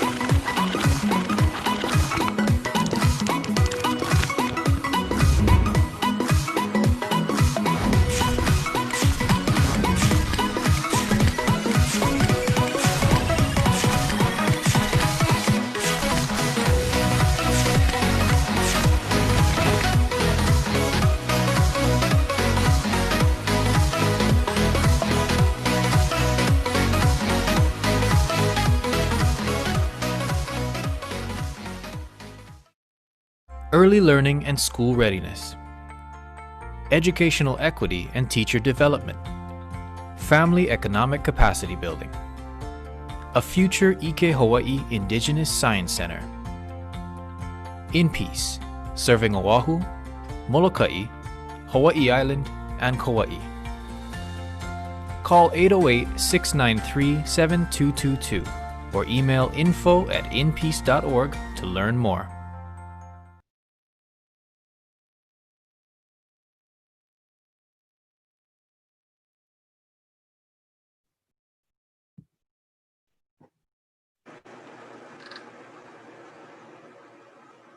All right, thank you again to our folks at Total Productions and In Peace. Sorry, you guys caught me in the middle. I was trying to hurry up and fix my Jew before the camera switched to. Hey, fix your Jew. But this next segment is a very special segment in our festival, our celebration. We've been mentioning Uncle Jojo, Dr. Joakim Peter, and he was very instrumental in the beginnings of Celebrate Micronesia, a lot of other movements that have happened, and I've been privileged to share a couple spaces with him, and I feel humbled and blessed for those opportunities, and I hope that in this way that we are honoring his memory. And Jojo, I know you're listening. We miss you. Kathy, do you have any stories about Uncle Jojo? Oh, if we just start talking about him, we will never stop. But maybe we can just talk a little bit more, like when is the last moment with him? Do you remember your last moment with him before we lost him? I do. I think my last encounter with him was last year's youth summit. I think that's when he just released his latest book, the book that he finished before he passed, I believe. And man, it was just like, because even when I was growing up in North Carolina, like I heard about Jojo and the work that he's done and all the advocacy. Wow, that's amazing. I've seen videos on YouTube, and so like to see him in person, it was kind of like I was like, hey, it's crazy how everything like comes full circle, just like how we met. You know what I mean? Yeah. So it's been a blessing, and I feel privileged to share this space with a lot of people that have also worked with Jojo. I feel like I wish I could have spent more time with him, but I'm lucky to be surrounded by his colleagues and some of his peers and people that he's mentored, so that I can kind of hopefully get some of that knowledge passed down to me. Yeah. Yeah, a lot of people know him, and always good thing, you know. The last moment that I had with him was when there was a panel at the place on Ward, and I got the book. I got his book. He gave it to me because he was selling the book at that time, and he was jokingly said, because I said, "So what did you write, Jojo?" You know. And he was like looking at me like, "You want me to tell you what did I write? So schedule a time and I'll just read the whole story to you." But that's how he always, print things out. He's funny. He jokes a lot. So, it's really sad that we lost him. But this is the reason why we have the Celebrating Micronesia. He was the big asset of this day today. And we will continue doing this. And Jojo, we're here. Thank you. Thank you for all you did. Yeah, so with that, and we're gonna transition to a video, which is a story actually written and told by Dr. Joakim Jojo Peter himself.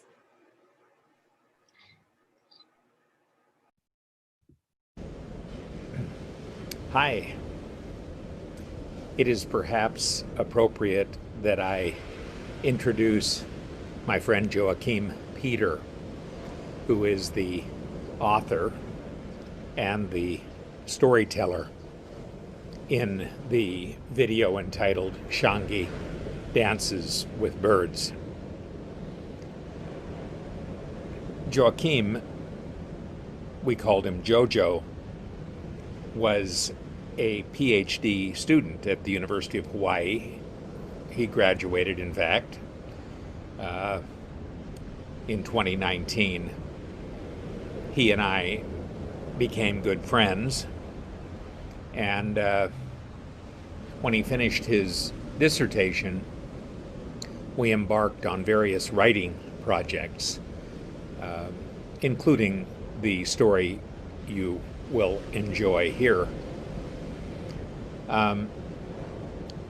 Joachim passed away just a month or two after we created this project.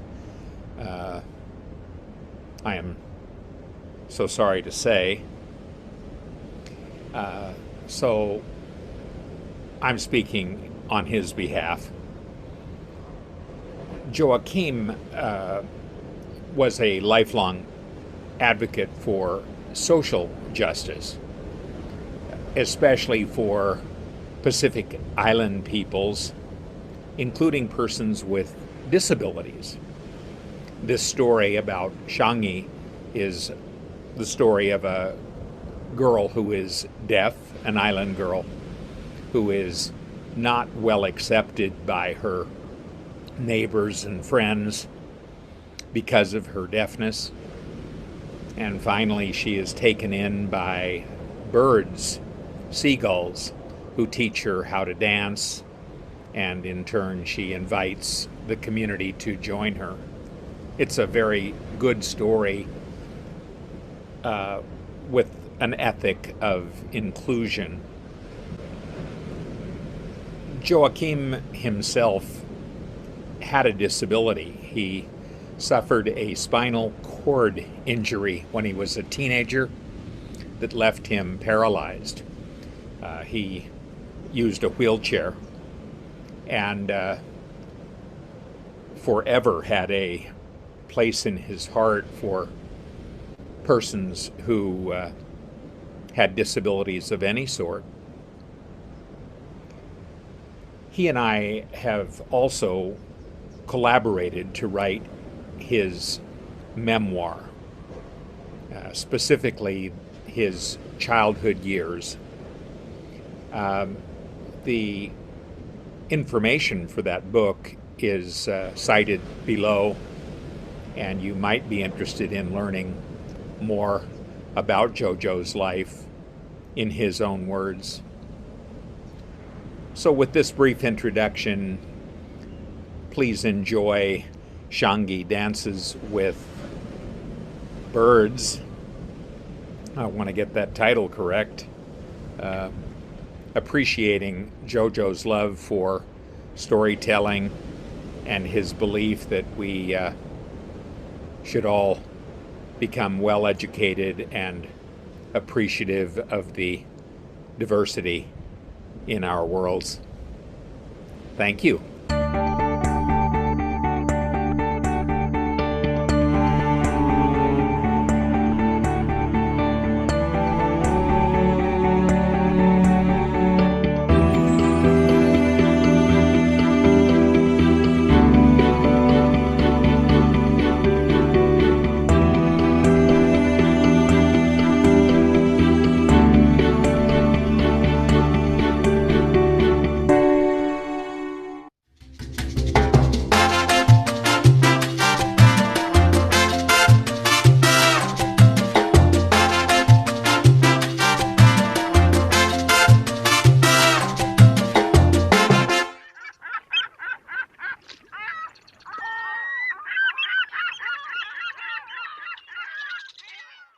Ye tinap nga eot poros ada mendingin akan fitir ko mande yes friendem itare dingin Shangi aron no mo ne feruto wow no ne batao iwatte dingin au butu itan Shangi may pinsirigan gumikan pan mucawan esa kuria tori rong poros ikai sorong poros Wesa Paltori Poros, Foss.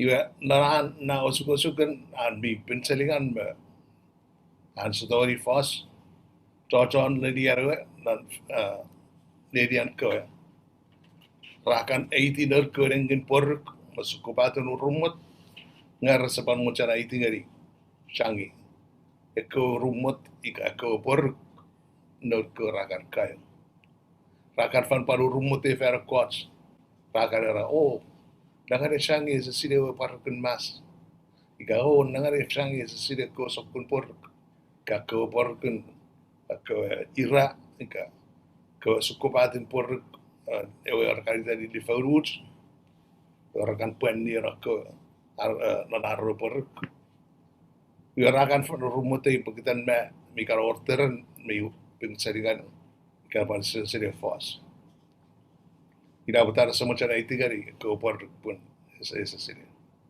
eta side iwa aman kan fukun meria fo na menno shangi aman satiga aman de tipangau na aga ketchup fan job mo achuk ro kuro on pusiri de ko iraika on pi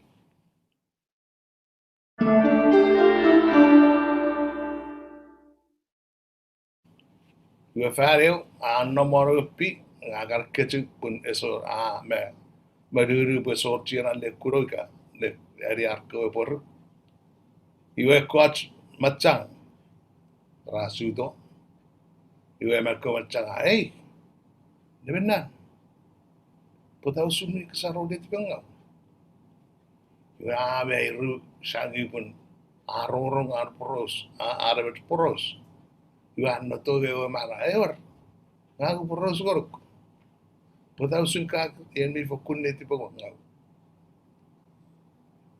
shangi iwe ipo kami ni tipengau pun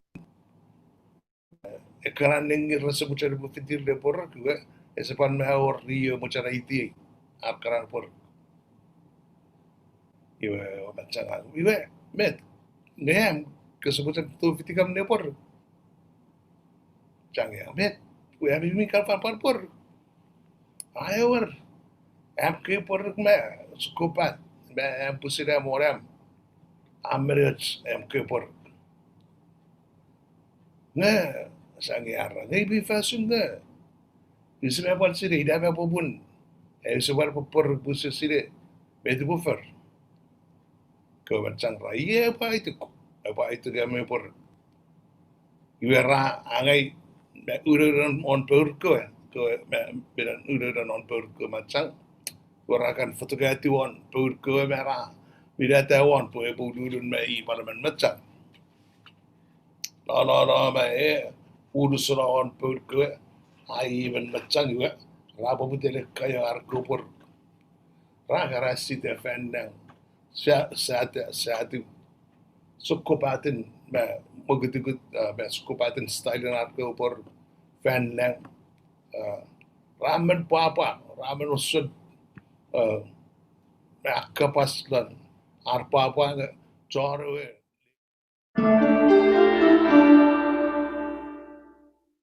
jorwe lady jiran ko ringen but jorwe sopra mai agurang naran akapasan sungai bufan papa right tu orang pi raponen tu cagira nomni ko macam mai bet cagira urkir kan por jangan notabe kesebutan tu kaya ke por kamen ya ko macam rapor orang yang betul kaya ke por match ke por iwa ekoringin John Naurui diri ebo fit ba sire abi rapor raida mo to pada sire fancet ma abi abu ferri abi na iwa mai rapor na sopo ngari ach ke ami yo sa mira fugan di ach ke por ko ayo watin mira por atu fugan di ami kara por ko ke iwa ausen ma yat tira pa uriti yo mira fan por iwa rafur fugan ko por praus apa amben dia caro por ko macang canggih bekeringin material ko Rasusul Papa Wow Roach Binafanar Porta, Irmain Sitra Korea for the Dio. Ira Raporos, Poros and Shangi, Everengin, if it did go at some.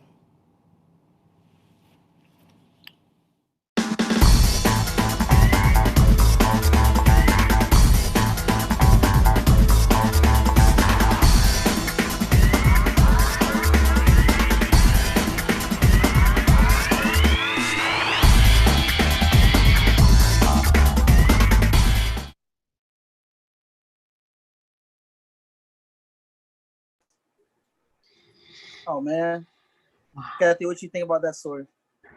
I really think that it's so wrong for those guys to put me for this part, to MC this part, because I'm the most emotional person. And just hearing that voice again, it's really heartbreaking. But yeah, I got goosebumps listening to Jojo and watching him tell that story. But it's interesting. A lot of the times when I saw him, it was in like professional settings, so I never really got to hear like the storyteller side of him. And so hearing that, it was almost like being back home. I got the chance to stay back home for a little bit, so listening to Uncle Jojo tell those stories brought me back a little bit. He can be anything else, huh? Storytelling, writer. Oh man, Keolan, James, you're so wrong putting me in this time to emceeing this time. Because first the kids from Barrington, they caught me, and now Dr. Jojo. Gosh. Anyway, move on, Austin. All right, but once again, Jojo, we miss you. We love you. We hope that everything that we're doing down here is pleasing and that we honor your memory in the best way possible. So thank you again for laying the foundation for all of us here, especially us younger folks, so we can have something to build, have some momentum to build off of, and continue on the work that you did. So thank you. Moving on to our next segment, we're going to get into another panel discussion. It's about navigating success in education. And this next panel is going to be moderated by Professor Sheldon Tawara. Sorry if I missed that up. Kule Outreach Program Coordinator at Kapiolani Community College. So without further ado, Sheldon, take it away. Thank you, Kathy. Thank you, Austin. So my goal today is to keep Kathy awake. That is my goal. And so I'm going to try my very best, Kathy. Thanks for hanging in there. And I had this whole introduction ready to go, but throughout the day, throughout the festival, everyone was reflecting on Jojo, and I have a story. And so many years ago, I was working at Kapiolani, and in true Jojo fashion, he comes in with a student who wanted to bridge this young man into higher education. And so in that brief moment, I had the opportunity to shake this man's hand. I had the opportunity to look in this man's eye. I had this opportunity to hear his words of wisdom. And from that point forward, I think anything, whether if it was an online panel or something, I tried to make a point to listen to this man speak. And so, I reached out to Mary to see how I could participate, but I feel it's beyond cosmic that we are here today presenting in front of you around the topic of education. So I want to thank all the MCs. I want to thank Melanie Ide from Bishop Museum. I want to thank Dr. Mary Hattori for just allowing us and those on the panel to discuss education, navigating success through education. So I can't thank you all enough. And it's my honor to be here today to introduce the panel who's going to be sharing their insight, their journey, their story about education and seeing how it can bridge Micronesian students, Micronesian youth into education, be it higher ed, whatever it may be. But rather than me blabbing away about who these wonderful people are, I'm going to have them introduce themselves. So let's start I want to start with Jackery. Jack, if you don't mind briefly introducing yourself and maybe just a little bit about who you are. Go for it, Jack. Hello, guys. Hello. My name is Jackery Jack. I'm a senior at Farrington High School. I'm in the Micro Peace Club. I'm a treasurer. Yeah, glad to be here today. Right on, Jack. And then maybe this is a good segue. How about you, Ellie, as Jack's mentor, if you don't mind introducing yourself? Hello, my name is Ellie Kantar, and I'm an ELL teacher at Farrington High School, and I'm one of the faculty advisors along with Chelsea Phillip for Mike for Peace. Awesome, thanks, Ellie. And I want to introduce Jade Pham from Kaimiki High School. Jade. Aloha, everyone. My name is Jade Pham. I'm a special education and avid teacher at Kaimiki High School. Thank you so much for having me. Also, how about you, Dr. Loesch? Aloha, my name is Kealolokahi Loesch. I'm a professor in Pacific Island Studies and Hawaiian Studies at Kapiolani Community College. And I've also helped out Sheldon in teaching some of our early college classes, and then taught a summer bridge program with Pacifica Passion Pipeline, and now sort of taking that on ourselves as a regular thing that we do. Mahalo. Thanks, Keala. All right, Tina, how about yourself? If you could introduce yourself. Yagwe, my name is Tina Moore. I am currently a student at University of Hawaii at Manoa, and I'm also an alumni of the Ka'i program from Jarrett Middle School. So hi, everybody. I'm happy to be here. Last but not least, the MC of the morning, the sunshine of our day, Carol, introduce yourself, please. Thank you, Sheldon, and everyone. Because it is Celebrate Micronesia Festival, I think it's only right that I also follow my cultural protocol. So kasalelia, mone bang bacawan tola, kay puni bang purana nilap, wan ki lapalap kang koras, penene o aramas koras, na pulikidia mailan so bukmalan yang pachang sapol machail. Celebrate Micronesia Festival in Ranach, Kalangan. My name is Caroline Carl. Home for me is always the beautiful island of Pohnpei in the Federated States of Micronesia. I am a recent graduate from UH Manoa with my Bachelor of Science in Biochemistry, and I currently work as an advocate at Kukua Kalihi Valley. Thank you. Just so many wonderful people on this panel. It's almost like I'm gonna drop the mic now and just let these guys talk. But thank you so much, gang, for spending the next hour with us.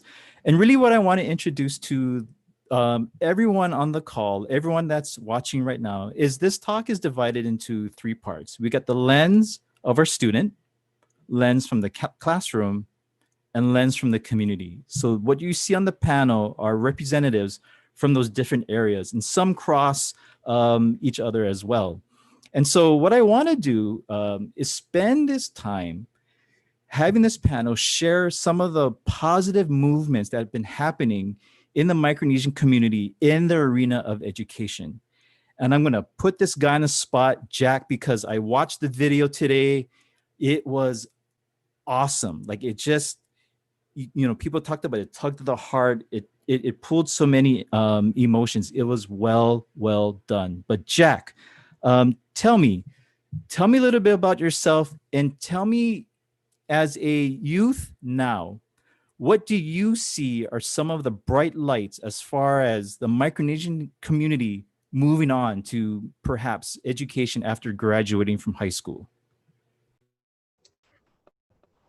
Well, you know, some bright lights that I see in the youth and my peers and my friends in school are the initiative, you know, the thought of wanting to go to college. You know, before, there was this huge lack of motivation to wanna, you know, work hard in school. But I guess, yeah, the uprising and the motivation is one of the bright lights. So would you say that was one of your motivations to start the club? I mean, done amazing things in your young age. What motivated you to start a club, thinking about next steps, things like that?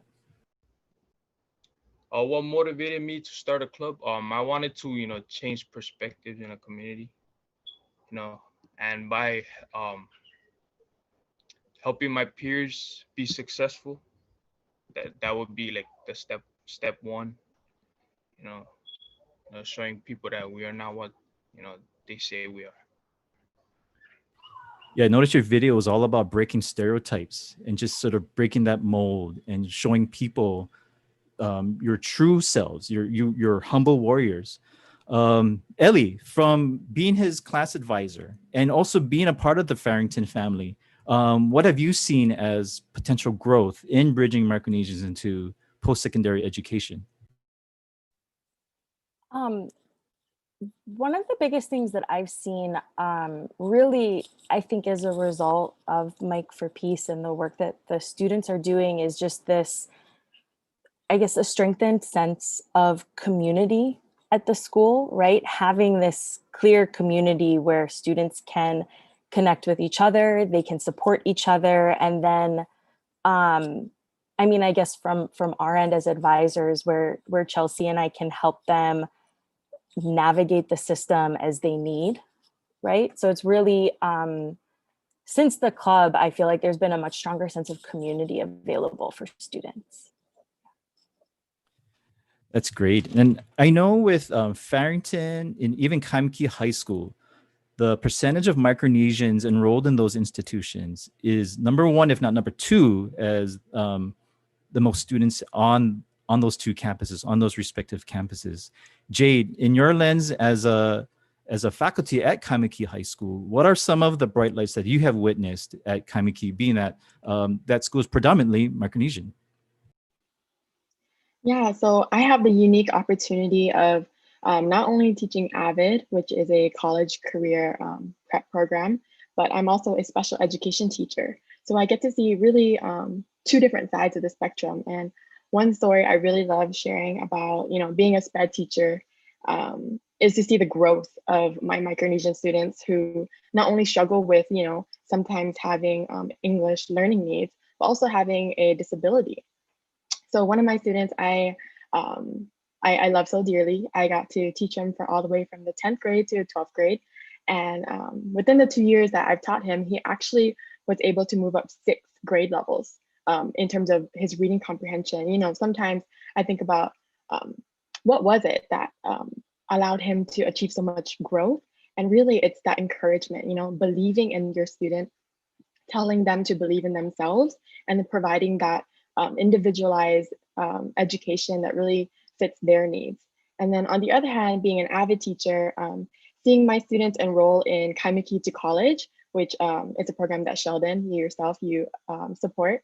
So students have the opportunity to take college credits while in high school in that dual enrollment program. So seeing, more and more students of Micronesian backgrounds taking college courses every year, and then after high school, going on to pursue further post-secondary education is so encouraging.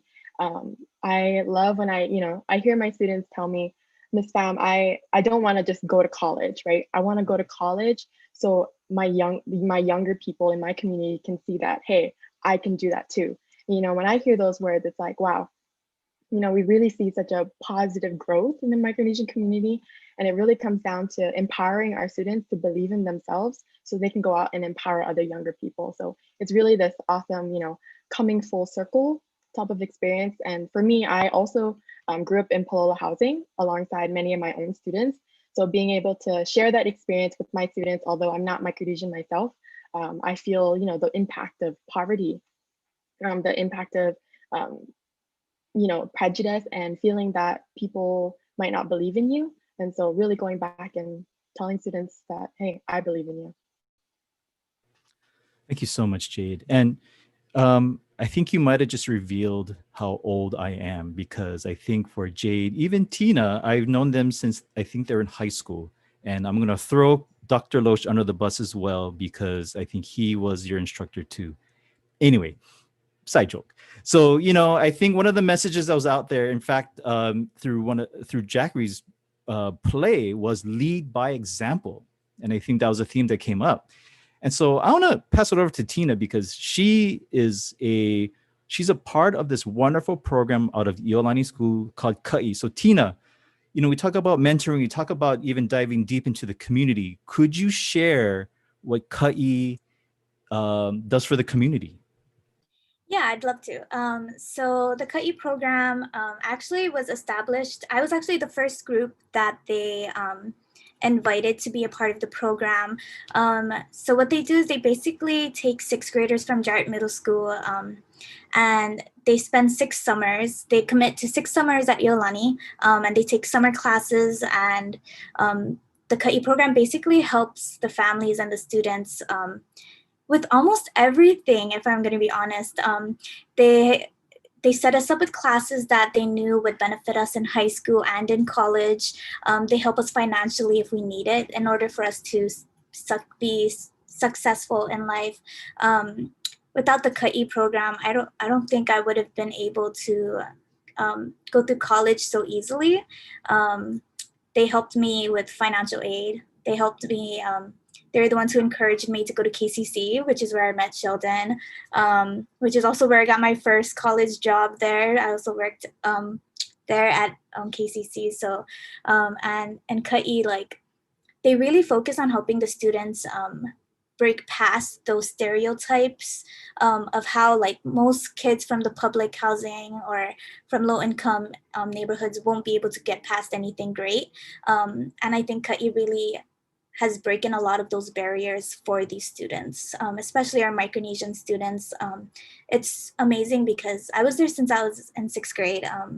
And so I also did my best to volunteer every summer. And I also had the opportunity to teach during the summer, these past summers. So it was really, really fun to see our Micronesian students, especially, like, grow and see them want to do better. And it's just so crazy to see, like, the growth from how, like, you can see most, like, before I used to think that a lot of us didn't really care about education or being successful, or we were okay with where we were at. But now we can see we can see the change in motivation in a lot of our Micronesian students, like, wanting to grow up to be in a situation that's better than what they're in right now.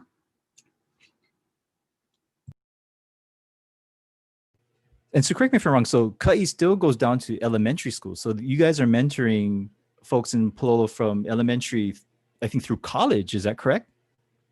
Yeah, so there's actually so in Pololo housing there's the hale, and usually we have kids, preschool kids, and that's who we help with. We have those Ka'i students, and then we have our Ka'i students who are in middle school and high school, and we just help them with during the school year, tutoring, stuff like that. And then we have our college graduates, those in Ka'i who already graduated and are in college or working, and we have a program specifically meant to help them. So they're all different.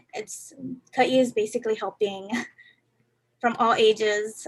Even if we graduate from Ka'i after high school, they kind of stick with us until we're adults, and they still make sure they still keep us, like, in the loop so that they can help us be more successful, or if anything that might, like, block our success, you know?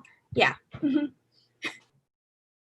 So there's just amazing amount of work done on the front lines. And, you know, we talk about bridging students into post-secondary ed. Dr. Loesch, you taught a summer program that targets Pacific Islander students. Can you give us a snapshot of what that program looks like and the kind of bright spots that you've seen teaching this course? I guess, you know, this past summer was a little weird with everything going on. So let me actually talk a little bit about the summer before. You know, we've spent a lot of time at the university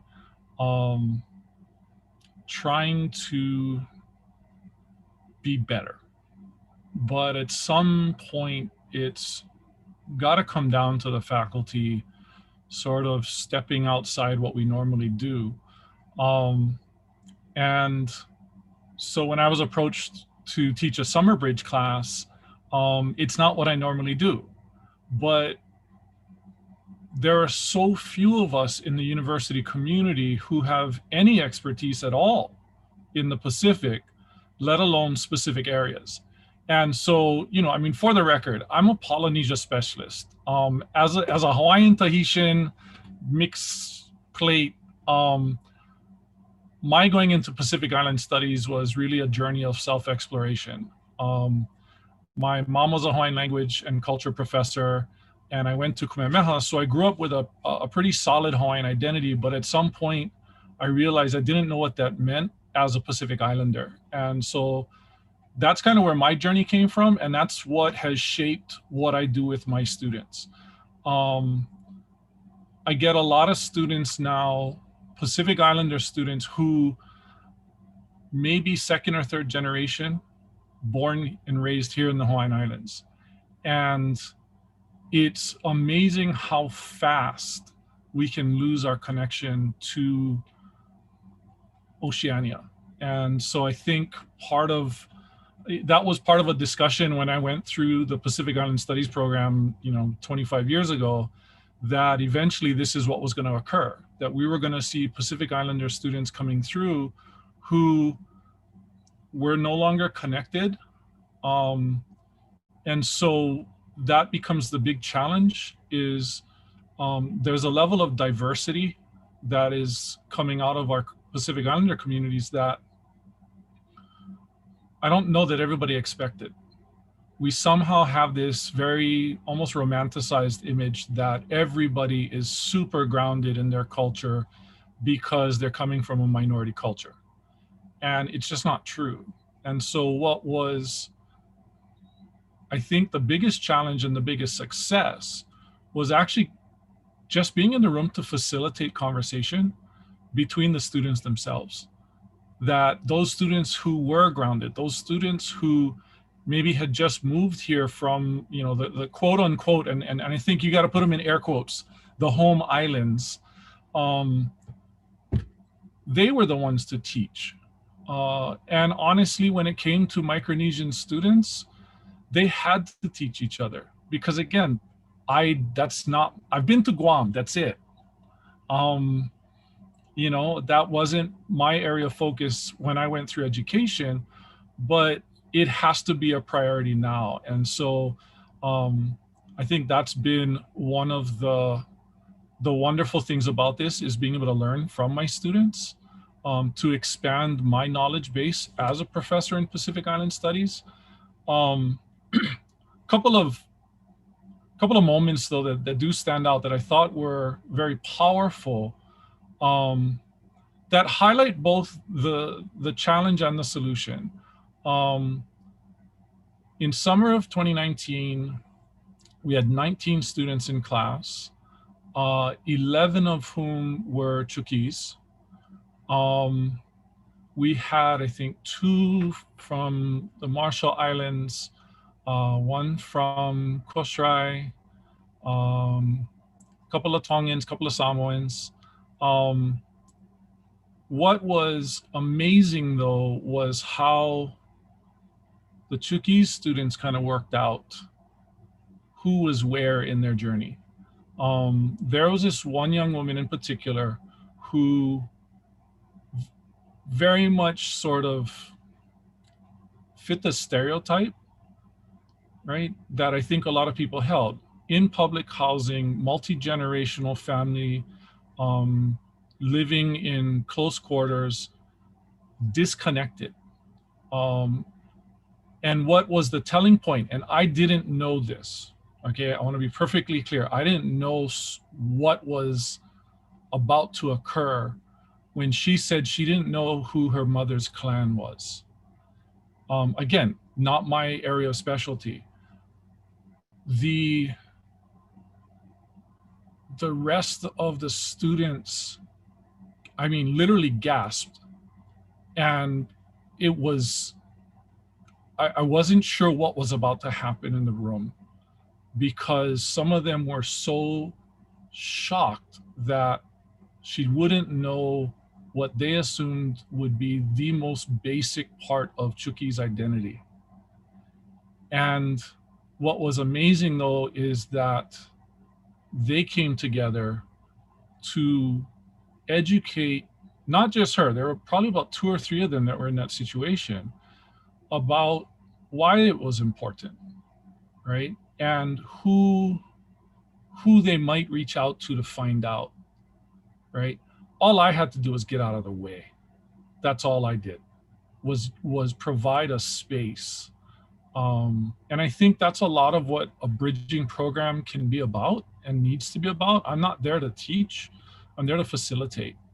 You know, so the other thing that came out of that I really feel the need to highlight is, of those Chuuk students, there were only 3 young men in that group.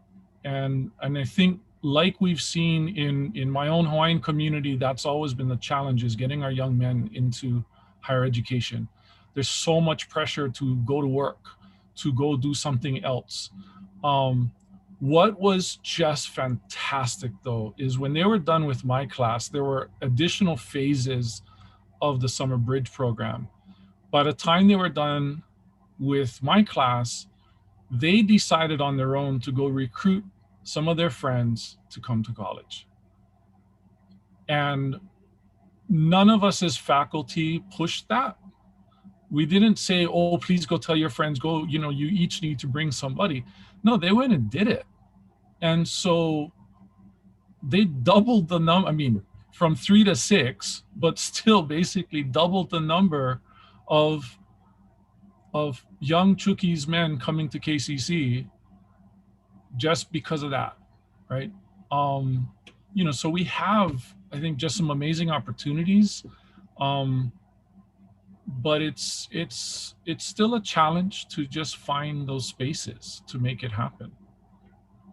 So I think that's kind of the cool thing, and no pressure on you, Jack, is when youth rolls into college, they become the educators, right? They become the leaders of the discussion. They are the storytellers. So Carol, being in the heart of the community, and I myself, born and raised in Kalihi, would you be able to share some of the energy that you feel being in the heart of the community, as far as, you know, I think I see myself going beyond high school? I can try. I think, especially with Micronesian students going into higher ed, there is this sense of understanding of Micronesian concepts of navigation, right? Since we're talking about navigating success, and it becomes more than just a skill. It becomes, they really grow into that idea of navigation as a way of life, and as an ideology, and as a methodology. So navigation, in the way we understand it as wayfinding, where it's knowing where you're going by knowing where you come from, right? And so when these students go into higher ed, they get to actually study the islands that they call home. And being in the diaspora, it becomes really hard to name place, which is why whenever I introduce myself, I always like to say that I'm from the beautiful island of Pohnpei, as a reminder to myself of where I come from.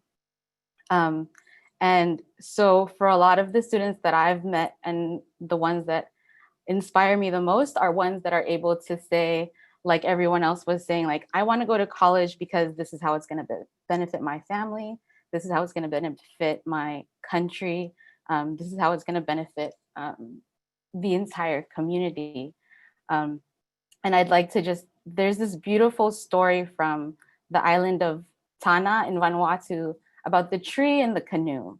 And I think it really speaks to identity in the diaspora. So the idea is that as Pacific Islanders, we are the canoe carved from that tree, and we're constantly navigating oceans, trying to find place, but in that same, and making connections, but in that same instance, we're still the tree that we were carved from. we're still rooted in our islands, and we are both the tree and the canoe. And please correct me if I got the place of that story wrong. But yeah, the successes I've seen has been what we call at K-Vibe acknowledging our social biography. And that's understanding the social context of my life and using that social context as a transformer, and using my social biography as a transformer of that social context. That's so wonderful, Carol. And I do welcome the rest of the panelists to jump in, so feel free. And not to put it back on you, Carol, also as a formal student who got a science degree, what was that like navigating through just the educational journey, pursuing such a degree and then graduating? What was that like? It was hard. A Bachelor of Science in Biochemistry is having to drink coffee all the time from Starbucks, 7-Eleven coffee every day till now, because I can't live without coffee anymore. But for me, I think my biggest influence in science is my dad is a conservationist back home. So I was lucky enough to be able to move back to Pohnpei, and then we lived there for 8 years until so for part of middle school, high school, and then I graduated from the College of Micronesia, and then I came to UH Manoa. I was blessed enough to be able to have mentors who were conservationists and constantly pushed me in the idea of, you can do whatever you want as long as you remember where you come from. And I love it when I hear younger Micronesian students and they tell me like, oh my goodness, I've always wanted to go into science. And now that I see so many other people who have successfully graduated with those degrees, like, you know, they believe that they can do that too. And like even just my friends at UH Manoa with the Micronesia Connections Club there, like we have people who have majored in social work, like Austin, even natural resources and environment management, political science, economics, and you see this growth in the plethora of possibilities that people know that they can succeed in. You know, Jack is sitting there quiet, but whether he knows it or not, he shared a lot of words of wisdoms today. And again, I'm going to put you on the spot like all day today, Jack. And so like he said stuff like, remember who you are, lead by example. And, you know, I think what you're saying just sort of resonates with just a lot of folks. And so Jack, you know, you're in this really neat position. And what does it feel like to kind of be this sort of humble leader in your community?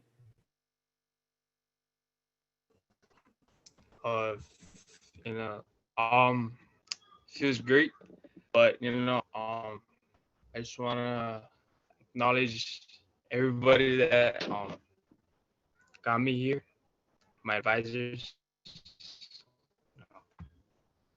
I wouldn't be here without them, without any of my elders.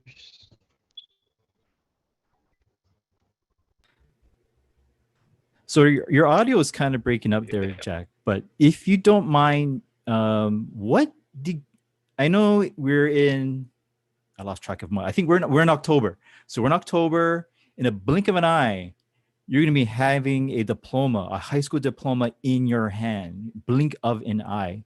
Where do you see yourself, or what degree do you see yourself in when you graduate from Farrington High School? I see myself going to college, you know, getting hopefully a master's degree in accounting. Props to anyone who embraces math. Hats off to you, Jack. And so, I want to, so Tina, you as well, you're almost done graduating, same situation as Jack. Pretty soon you are going to have a diploma in hand, bachelor's degree in hand, social work, no less. What do you see yourself doing afterwards? Well, honestly, I'm really, really close to finishing. I just happen to have just like a few credits, like 6 credits that I'm missing, like elective classes. So I'm actually really, really close. But I'm already actually working right now. So I'm working at Catholic Charities Hawaii right now for the rental assistance program. And I definitely see myself going back to school. I definitely see myself going back for a master's degree. It's just a matter of when. At the time, I'm not mentally ready, just because 4 years of school can really be a lot, especially when you go straight out of high school. And but I'm not saying that it's like that going to master's after is really easy, because it is hard. I commend everyone who does go straight to grad school right after. But for me, it was kind of different. But I do see myself going back for my master's degree. I actually am thinking about going into counseling, just because when I was in middle school, I really relied on my counselors. And then I relied on them more in high school. And then it came to college, and my advisors were there for me for everything. So I really believe that counseling could help a lot of, especially as a Micronesian student. I think a lot of the other Micronesian students might feel like, for me, I felt like maybe I shouldn't go to my counselor because back then in middle school, like Micronesian discrimination was so heavy that like there was a point when I really didn't think that I was going to go to college. And I'm surprised that I even I'm so close, but because of my counselor, I want to be one of those counselors or one of those people where other Micronesian students don't feel intimidated coming into my office and feel welcome, because it's really like everyone says, it's really important to break down these stereotypes and to encourage our younger generations to follow pursuit and everything. That's wonderful. It's so cool how everything just kind of comes full circle. It kind of, you go back to your roots. And sorry, that's actually, no, go ahead. Because like everybody is talking about how like they need to like remember where they came from, and it's so awesome to hear it. But like for me personally, my mom was, because Micronesian discrimination was so heavy, my mom was actually one of those parents who said, don't speak Marshallese, don't learn your language or culture, because you're in America now, you need to fit that American ideal, but then it wasn't until I went into college that I realized how important it is for me to know my mother language.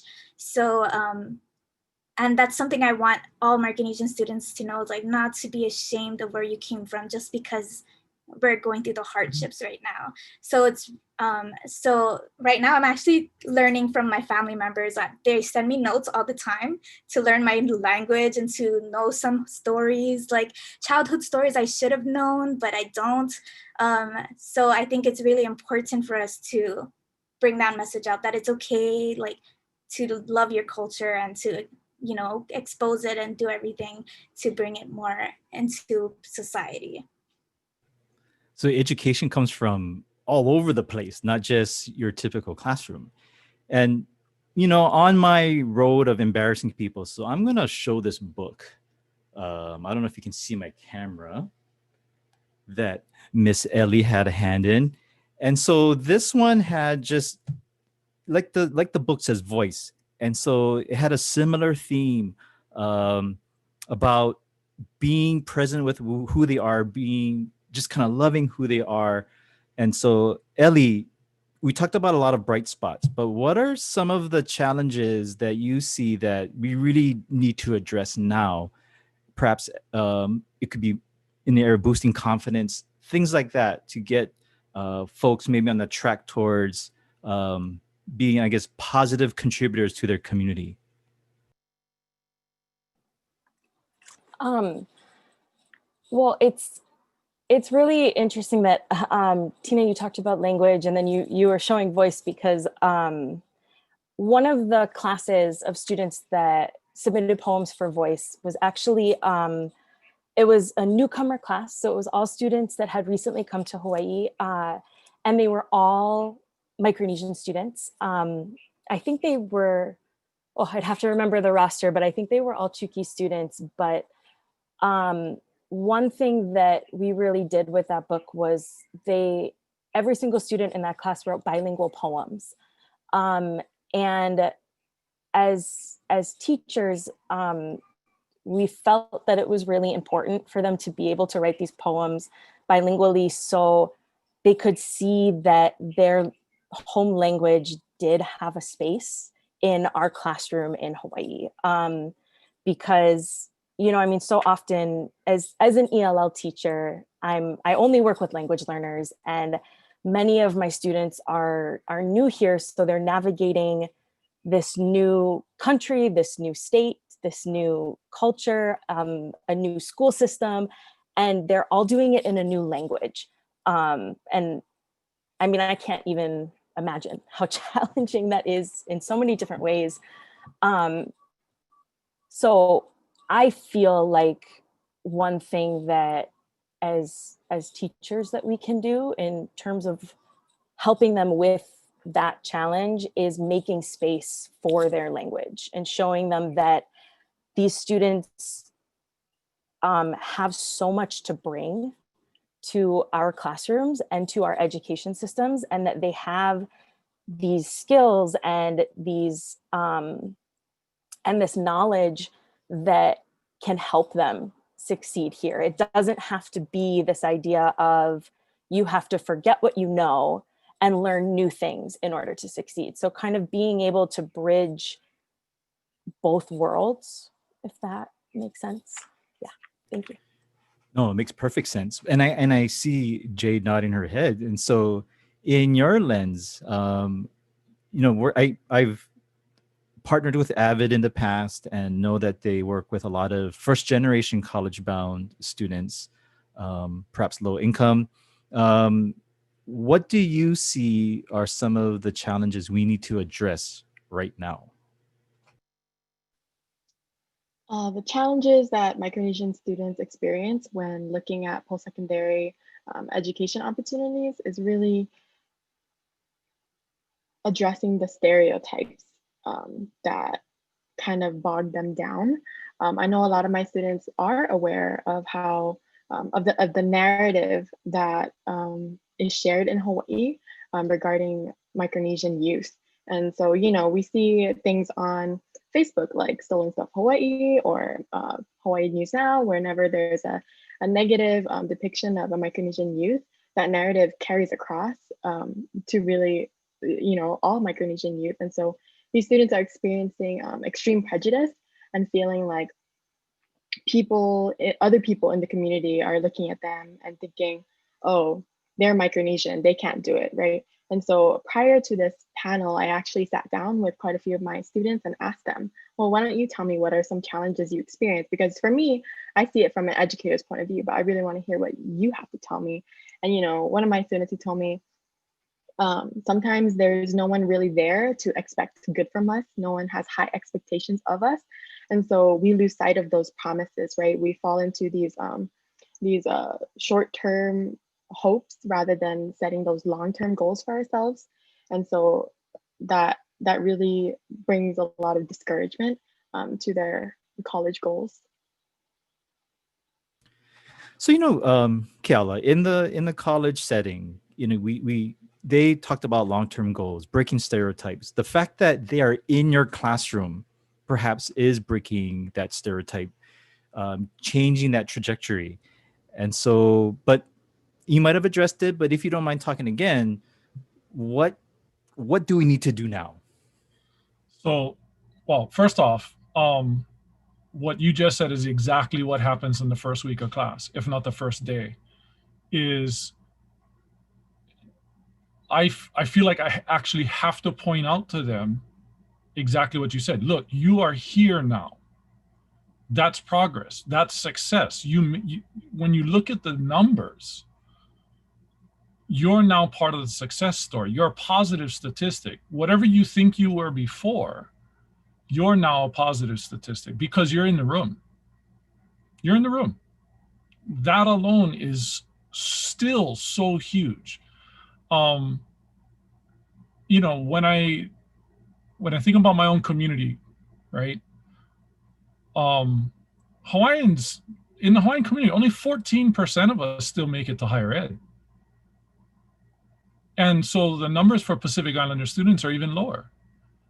So when the university is pushing this 55 by 25, right, that 55% of our overall community is going to get to college by 2025, I'm looking at that going, hey, when it comes to Hawaiians and Pacific Islanders, 25 by 25 would be an amazing accomplishment. And so I think it's super necessary on day one to point out the positive. I think just about all of us in Pacific Island studies these days reference Epeli Hauofa at some point, the Tongan scholar. And it's really about, you know, I think the big takeaway there was hope. The biggest thing I can do in the classroom actually is make sure to foster and facilitate a sense of hope, because honestly, there's still too many people out there, including some of our colleagues, who crush that hope. So, you know, I think the biggest thing that we have to do is just help our students maintain that sense of hope, understand that all the options are open. And for me personally, I think it's about two things. And these are the two things that I hope have defined my teaching career. It's passion and authenticity. That's what is got to keep us going. You know, so for example, and I'm sorry, it's been bothering me that we, you know, as much as yes, KCC, it bothers me that we have the same background. You know, so I'm going to go with my favorite, actually. This is my favorite Zoom background, because at the end of the day, I'm not just a Pacific Island Studies professor, I'm also a Star Wars geek. And that shocks some students, but that's what they need to know. It's okay. You can actually be culturally grounded and be a member of the 21st century, right? That our cultures don't just exist in museums. They're living, breathing entities that are there. And so one of the things that we explore is this notion of purpose. Where are you going? Right? And what do you want to do? Because if you're trying to do something that's inauthentic because you think that's what you're supposed to do, you're not going to get there. You're just not. And so, you know, it is the wayfinding piece. I think that can't be overemphasized. We're teaching students how to wayfind, how to find a sense of purpose. What is the destination? What do you need to know to get there? I don't know. Does that answer? What was your question? I just. Well, you answered my Star Wars nerd question, so you're on point on that one. So thank you. But no, I mean, we've had this semester right now, I'm actually teaching what was the summer bridge class. We had a bunch of students who couldn't take it in the summer. So they're taking it right now as part of their fall load. And there's a student in class, she wants to go into biomedical engineering. She wants to work on designing, developing medical prostheses so that folks who have disabilities have options. And, you know, she, I think, was hoping to go to, apparently North Carolina has the program for that. But because of the pandemic, she came to KCC and now realizes at least in part through the class, that there's some other work that needs to be done, you know, around being a Pacific Islander. And so, you know, my plug basically is, you know, Pacific Island Studies makes a great second major. And yeah, it's my field, but it's also because I think it helps us to connect with one another, where you have the Chamorro student, the Marshallese student, and the Chuukese student who sometimes are just as much at odds with each other as the rest of the world is with each of them. And so one of the things that I think has been amazing to see is students coming out of the bridge with a larger sense of community as members of Oceania. You know, but to do that, they also have to find some degree of confidence in who they are. But what seems a little paradoxical at times is they're able to better affirm and be confident in their own identity by talking with other islanders and learning alongside other islanders from different islands. Because then they can support one another, saying, look, we're all learning together. We're each seeking something slightly different, but then there's also so many similarities. And so, you know, where we go next is really starting to understand we're all in this together. We're all islanders. Life on an island doesn't allow you to separate. I think that's the biggest thing, is we have to remember we live on an island. This is not a continent. We're island people, and island people needs island life. It needs island values. It needs island ways. We can't lose that. Again, in Jack's play, he talks about protocols, you know, Absolutely. and it's so true. And you know, one of the Pacific Islander leaders today, in one of his welcome, his statement was, "Challenges bring opportunities," and I think that could be the tagline for 2020. And we just have to see everything as these opportunities. And when I was doing my homework, I was looking at the stats as well, census data, UH data. And to me, what's encouraging is that there's a large number of Pacific Islanders on our island. What we need is to bridge them to higher ed to be a part of that fabric to make change.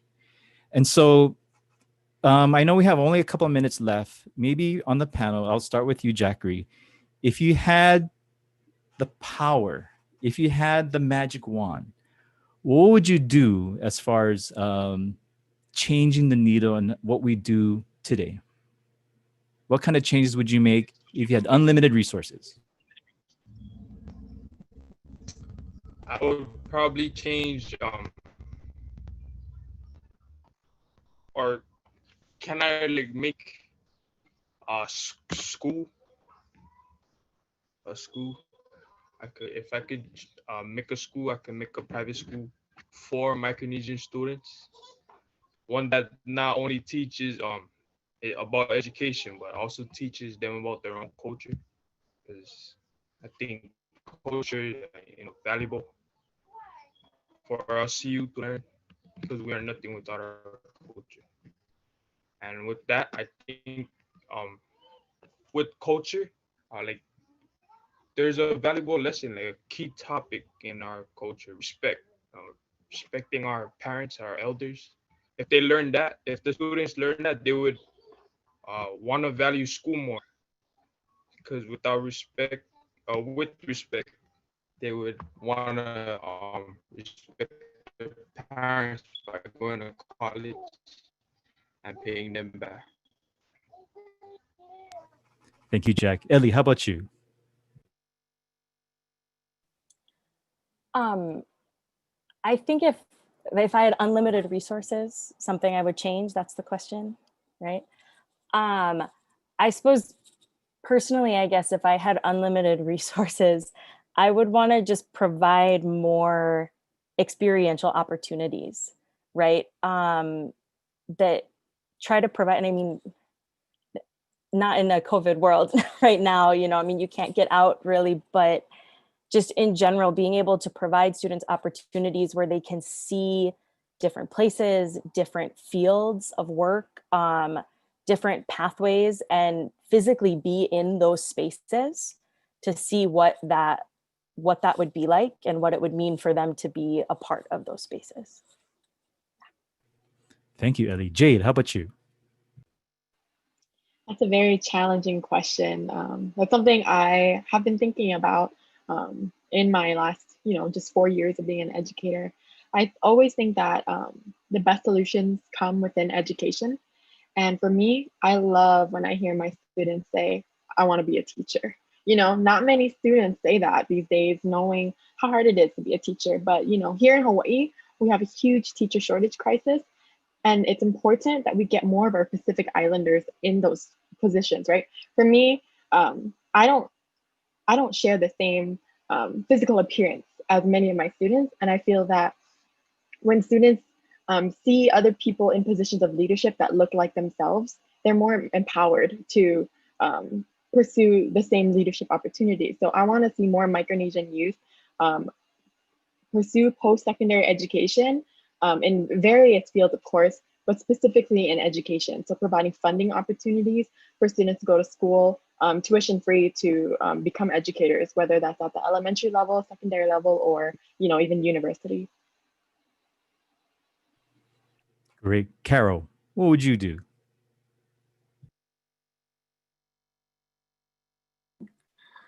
That's if I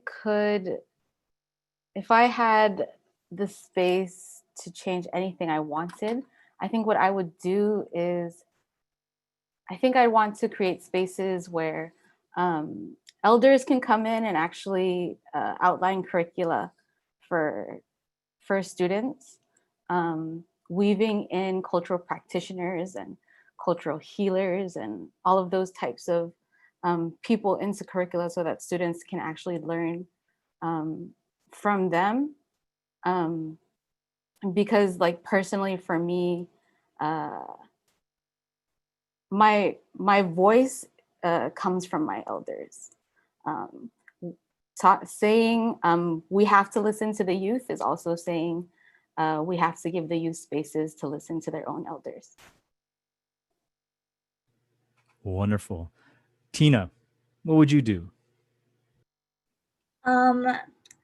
This is such a hard question, but I think something that I would want if I had the unlimited resources is I think I would just spread more awareness about Micronesian culture and Micronesian discrimination. That's what I would like to work on, is just not just making it's just making everyone aware of the discrimination that Micronesians face, and to encourage others to just not what's the word? This is so hard to explain, but I just want to be able to make everybody more open-minded to accepting Micronesians more in education and workforces and the community, and just getting everyone more involved in that change, whether that be parents of Micronesian youth or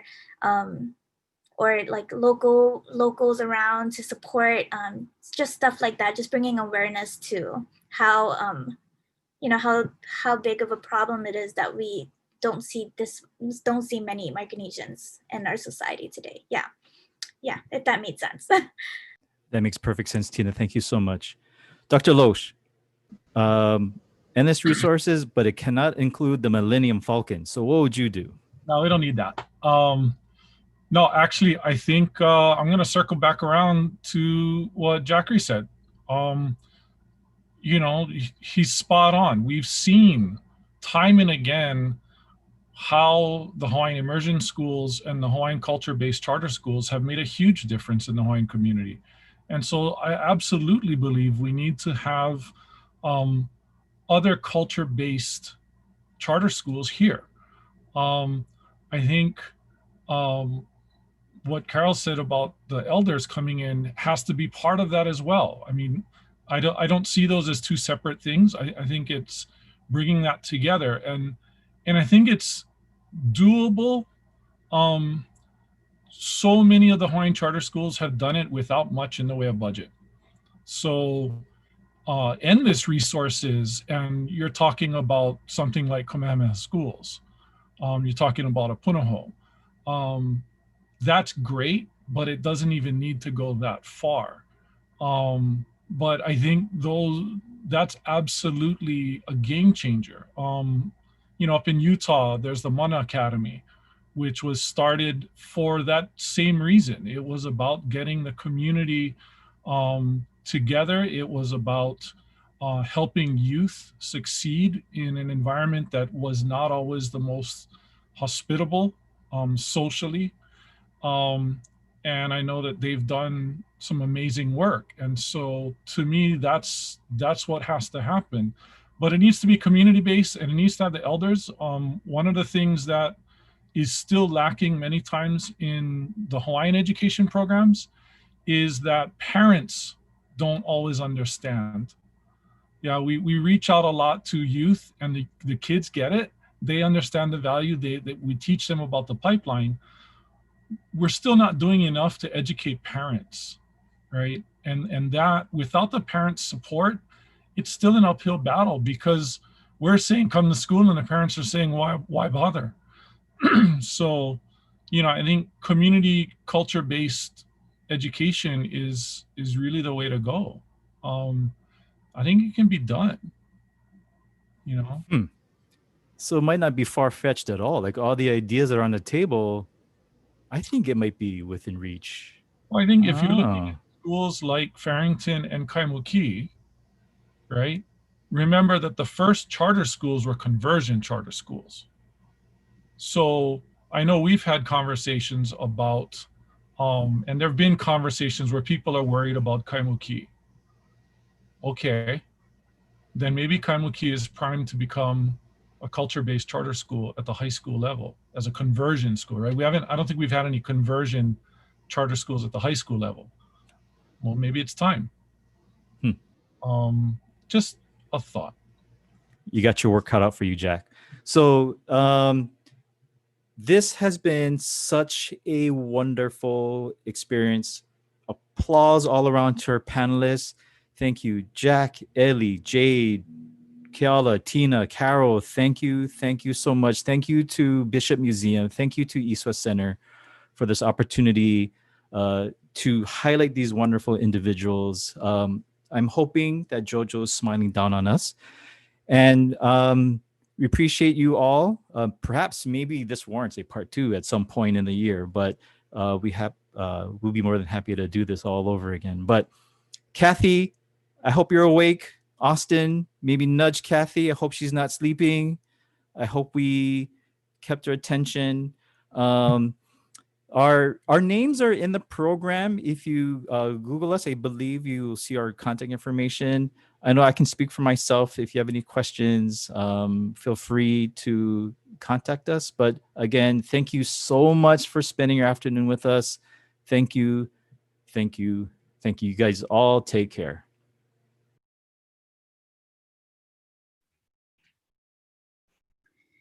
Thank you. I think my video is off. Austin has some technology problem, but my video is off. Maybe it will come on. Oh, there you go. But thank you, Dr. Sheldon. You guys kept me awake the whole time. The conversation is very interesting. The thing is, I was at the Hale when I work at the housing in Palolo, and I was part of the 3P. And that's very, very important, because the 3P helped the students to prepare for college. And I'm just very fortunate to hear that we have students that they're part of the program. I was a very struggle student too. Okay, good. Austin, you're back. Good. Sorry, this internet's kind of giving me problems, but thank you guys again. That panel was definitely insightful, and I think it sparked a lot of my own curiosity, and I hope that conversation continues on into the future. And thank you to our panelists and our wonderful moderator, Sheldon, who has a great radio voice. I'm gonna try and get my vocal cords to match your bass. But Get it on. can everybody hear me? Can you hear me, Kathy? I can hear you clear. That's good. I know I said that Guam is way ahead on the technology, so I'm sorry. I'm not trying to be. All right. So once again, thank you guys for that beautiful panel, and then we're gonna transition on to our next video from our friends at the Bishop Museum. Once again, last year, the event was held at the Bishop Museum, and we're definitely grateful and blessed to have them again with us. Even though we cannot be there physically, they have been very instrumental in helping us put this event together. So thank you guys to the at the Bishop Museum. And I believe next up we have a video, and I'll be introducing Amber. I got that right? Yes. Yes.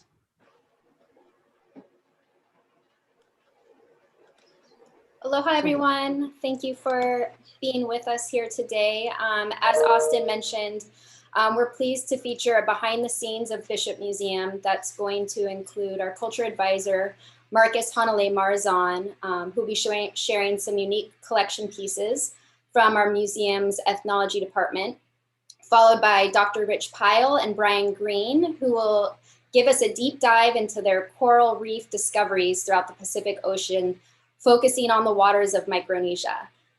Marcus, Rich, and Brian will join us live after the video for questions relating to their work in Bishop Museum. Enjoy.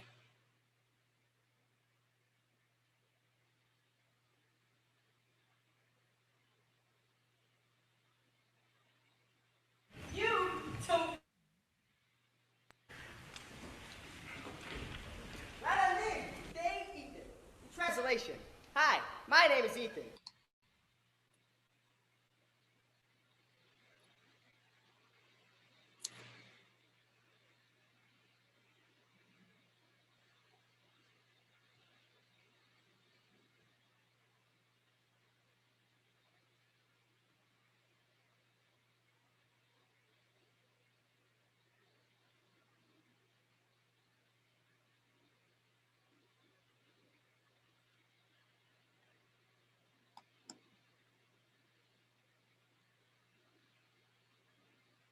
Aloha and welcome to Bishop Museum. Bernice Pauahi Bishop Museum's mission is to inspire our community and visitors through the exploration, celebration, and perpetuation of the extraordinary history, culture, and environment of Hawaii and the Pacific.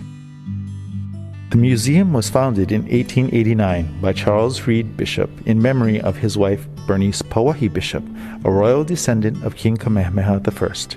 Today, the museum thrives as an educational center for the community and is widely regarded as the world's premier institution for Hawaiian and Pacific content. Its vast collections of more than 25 million objects and specimens represent 9 disciplines and include more than 22 million biological specimens, over 2 million cultural objects, 115,000 historical publications, and 1 million photographs, films, works of art, audio recordings, and manuscripts.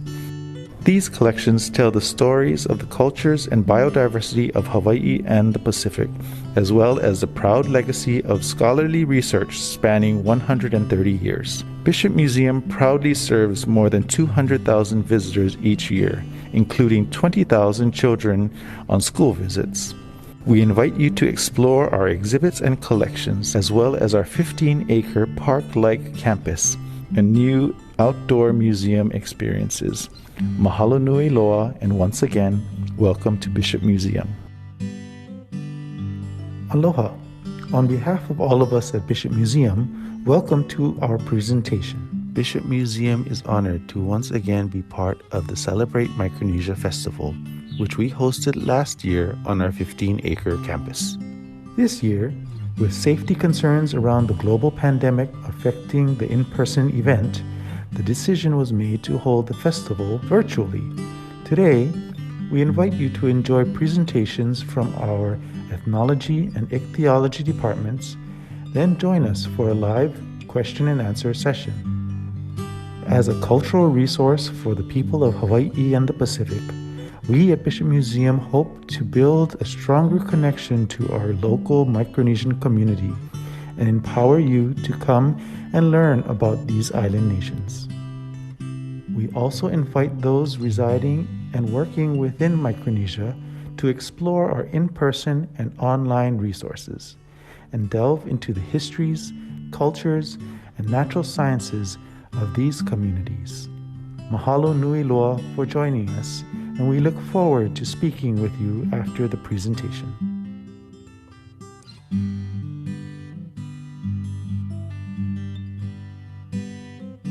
Welcome to the Ethnology Lab here at the Bishop Museum. And again, we're so happy to be a part of the Micronesian Festival and how we can support and uplift our community with some of the collections that we care for here. These are some of the pieces that we pulled out to kind of give a glimpse of some of the areas of collections that we care for. So we have materials from Palau, from Guam, Marshall Islands, Yap, Kosrae, and Kiribat for us to see today. So let's take a look a little closer at some of the collections that we have. The piece that we pulled out representative of Palau is a Palauan storyboard. This particular board was gifted to the museum in the 1960s, and it depicts a painted scene. Today, it's most commonly more just a carved scene without the painting on it, but this is a very beautiful example of how the storyboards told important stories of historical significance. This one having a large disc in the center representing the coin money that is commonly used in Yap. And story goes that the material was collected actually in Palau and brought back to Yap. So it has that connection between the two cultures. We have a Kosraean loom that was used to make men's sashes or tor. This one is quite ornate with painted designs and carved surfaces with all the various components. It still has some of the cordage and fibers incorporated in the weaving process. In our collection, we have a number of model canoes from Hawaii and across the Pacific. And this example of a Yapi style canoe is one of the more complete examples that we care for at the museum, with all of the associated parts from the baler, sail, the boom, paddles, and outrigger. This is, a very beautiful example of one of the specimens of canoes that we have from Yap. We have a small collection of adornments known as sinahi, made from giant clam or tridacna. These were used as necklaces worn by both men and women. These are just some of the examples that we care for here at the Bishop Museum. For the Marshall Islands, we have a woven mat, traditionally called a jakied. Jakied were wearable mats that were worn by both men and women. Women had one that was worn around the waist and one that covered their back and tied together with a belt, whereas men used a single mat that went between their legs and wrapped around and secured with a belt as well. We also have an example of a chiefly belt made with one long continuous cord made out of coconut fiber. Then it would have been overlaid with a woven section of pandanus, and then on top of that there would be a third layer that had a more intricate design that was incorporated onto the surface. So there was these multi-layered woven sections really built up the size of the cord, making it a lot sturdier and stronger. But all of the patterns that were incorporated into these pieces were designs that were made by the weavers themselves. Particular designs didn't come up from regional areas. These were all individual designs that were created by specific weavers to tell their own stories. It's a very empowering idea for this community, where individuality, creativity, and innovation was promoted, and the designs of the creator could be created and not necessarily dictated by family or region or island. We also have a collection of materials that make up a complete set of Kiribat armor. It's the only known culture in the Pacific that use armor like regalia in warfare and ceremonial battle. This set of armor is actually consisting of leggings, arm coverings, sashes, helmets, and large outer coat armor sections, all made out of coconut fiber. So the knotting of the fiber into the various elements, and then the twisting of the cords to make up all the individual parts. The use of stingray skin was also common practice to give that roughness and visual kind of intimidation factor to the warriors. They were also using things like pufferfish skin as helmets, and weapons were oftentimes lined with rows and rows of shark's teeth. So these particular warriors would look very intimidating when they were in battle. And these are some of the examples that we care for here.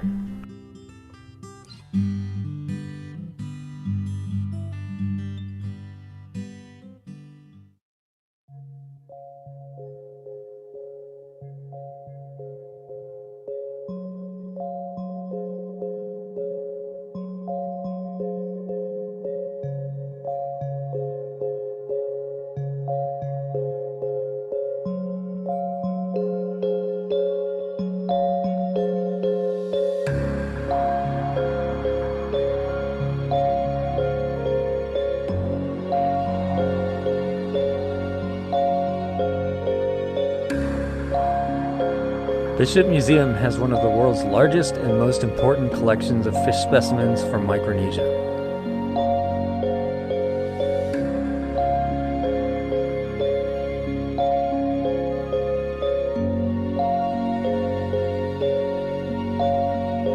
Over the past half-century, Bishop Museum researchers have discovered more than 1,000 new species of coral reef fishes.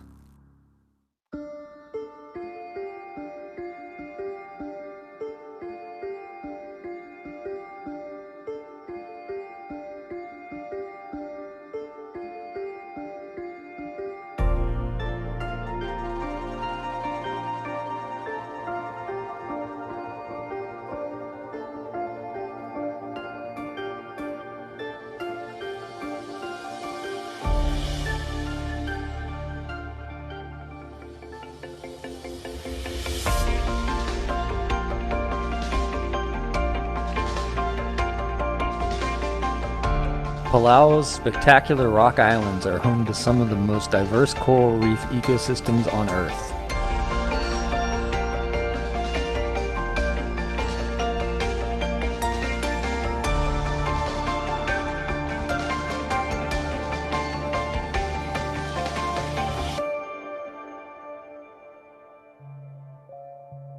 This colorful little basslet is named in honor of Bishop Museum's Dr. John Randall, who has discovered and named more species of fish than anyone in history.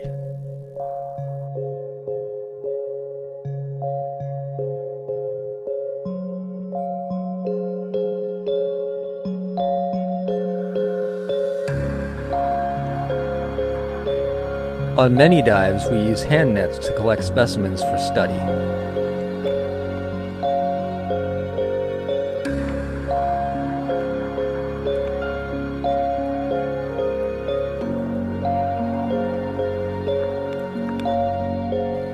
Palau is known for its incredible vertical reef drop-offs, which extend from the surface down to thousands of feet deep. This new species of butterfly fish was discovered in Palau at a depth of over 400 feet.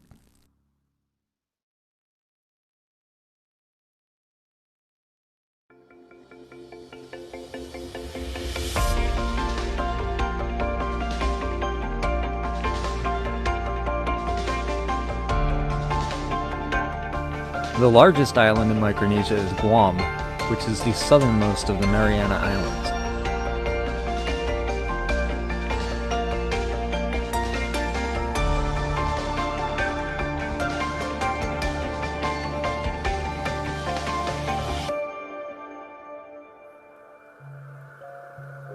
Over 25 years ago, Bishop Museum scientists pioneered the use of special diving equipment called rebreathers. Computers in the rebreather control breathing gas mixtures containing helium, oxygen, and nitrogen, allowing divers to safely descend over 500 feet deep.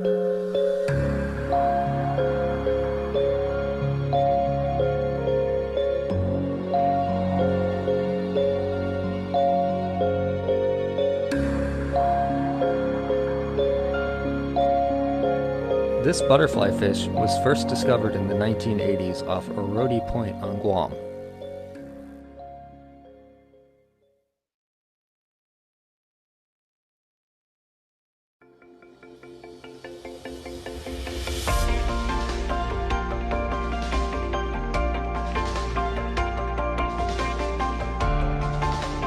Bishop Museum has been exploring the deep coral reefs of Pohnpei and its nearby atolls since 1989.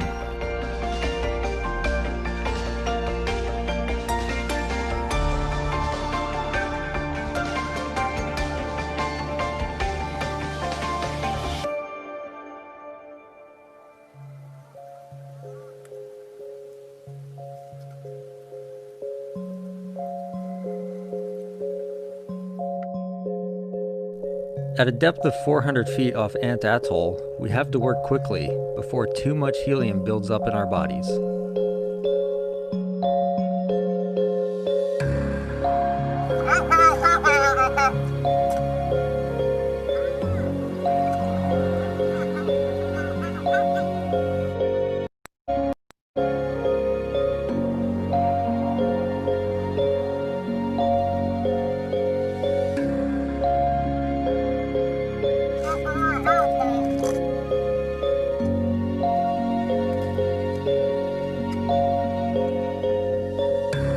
In this recently discovered species, the male above and female below have strikingly different coloration.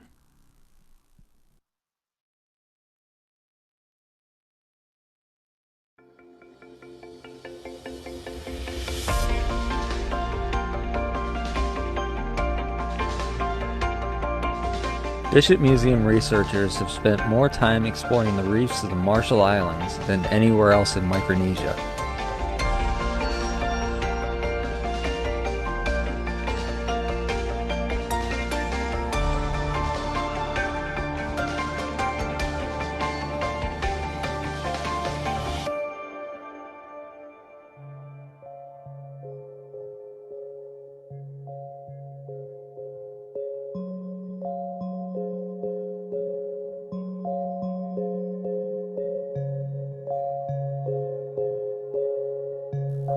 Without runoff from rivers, the atolls of the Marshall Islands are surrounded by some of the clearest water in the Pacific.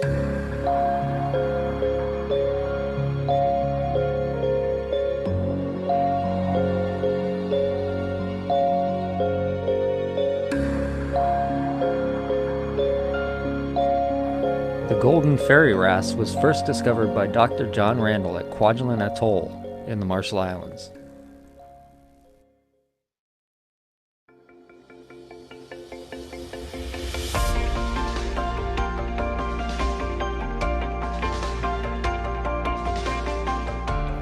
These are only some of the spectacular discoveries Bishop Museum scientists have made on the coral reefs of Micronesia.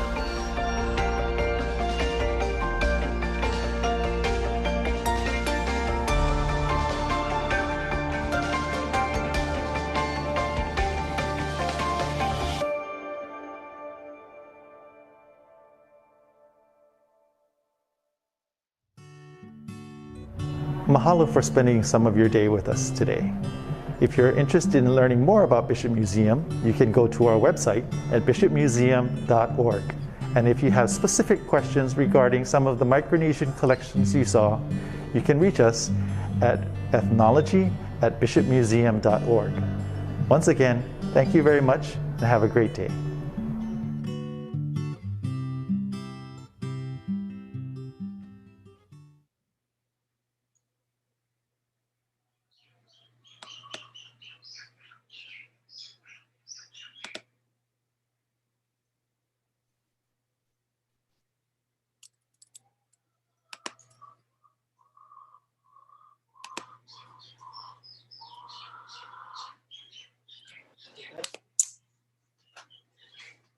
All right, aloha everyone.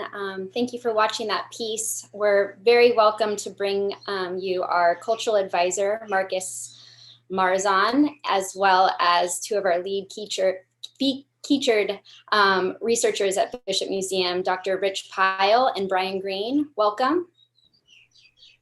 Aloha. I think we're waiting for some questions to come in, but Marcus, do you want to go ahead and just talk about the pieces that were shown in the ethnology portion? Sure. You know, we have a pretty extensive collection of materials from Micronesia, and that was just a really small glimpse into the types of things that we care for at the museum. Of course, you know, we have everything from everyday materials, clothing, household goods, materials like that that's used on a daily basis, all the way to the ceremonial and religious practice materials. So again, like I mentioned in our presentation, we have researchers that come in, cultural practitioners, school groups that come in to access the museum collections, to learn about the various cultural areas that we do steward within the collection. So again, if anyone has any questions or interest, they can reach us at ethnology@bishopmuseum.org, and we'll be happy to answer any questions that you might have. Great, thanks, Marcus. Rich and Brian, well, Brian, why don't we start off with you, because you grew up in the Marshall Islands, so you're very, very well focused on this area. Yeah, hi, my name is Brian Green. Like Amber said, I grew up in the Marshall Islands at Kwajalein. I spent the first 18 years of my life there before coming to Hawaii to go to school. Since then, I've also lived in Yap and Pohnpei, but I've been back in Hawaii for the last 10 years. So looking forward to getting back there when we can travel again. I've been to Micronesia a bunch of times. I haven't spent as much time there as Brian has, obviously, but I have lived in Palau, and I've visited many other islands there by ship and by plane, and it's far and away my favorite place to go as a marine biologist. And our fish collection at Bishop Museum probably has more specimens of fishes from Micronesia than any other region. Maybe when you would count Hawaii, Polynesia might be neck and neck, but a lot of our specimens come from Micronesia. And that's not just me and Brian. Our advisor, Dr. John Randall, who passed away earlier this year, is one of the greatest ichthyologists of all time. And he was probably the first scientist to ever use scuba in Micronesia to document new species there. And so that's how he was able to discover so many things. And in fact, by the time Brian and I got old enough to start diving ourselves, Jack had found most of the things that were findable with regular scuba gear. So Brian and I had to get more sophisticated dive gear to allow us to go deeper and deeper and explore reefs below where scuba lets you go. And we're still finding lots of really interesting new species down there. And Rich and Brian, how many people are usually on those expeditions that you go with? It depends.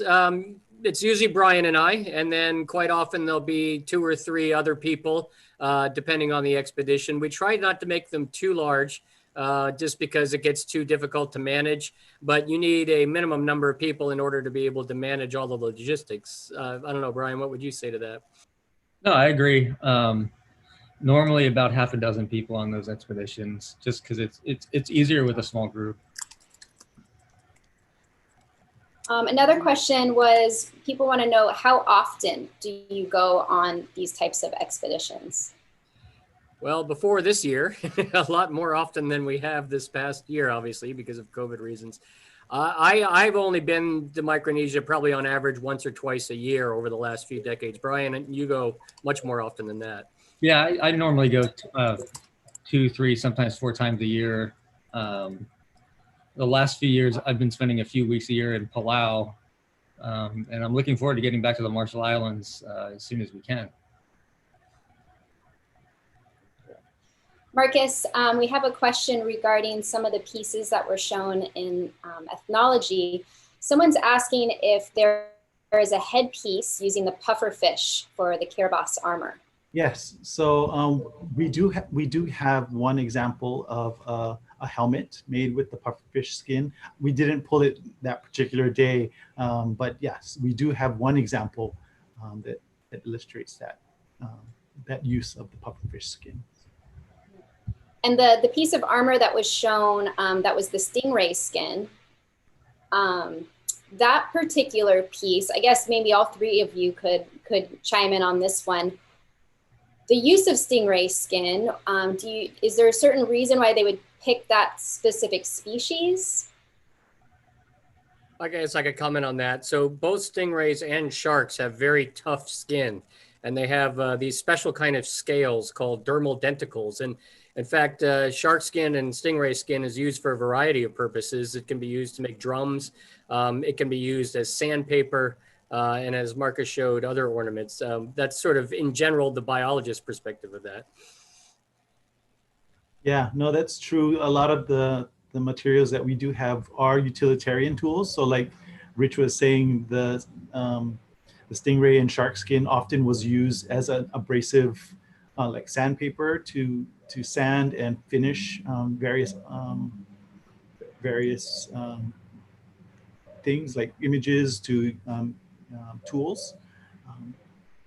But yeah, in that particular instance, because that stingray skin has pretty dramatic looking protrusions from not just a fine grit surface. It was, again, that idea of intimidating your opponent and showing that visual strength of the warrior. We have another question that kind of relates back to the education panel that we just had prior to the behind the scenes here. The question is how often do we get Micronesian students into the museum to see these artifacts? Recently, we haven't had a specific group just of Micronesian students come into the museum to do research or access the collections. We have had school groups from the University of Hawaii, at Manoa, West Oahu, Leeward Community College, and various other school groups from high schools as well that just want to learn more about Pacific cultures and materials. And in many of those instances, we have had Micronesian students alongside their peers in those particular accesses. But we haven't had, I can't recall at this point anyway, if we had any specific Micronesian requests. And I'll just make note that during last year's festival, we actually did some behind the scenes tours in the ethnology department with some of the DOE teachers and educators to show them our space and kind of go through the process of how they can bring students into our spaces that we classify as behind the scenes, to give them their own kind of introspect on how to engage these classrooms and these students even farther. And we want to extend that not only can they visit the ethnology departments, but also the ichthyology departments as well with Rich and Brian's work. Obviously, we're in a time now where group gatherings are a little bit more difficult, but I'm sure either of these departments are happy to reach out to any educators or program coordinators who would like to have additional information on how to have access to this resource. We have another question here. Let me see. Do we have any photographs in your collection that show Palauan storyboards in their original context? I'm just trying to think. We have a collection of images that was created starting back in the 1930s and 40s by one of our previous directors, Dr. Sir Peter Buck, and in this collection, we call it the ethnographic photo file. And it really showcases cultural materials that exist in various collections in Hawaii and around the world. And in a lot of instances, they also show field photos of things being imaged in various cultural areas that a lot of our museum staff traveled to when they were doing their research. So we do have images like that, but I don't know if we have specifically Palauan storyboards photographed in that way. Rich and Brian, a question for you. People are wondering, when you go on these types of expeditions into to these various regions, are you going expecting to find something, or is it that you happen to come across things and find them as you go? That's a great question. So I guess in the early days when we first started doing this, it was more just curiosity to see what was down there. Brian and I specialize in using this advanced equipment to go deeper, and nobody knew before we started doing it what we would find.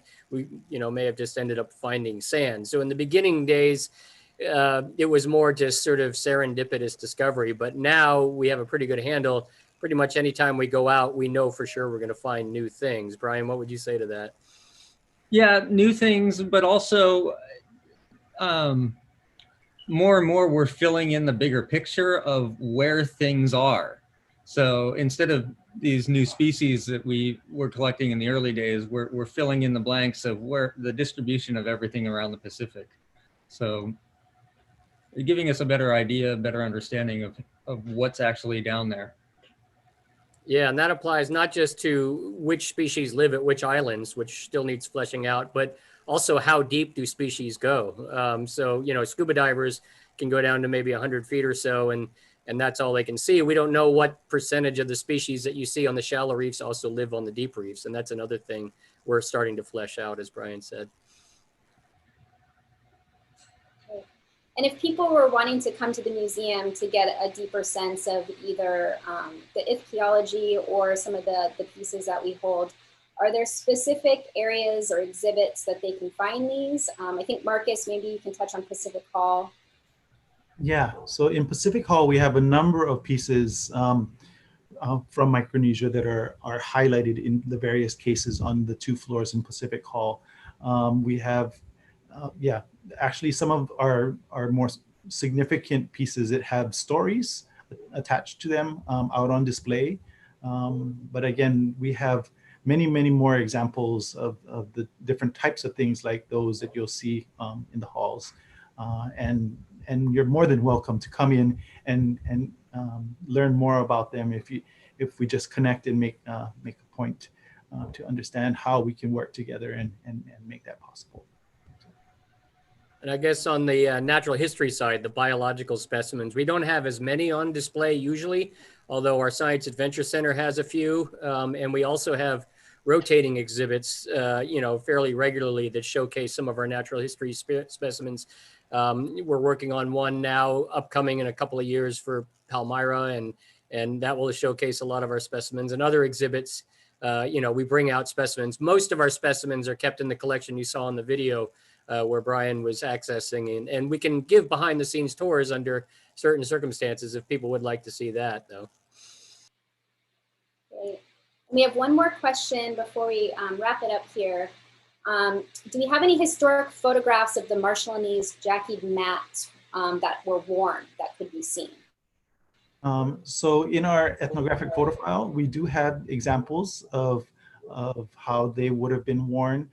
There are also early illustrations of how they would have been traditionally worn. It's actually a project that has been it has gotten a lot of interest at the Bishop Museum for a number of years now. We've been working with the University of South Pacific in Majuro, particularly to kind of engage with these Marshallese jackie'd mats. And with it, in the past 15 years, they've been able to create an apprenticeship program to teach young weavers the practice on how to make jackie'd again.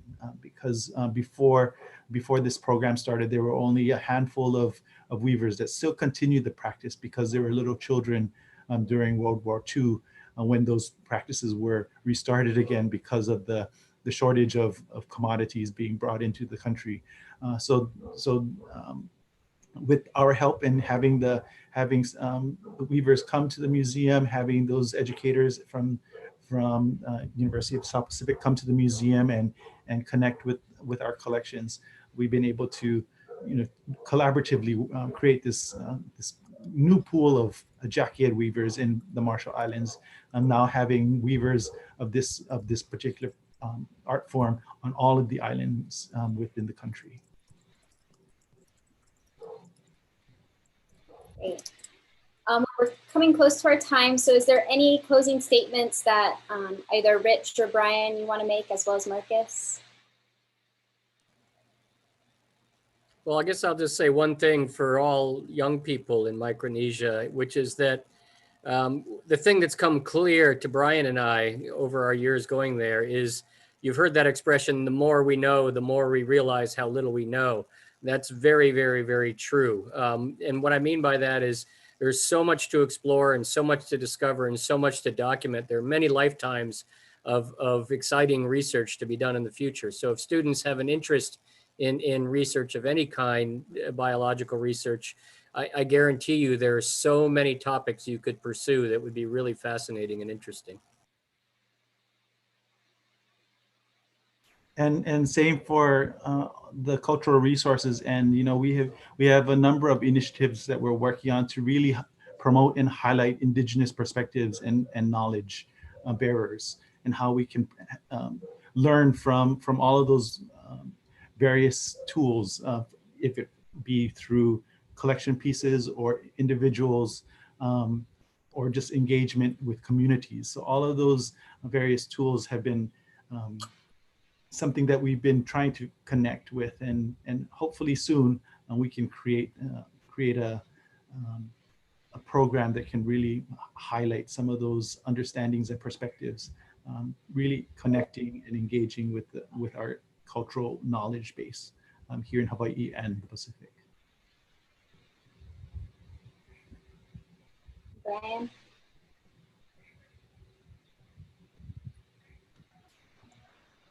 Yeah, well, I'd like to just agree with Rich on his statement. I grew up in the Marshall Islands, and every time I go back, I find something new and interesting and different. And it's also worth noting that issues like climate change could be affecting that. So the more we know about what's actually there right now, the more we can protect it in the future. Well, thank you all. We really appreciate your time and wonderful piece that was put together. And if anybody has any questions regarding Bishop Museum, what was shared today, or anything for further research, you're welcome to reach out to us at our website, or the direct links are ethnology at Bishop Museum, or debrief at Bishop Museum, which will be shared in the chat. So thank you and aloha. Mahalo nui, everyone. Have Thanks, a great everybody. day. Thank you. Mahalo to everyone. All right, thank you guys Austin, again. Kim, you're on, Austin. Can Sorry. everybody hear me? Is it good? Thank you guys again. Thank you to our friends at the Bishop Museum for that. Once again, all the information, if you guys want to know more, is going to be on their website, bishopmuseum.org. They're open daily from 9 a.m. to 5 p.m. With regards to these coming months, they're closed Thanksgiving and Christmas Day.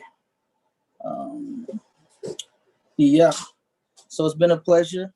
Kathy, I'm glad you're still awake. Thank you for hanging out with me and pushing through. You're a real trooper. I don't know how you do it.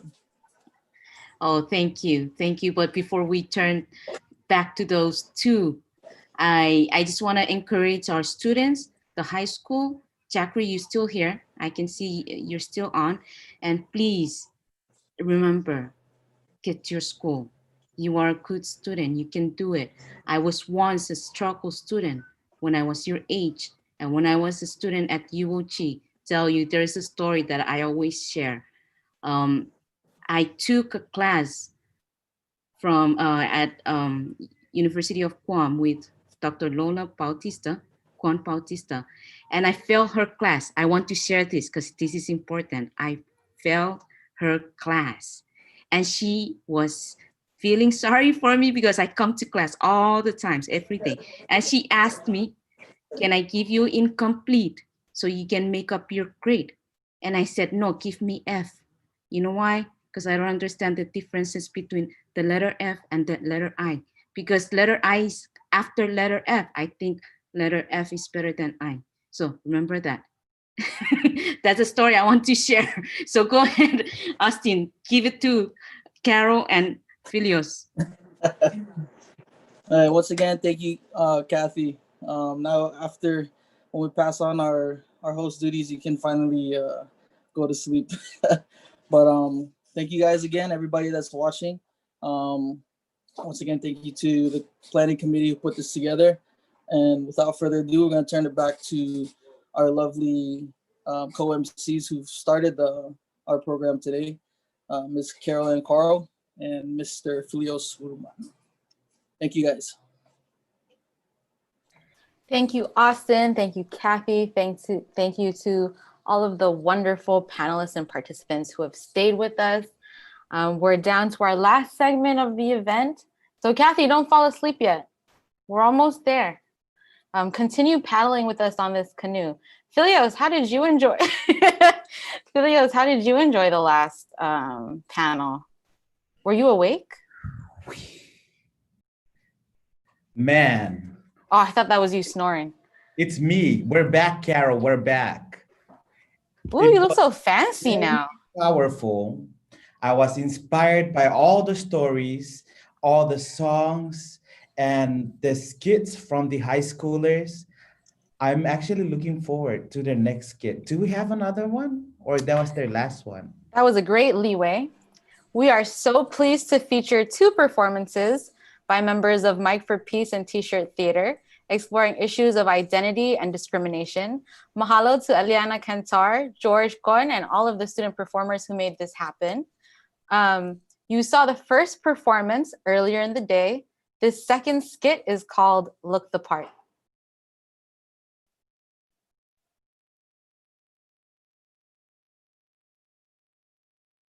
You don't look the part.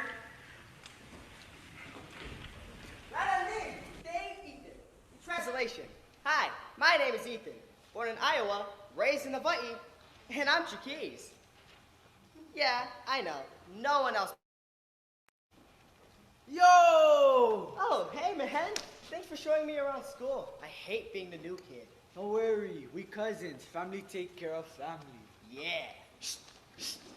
Hey! It's my cousin. How did I live? What? Really? Hey! Oh, hey! Hey! Who brought this Holly boy? No, it's my cousin from the mainland. What? Yeah, I'm half Chuukese. What?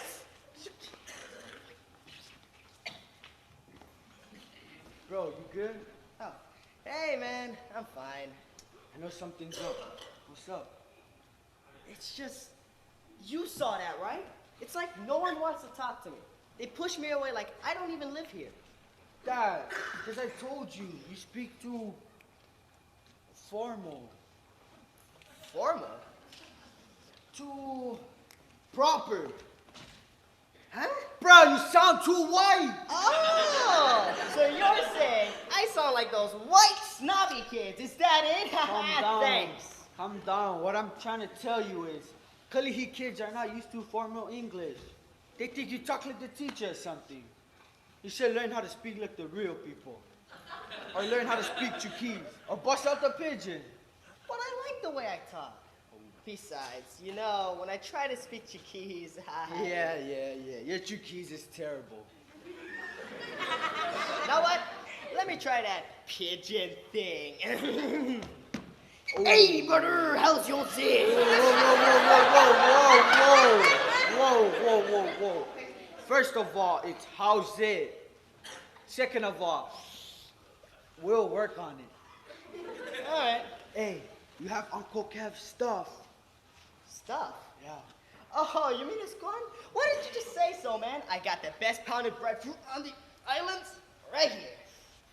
Oh, Uncle Kev's the best. I know. You ready for the party this afternoon? Oh, that? I don't feel like going anymore. Why? Cause you half white.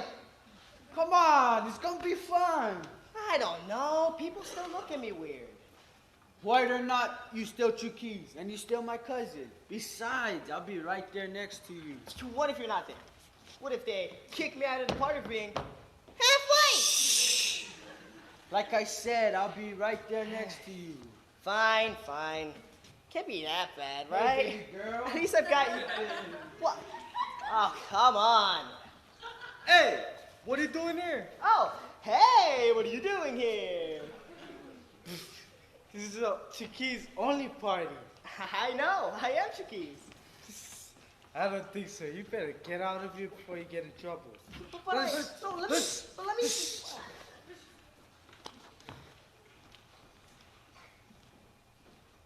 Hey, Ethan. Oh, hey, Uncle Kev. Where you go? I'm going home. Where's your mommy? She's at work. I'm gonna go say hi, you know, visit her and stuff. Well, you didn't even eat yet. I did, see? I'm stuffed. No, look, get more corn over there on the table. All right, you got me. I didn't eat. Why? Because I'm not hungry. Why? I'm just not. Is it because the booty bother you again? No, it's fine. Is it because you're white?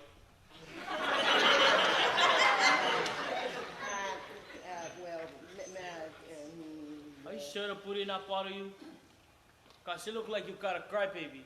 No, I don't look like a crybaby. What you talking about? It's okay, crybaby. I used to be like you when I was small. Really? Yes, but I wasn't white. It's okay, we go inside and I could tell them who you are. It won't matter. They'll kick me out again. No, hey! Hey! You're coming back over here and slapping your face! You're not Chuukese over here, but you're Chuukese over here and over there. Because you eat on my corn. Oh, yeah. Okay, so we go inside and I could tell them who you are. And they gonna know you because they know me. And they gonna know me because... No, never mind. What if they don't believe me? If they don't believe me, then I could take my corn home and eat it by myself. What?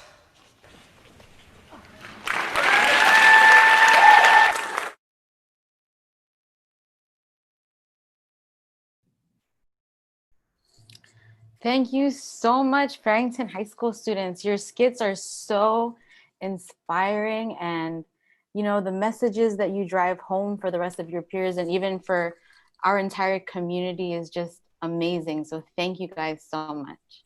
We will now be moving on to our next segment, Filios.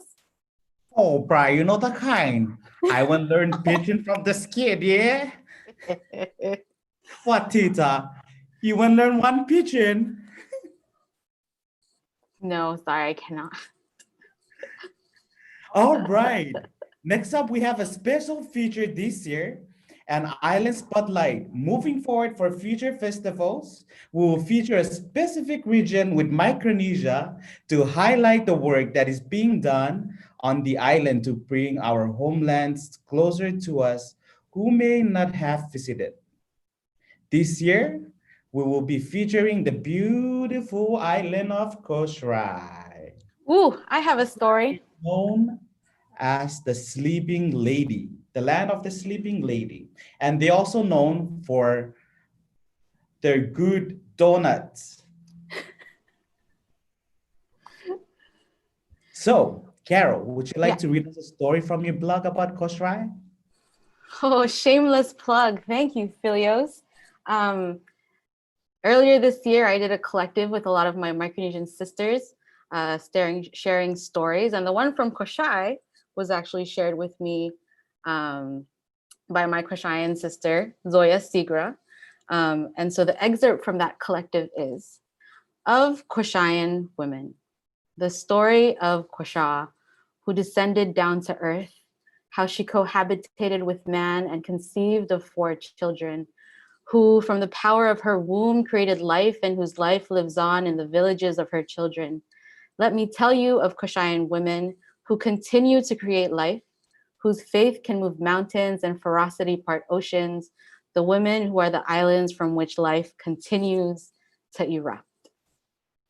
So without further ado, let's talk a little bit more about Kosrae and the efforts happening there. Amber, if you would. Welcome back, everybody. Thank you. And as Philios was saying, he was mentioning the island of the Sleeping Lady, which you can see in my background. This is the picture of the island formation that looks like a sleeping lady. So Kosrae is a beautiful island, and we're going to start out our island spotlight this year with a quick overview film.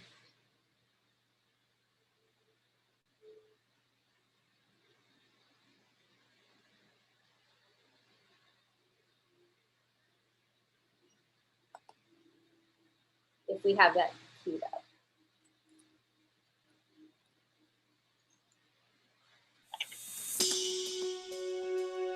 I learned this from my grandfather. According to legend and archaeology, our ancient people used to worship a goddess, Sinlaka, where this goddess ruled the island before the missionaries. They call themselves blue-skinned people. The reason why is that spiritually they have connection with hill, freshwater hill. According to legend, where that people used to gather here, worshipping their goddess, choosing the priest, high priest. They only feel the power which they possess inside them.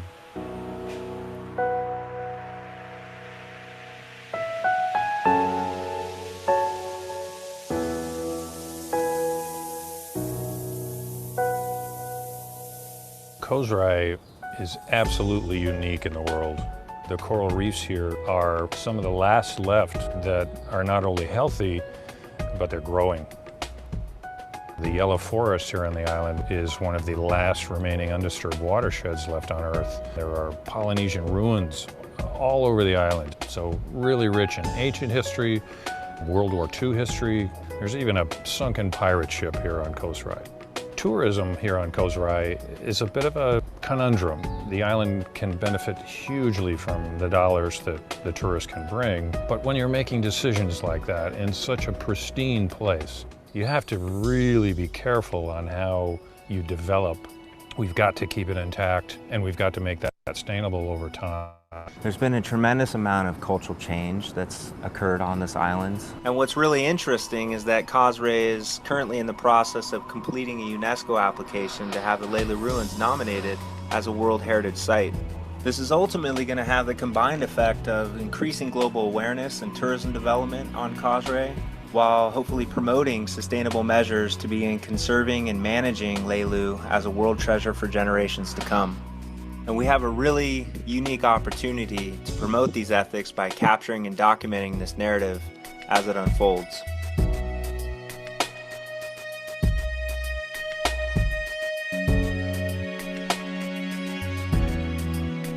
We are small, we are far-flung islands within this vast ocean of the Pacific. We are independent as a people, politically, while we are not economically.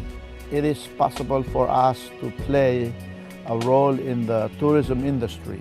The challenge then is how do we allow this to happen for the local people to reap the benefits and for these valuable cultural and otherwise assets to then be preserved and perpetuated for generations to come.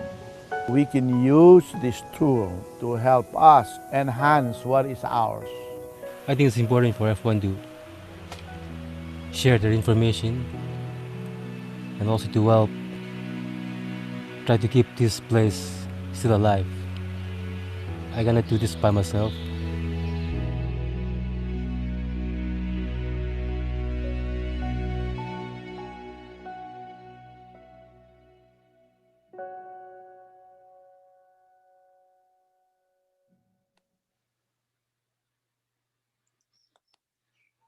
Gives a brief insight on the island of Kosrae, and I'll just give a brief story that I have personally of the island.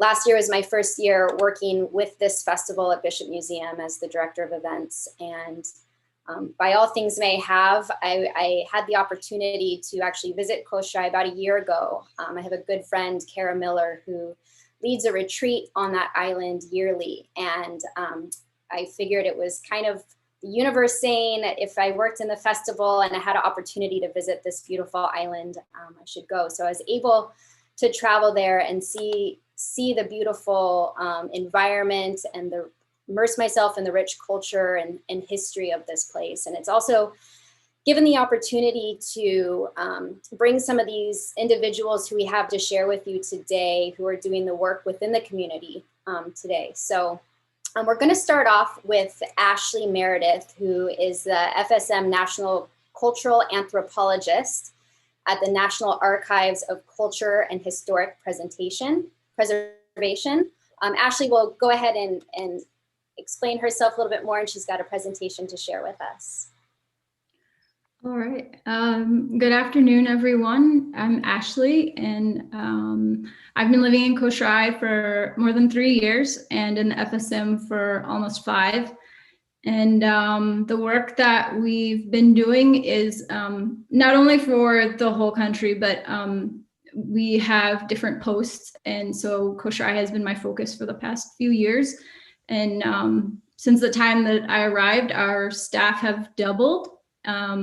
It's no relation to me, just we got busier, and there's lots of history and culture to work with, lots of people who are interested. And so, yeah, we've been quite busy. So I'm ready for the video if you want to go ahead. All right.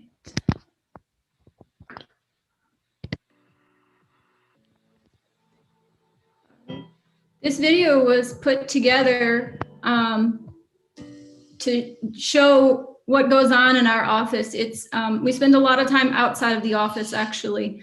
And just to give you an idea, the FSM Historic Preservation Program began during the trust period. There are 5 offices, 1 national, 4 state. This is our Kosrae office.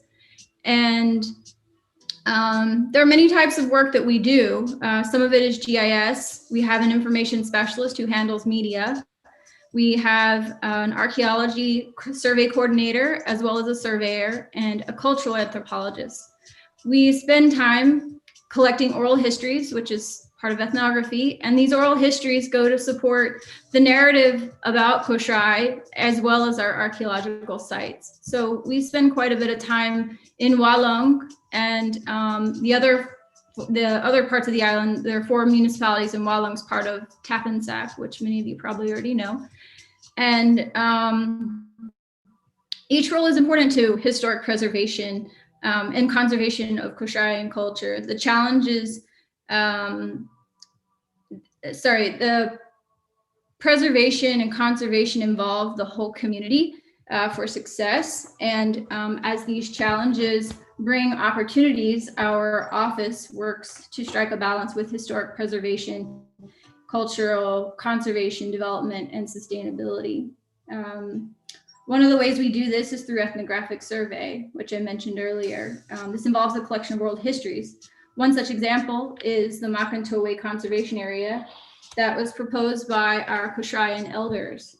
And they passed this into the law in June of 2018. Now, many of you know the island as the Island of the Sleeping Lady, and our Kosraean elders tell us that she has a name, and Makantoe is the name that they shared with us. So now we have what's called the Micronesian Conservation Area. It is an area about 15 square kilometers. It conserves the mountainsides. 87% of it is greater than 30% slope. And this is important because if there's development on slopes greater than 30%, this makes the island more prone to landslides wherever that development takes place. So we take the kids out, we educate them about our sites, we share with them why they're important, the histories that our elders have shared with us, and we teach them about what we do. We encourage our youth in Kosrae to take up interest in GIS and anthropology, archaeology, even accounting. There's many roles to historic preservation. And one of the jokes that we have is that accountants build bridges, but it's the truth. Money tells us what can be built. And so our accountants are very important. They tell us what we can do and how much of it we can do. So there's always a role for someone in historic preservation. We seek out partnerships wherever possible. So we have partnered with former trust period residents, and we also partner with people who are interested in Kosrae and they want to come to Kosrae to help out. And so we've partnered with Autodesk in California. We've also partnered with CATO, the Kosrae Association for Tourism Operators, and the Guam Preservation Trust currently, and then also UNESCO. We have quite a lot going on. Now, the conservation area, to get back to that, so this is the end of the video. The conservation area is not just culturally significant, but it's also environmentally significant. Hold on, I'm gonna switch.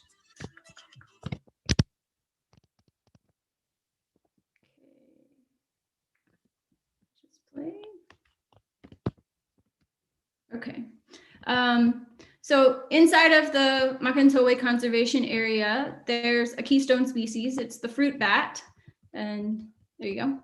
And it's responsible for the cross-pollination of breadfruit. There are more than 40 varieties of breadfruit in Kosrae. And the conservation is also home to the lowest lying cloud forest in the world. And next to it is the Yela Ka forest, which one of the presenters will talk a little bit more about later on. The Makantowai Conservation Area has contributed to meeting the Micronesia Challenge of 20% conserved terrestrial area. And this landscape, which is the shape of a woman that was mentioned earlier, has been recognized by His Excellency, the FSM President Panuelo, for this area that is culturally and biologically significant.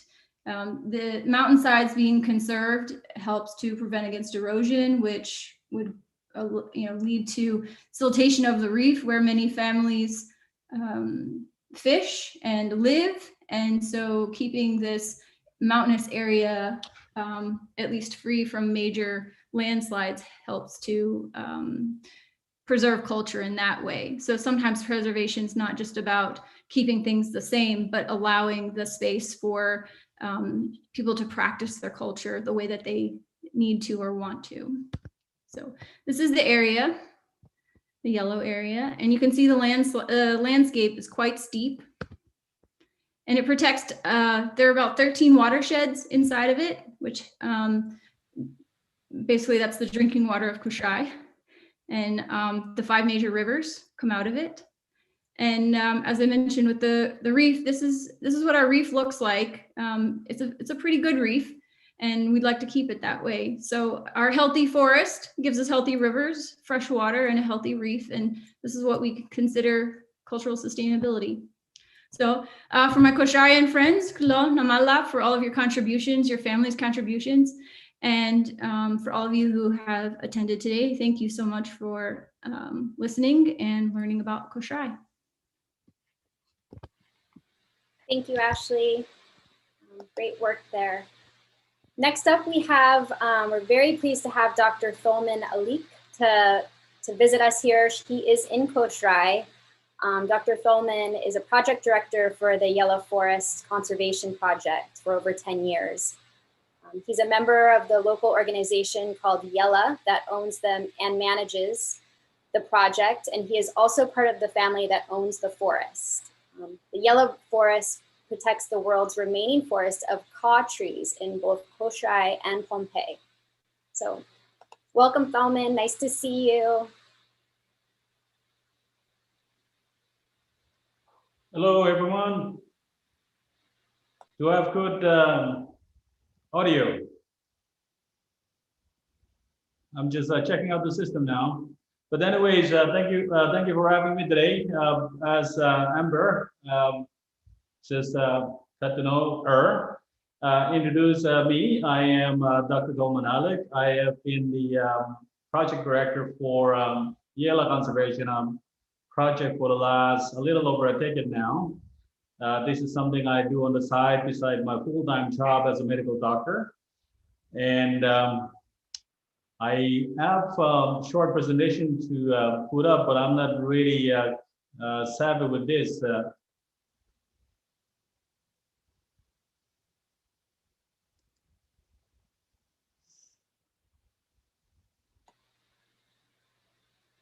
Can somebody give me the pointer on how to at the bottom of the screen, there's a green box that says share screen. That's right. You just click on that. Yes, I'm in.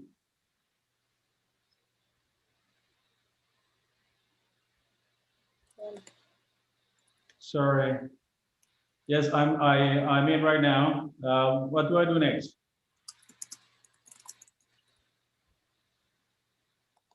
I'm asking our back end. Hang tight for one quick second. Okay, thank you. Hello, sir. Could you try and pick the window that you want to share?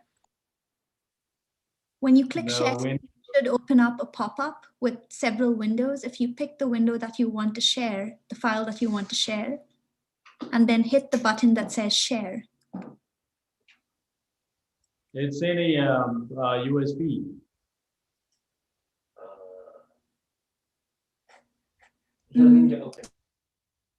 Sir, could you open up the file first?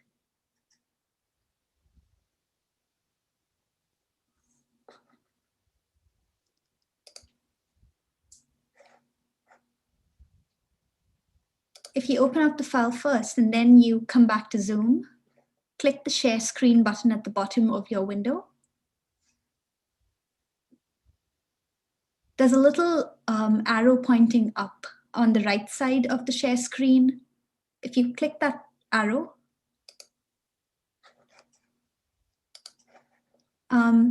it should open up a box that shows you every file that is open on your computer.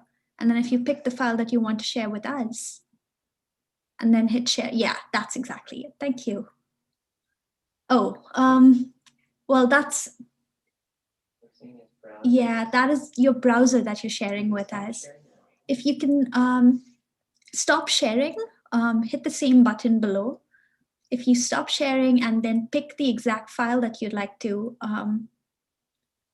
share with us, because right now we're looking at your browser and not the file.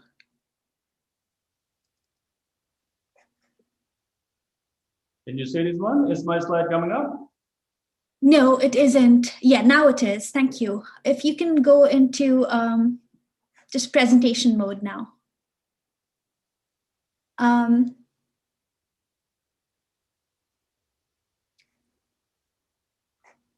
the bottom of your screen where it says notes, to the right of it, if you look 4 buttons from that, next to that, to the right, to the right, to the right again, to the right again, and one more.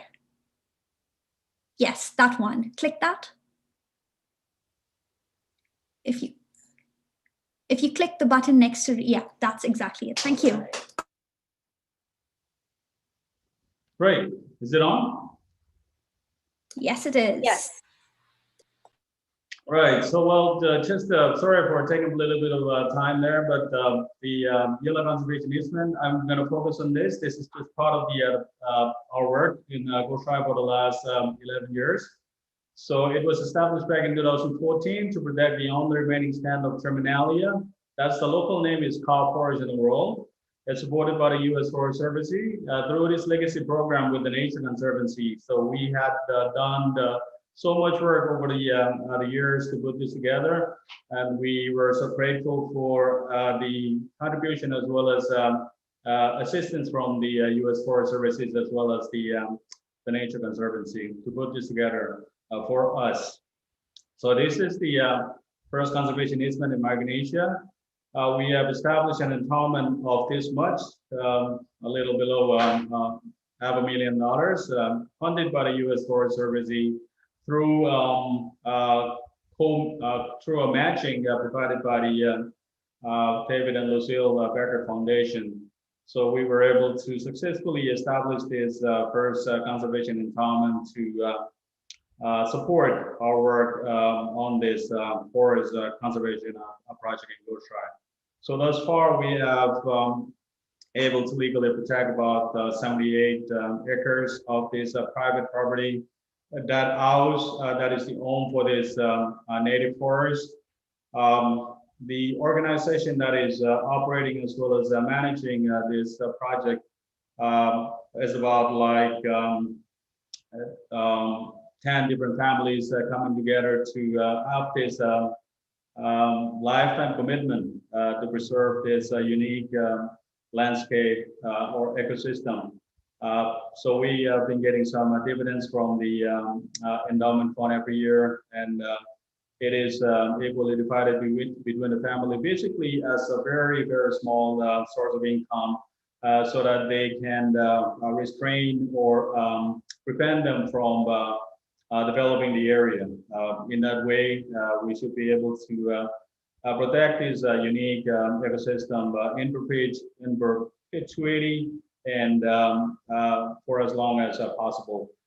So that's what they're getting in return for surrendering their property rights, not to develop, but only I'll be covering a little bit of that, the allowables as well as the prohibitions through this conservation easement. But the conservation easement is between the Kosrae Island Resource Management Authority that Ashley was speaking to, and the Yela Environment Authority, with the technical support and assistance from the Micronesian Conservation Trust and other key players that were working behind the scene to make this possible. So again, the allowable activities that we can do at these conservation sites include research, educational visit. Sometimes we take out the students, especially during the summer, for these field trips as well as exhibition.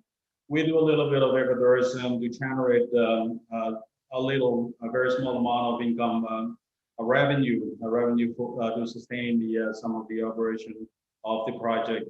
And we also allow traditional medicine gathering people to come into the forest and collect what they need for traditional medicine. Also, the tree, is what it used to. The main purpose before was used for a canoe building, but it's not. We're not encouraging people to go down the trees, but if they are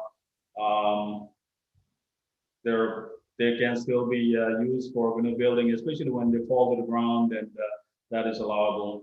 People can come in and set up their trash for wild beach hunting, and also to help us with the invasive species management, replantation of native plant species, and other traditional agroforestry and farming. So these are just some of the examples of allowable activities that this conservation easement speak to. Some of the unallowable, like the road building and other infrastructure development, agriculture of large scale, forest clearing and fire, timber production, introduction of invasive species and other destructive activities. So we've been doing a lot of campaigns and public awareness over the years to try to educate people, as well as finding some and mobilizing public support, social support to help us move this project forward over the years. So one of the benefit, probably it's a major benefit that again, to buying the support of the landowners is to get proceeds from the endowment fund and split the dividends between the 10 different families. So that's more symbolic of their commitment, lifetime commitment to be part of this project. in perpetuity. So the yellow forest is protected in this long term to provide ecosystem services and sustainable livelihood to the landowners of Yela. Landowners receive this annual dividend from the endowment. It's a place of learning and research for Kosraeans as well as visitors to Kosrae. So we coined the name as the open laboratory, natural laboratory for Kosraeans as well as visitors alike. The forest helps to mitigate the impact of climate change, so it has a huge contribution to this campaign of climate change adaptation, as well as minimizing the global effect of global warming in Kosrae, as well as the neighboring islands of Micronesia and at the international arena as well too. And the Yelaka forest provides a sense of pride for the people of Kosrae and Epicent. So again, this is the first of its kind, and we are so proud, and we take very high pride in this accomplishment. And hopefully, we should be able to continue to grow as well as sustain for as long as we can. So this is really intended for generation after generation to come. So we are the second generation of this family line, and hopefully we are setting up unprecedented historical milestone for our children to come in the future, as well as many more years, generations down the line. So this is what I have for you today, and I am ready to take up a question if there is any after. Thank you. Thank you, Thoman. And you'll just have to click end share screen.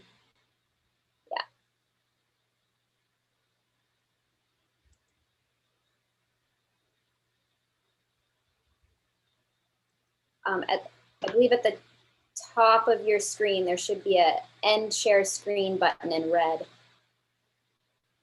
Right. Perfect.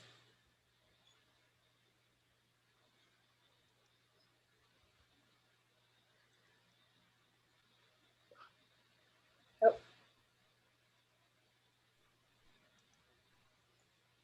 All right. Okay.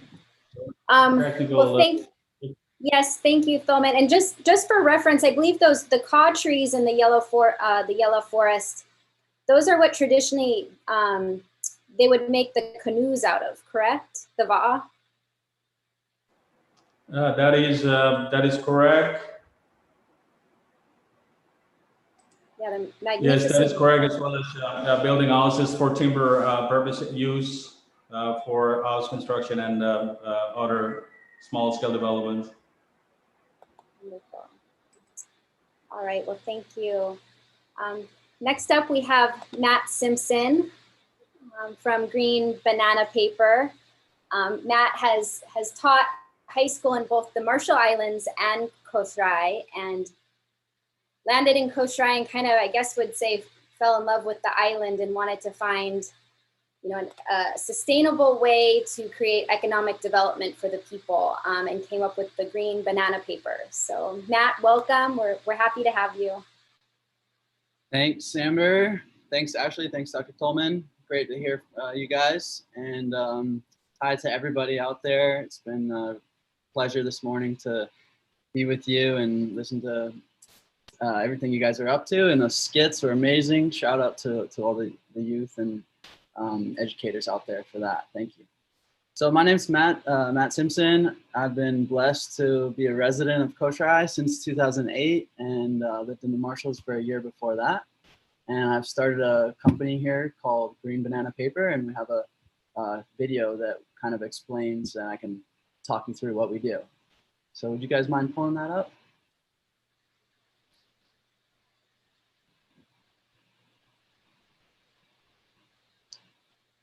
Okay, so yeah, since 2015, we've recycled over 1 million pounds of banana trees. And Kosrae we only have 5,000 or 6,000 people here, but we have hundreds of thousands of banana trees on our island, and it's very noticeably one of the most abundant resources that we have as you drive down the road or you look in people's yards. So what we do is we call all the farmers and we say, hey guys, we're purchasing your banana trees, and when you harvest banana trees, you actually chop down the tree along with the bananas, and you need to make room for the new growth and new shoots. Banana trees are self-replicating, rapidly renewable, they self-multiply. So we pick them up, or we ask people to deliver them to our factory here, which you see. We're on a beautiful northeast corner of the island in Lela. And we bring it to our factory, and our team of artisans kind of gets to work. And we start by breaking apart the banana trunks, and we strip away the non-cellulose, and we come out with this beautiful fiber that's exactly the same as hemp. So it's a super useful resource and used to be used for weaving. Now we're using it to make paper. So we kind of mash it up and boil it, chop it, and pulp it.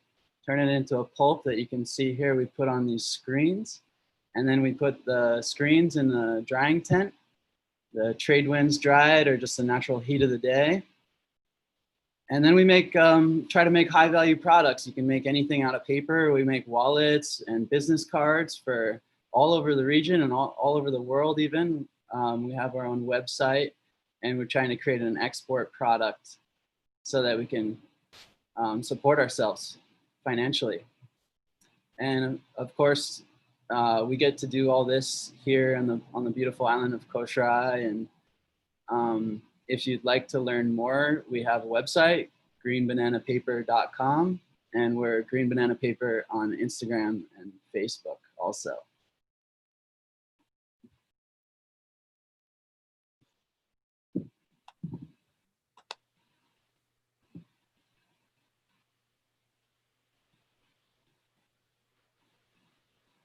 So, gonna get back on here. Thanks for watching that. Oh, I gotta start my video. Okay. Yeah, so to give you guys a little bit of more background, I was a teacher for 4 years here in Kosrae, and I basically saw my students graduating and then not having any opportunities here to stay on the island and make a living. So instead of having to leave the island and go, work abroad or join the military, I was kind of looking around to see what does Kosrae have for a couple of years. I did some research and kind of learned what you can do with these banana trees that we just are wasting, just leaving them on the ground to rot. So in 2014, I bought the equipment and found some land to lease from a local family here. And we built our factory, and we slowly began learning how to make paper, and then learning how to print it, and learning how to do sales and marketing and sewing and all these skills. And right now we have about 25 people that are just awesome expert artisans that are making really cool products that we try to market to the rest of the world. We do it because we love Kosrae, and we want to join the world economy and not just rely on foreign aid. And it creates a deep sense of pride that what we're doing is valued by the rest of the world, and that people are talking about us. And we also get to collaborate with people from Guam, people from Hawaii, artists, and also just people that are trying to help our business and sales and marketing.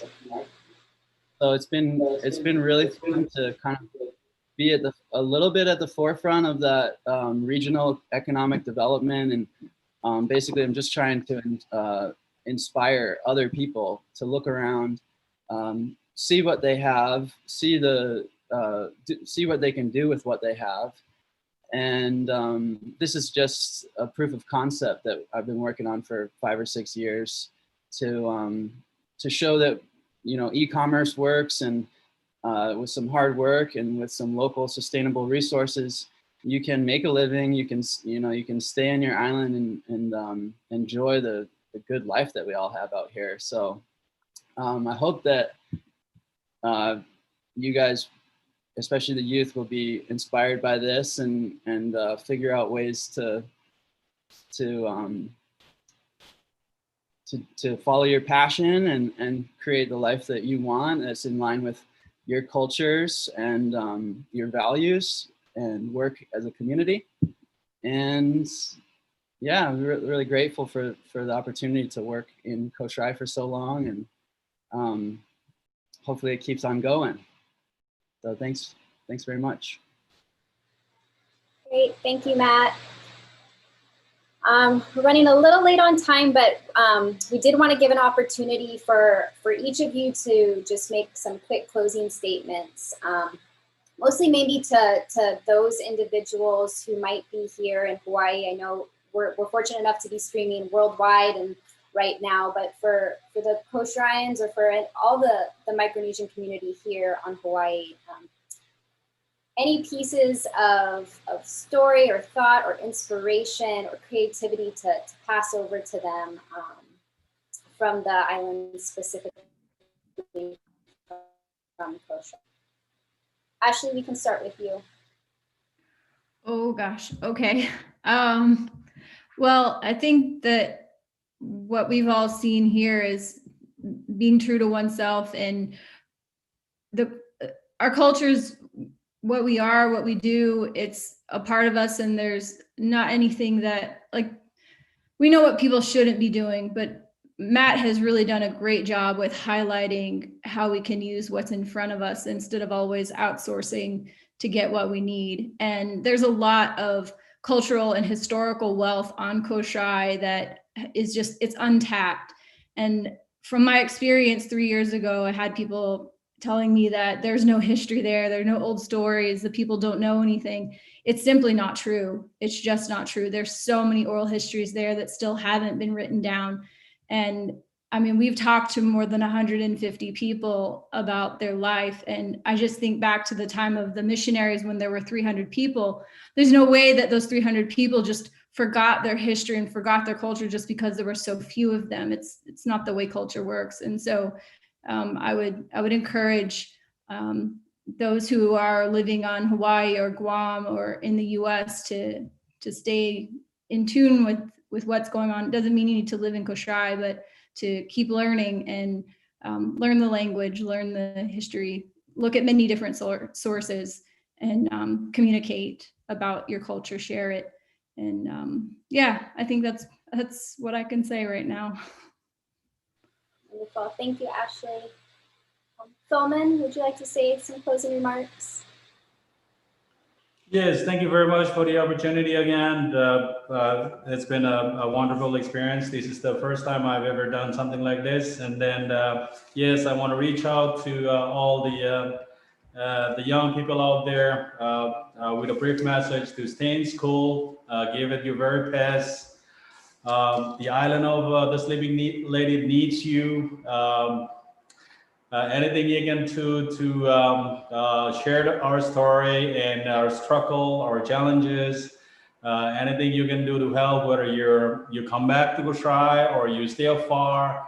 But don't forget who you are, where you come from, your roots, your culture, and make us proud and have pride in our culture and who we are as people of the island of the Sleeping Lady. Thank you very much once again.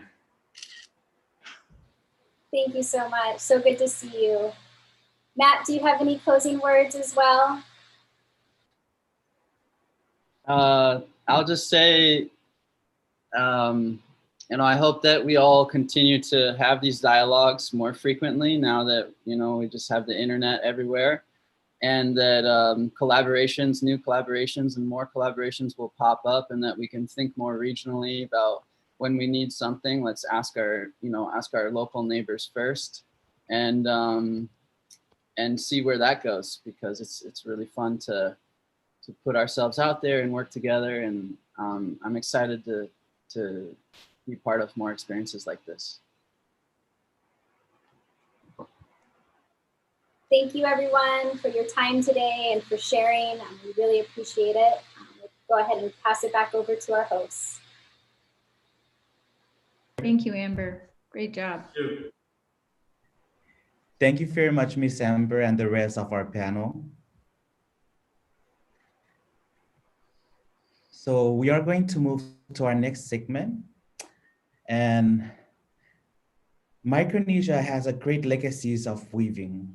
We weave coconut leaves, hibiscus leaves or fibers, and Bentonese leaf with our hands.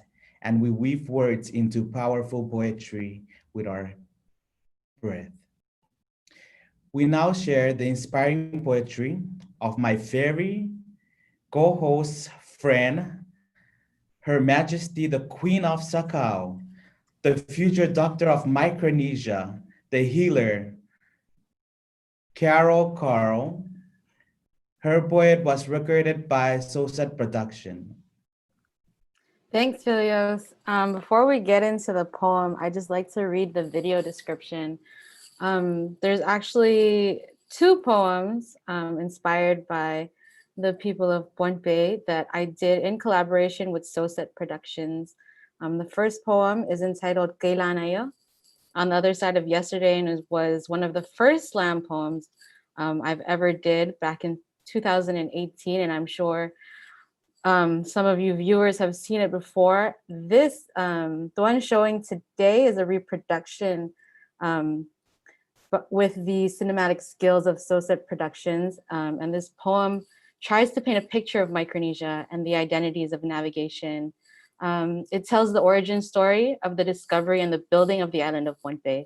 And in retelling of this history, it also presents navigation as a way of life, a conceptualized ideology and methodology for transforming the social context. So without further ado, I hope you like it.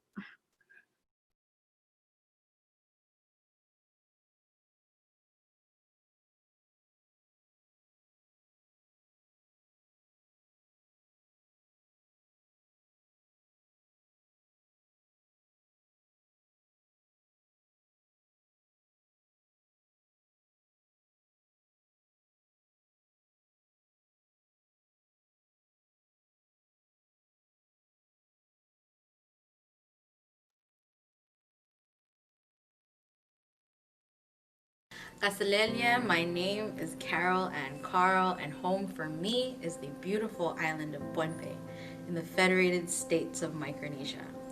Pohnpei, one state of 4 that make up one island nation. Beautiful islands where people come to surf, hike, and swim on their vacation. One nation of 6 that make up the entire Micronesian region. Give me a moment, let me try to clear the common misconception. We have the Yapese, the Kosrae, the Pohnpeian, the Chuukese. The Federated States of Micronesia is just one country, you see.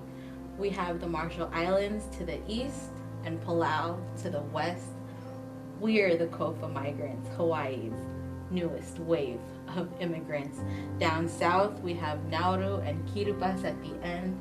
Up north, we have the Commonwealth of the Northern Marianas Islands and Guam, where America's day begins. Yes, Guam is not an island nation, it's a US territory, but in Micronesian waters, they are a part of our inventory, so although I feel hesitant, I will claim them in my story. Because for too long, we have been claimed by foreign powers that we have forgotten who we are. Vast stretches of ocean meant to connect us, now making us seem too far. Sometimes it's forgotten that we're one region of 3. Melanesia, Micronesia, Polynesia, Pacific Island beauty. Shh, we have been shushed by foreign labels. Pacific Islands, they say, but when foreigners say Pacific, Do they really understand my way? I come from the island of Pohnpei where, on the other side of yesterday, across the oceans of Oceania, my ancestors would navigate. On the other side of yesterday, my ancestors had a vision of a new place they could call home, the lagoon of life, an island risen, a crew of 16 members, 9 women and 6 men. I speak their names to life in need of their guiding presence. Sutakono, Perenu, and the prophet Sapkani. Langperen, Sopelata, and his brother, Sopeleti. The 9 women were Liolele, Liankachao Chuuk, Lioromenpuel, Lubok-Takalang, Lidorkani, Lubalkani, Lumayshu, Lisaramenpuel. A canoe handcrafted by pivotal women who, as the story goes, would conjure wind for the voyage. Even on my own life's journey, these women are the seed of my strength, my courage. An octopus would guide them in the direction they seek. Lo and behold, they found the exposed reef. Here they stacked rocks to build an altar in praise. Upon a stone altar is the literal translation of my island's name, Pohnpei. For upon this stone altar, my island was built so that more people could voyage to it and navigate more still. The clans would come later, claiming this island as their home, embedding themselves deeply rooted in stone. For 2,000 years, my culture has thrived. Despite decades of foreign power, my culture is still alive.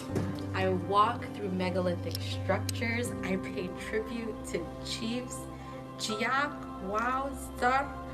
Traditional concepts the English language fails to describe because of its ambiguity. I tell you the origin story of my island because here I want to make something irrevocably clear. My ancestors were navigators, as you've heard this story go. As such, we claim oceans and islands as continuous homes. We claim the identity of navigator, and along with it, the identity of immigrant. Although I travel by airplane today, I feel the same turbulence. Growing up a Pohnpeian, being a navigator meant more than just being able to read stars. Being a navigator is welcoming everybody who comes from near and or far. Pohnpei, my island, is a place for those who come. It does not matter the color of your skin or what language rolls off your tongue. We are navigators, we are immigrants, we are Oceanians, we are one. Whether you come to stay or just temporarily, we are obligated to treat you customarily with unsolicited respect, kindness, and humility. That is what being a navigator, a Pohnpeian who travels, means to me. If I could, I would have stayed home to pursue a higher degree, but because of the system imposed on my island, here is where I find those opportunities. If I could, I would have stayed home rather than being bombarded by such negativity, hearing even government officials say that my country is so bad we come here because being homeless in Hawaii is better than being rich in Micronesia. Really? Home for me is the beautiful island of Pohnpei, where ever since the other side of yesterday, immigrant has been my identity because navigation has been my way. My land, my language, my culture, my heritage is my identity. It is not negligent of one. This is what it means to be from where I come from. Kanroroki irabensap o patpatok patobensap sarawi. Be stewards of the land and passionately breathe life into our oral history. Pohnpei is a place for those who come, an island built on an altar of stone.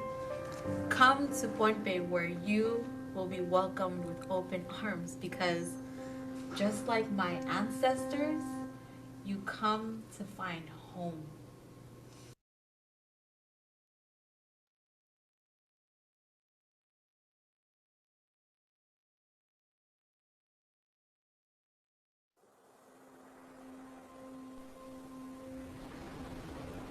Listen, breathe. Join me on this ocean voyage, navigator. Listen to the rumbling of the great blue, waves glistening under cerulean skies, those beautifully brown eyes sparkling under yellow dwarf star. Feel the sun's warmth kiss your skin. Feel ocean's cool mist hug you. Paddle, paddle, limbs breaking the ocean's glass surface. Let yourself be fully embraced, submerged. Watch as Mother Stingray glides gracefully by, her wings propelling her through saltwater sky. Dolphins cheerfully playing past you, true acrobats without limits. Aerial flips through ocean and air, ocean and air. Dive, dive, muscles propelling you deeper like the sperm whale in search of giant squid. Float with me here. Let the ocean carry you, suspending you in its wonder as you watch. Brother shark, true protector, patrolling from reef to open ocean, keeping balance. As sun sets and moon rises, feel the tides ebb, stronger, luminescent life flickering before your very eyes. Creatures painted in colors we could never imagine, painted with all the colors of the ocean. The cool columns welcoming more of our ocean ancestors. Watch the meteor shower that is School of Tuna, bodies, silver painted torpedoes, fiery flashes of cobalt, amber, silver fins, creating beautiful chaos. Shooting like poised spear into massive mangled fish, breaching the flittering surface of frenzied food where frigate birds swarm. Like tuna, navigator, we traverse the open ocean, traveling in huge families for protection, between islands, from island to island, voyaging across this ocean world. The world, our world, is the ocean. Live, thrive, listen, breathe. Welcome home, navigator. The ocean is home.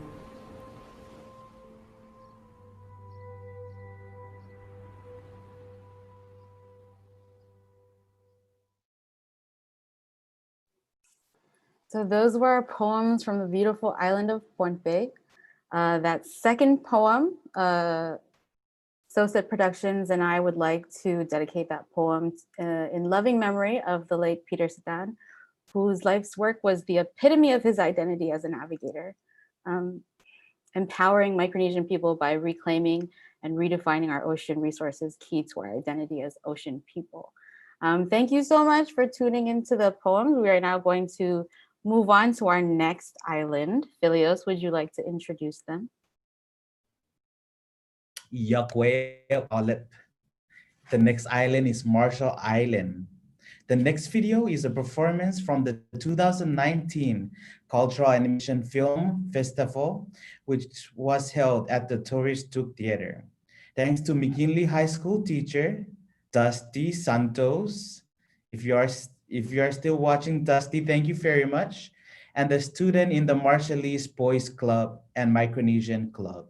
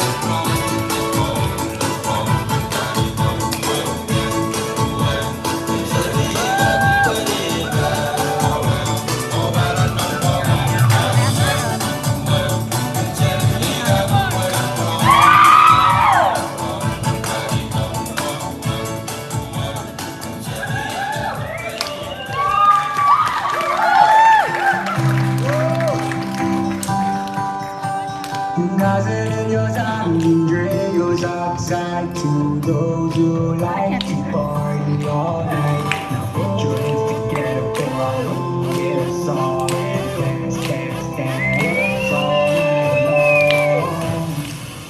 And I slip away some of the biscuit. Mama good mother teachers who backstab. I put now where alligator. Mama good number one alligator. Red up floated alligator. You got that floated alligator. Now give me some more, give me some more, now give me some more. Show me how you do the cha-cha style. Show me how you do the bust up style. I put now where alligator. Mama good number one alligator. Red up floated alligator. You got that floated alligator. Now give me some more, give me some more, now give me some more. Ale hamburger today, dipilipin. Kung masuk ka dato, kabus ka biripin. Nilaw kita matinggi ang style na kewudaja. Oh, alegay.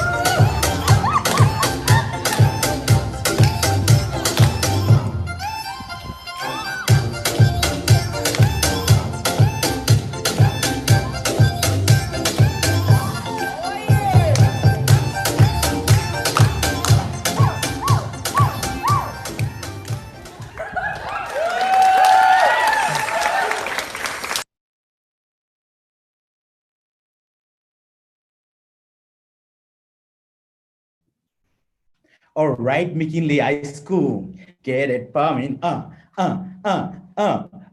right, McKinley High School, good job, guys. Good job to the Micronesian Club at McKinley High School. And Uncle Dusty Santos. We are honored to representation from the Marshall Island communities on Hawaii Island through videos provided by the Donkey Mills Art Center. The center recently had an exhibit, Art and Climate Change in the Pacific. As part of the exhibit, the center commissioned woven basket from the Woodjebel Club. I'm sorry if I say that wrong. Which is affiliated with the West Hawaii Community Health Center. The relationship has grown. Woodjebel members are now contracted as teaching artists for the Donkey Mill Art Center, teaching workshops on coconut basket weaving.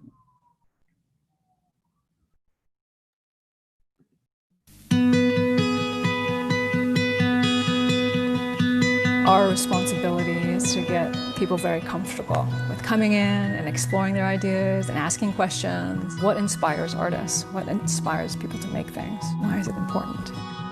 The Donkey Mill's mission is to enrich the community through cultural and arts programs. The Donkey Mill Art Center was started in 1995, 25 years ago. We were just a bunch of volunteers, mainly, and we did everything on our own. We had this idea, necessarily of starting a foundation, but sort of promoting the arts in general in Guam. The center consists of our beautiful gallery, a community kitchen, a fivers program, a print studio, youth and family programs, and then we have our largest studio, which is a ceramic studio. Clay being the material that it is, it's so accessible to anyone of any skill level, any age group. I've worked with blind people, I've worked with very young, very old, and it's just this medium that just really brings people together. I found the Donkey Mill in 2007. I was really needing clay in my life, and they were preparing for their big fundraiser, Cool Fusion. Cool Fusion is a festival of 1,000 bowls. The concept was we make a bunch of bowls and we serve this cold noodle dish. Hiyashi somen is the dish that we serve. Hiyashi means cool. Somen is the noodle. So cool. And then fusion was that mix of we're going to create an event that incorporates art and culture. We bring performers and we collaborate with Kalaka'i Culinary Department, and the kids learn about hiyashi somen and they help us make all the food for 500 people. You pay your ticket, you get a bowl, and you get to enjoy your meal in this beautiful handmade bowl. I meet people in our community all the time and they say, what's the date of the next Cool Fusion? And they know to come early if they want to have the best selection. And a lot of people then want to take a class and they want to make something themselves. That can be this window into the creative experience of them trying something new.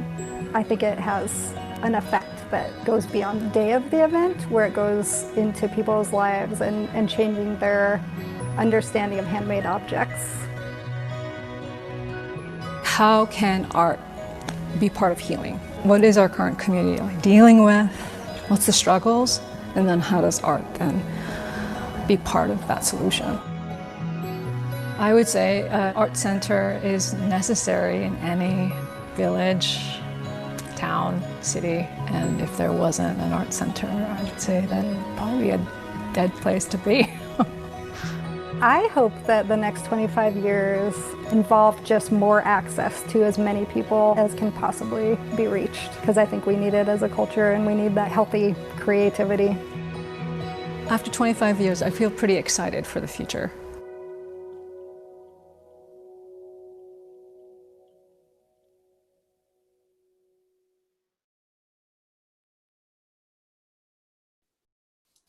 Such beautiful art and such a wonderful video. The next two videos highlight some great online resources. Pacific Web is a statistical resource and Guampedia is an online encyclopedia with a wealth of information and material for those who want to learn more about Guam, the Mariana Islands, and the rest of Micronesia.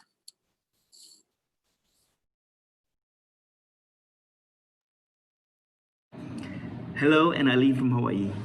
As we celebrate the Micronesian festivals today, I would like to take this opportunity to say that we must celebrate life every day. And if you're Micronesian, you are celebrating Micronesia every day. Hi, my name is Bradley, and I am with Pacific Web out in Honolulu. We are a company that focuses on demography, such as age, gender, and population. If you're looking for information on Micronesia or Micronesian migrants in the U.S., stop by our website, www.pacificweb.org, to see statistical data to help you with your research. Also created a website that gathers news from different agencies around the Pacific. This website will serve as a one-stop portal for any news that you are looking for around the Pacific. It will also have information on organizations that could help you in your time of need, especially during the COVID-19 pandemic. That website is news.pacificweb.org. We invite you to use the resources that I've mentioned. We feel that there is a disconnect between home and our Micronesian fellows living abroad. So thanks to our Micronesian staff and Dr. Michael Levin, we have made this possible through our hard work just for you.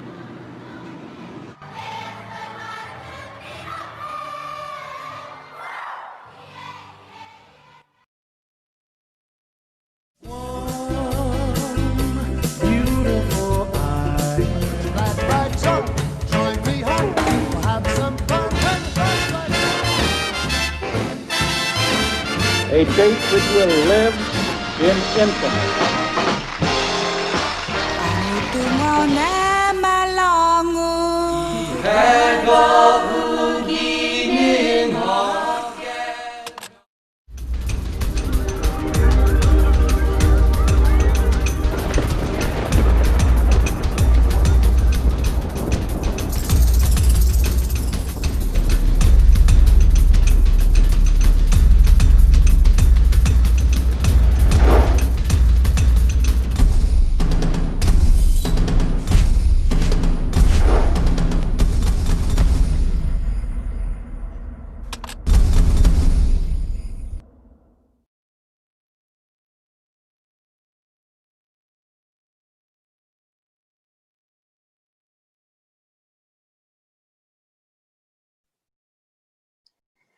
So I know that we've reached the 4 o'clock mark, 4:07, but we have at least 20 minutes of content left and we don't have the heart to cut any of those things out.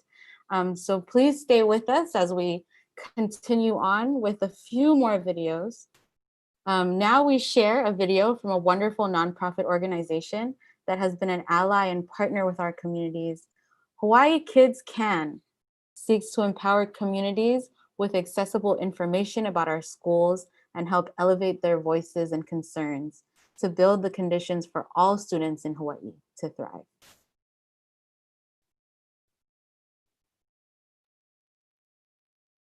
Through WAVE, I've learned how to input my opinion on prevalent local issues as a homeschooler, student filmmaker, and Kanaka Maoli.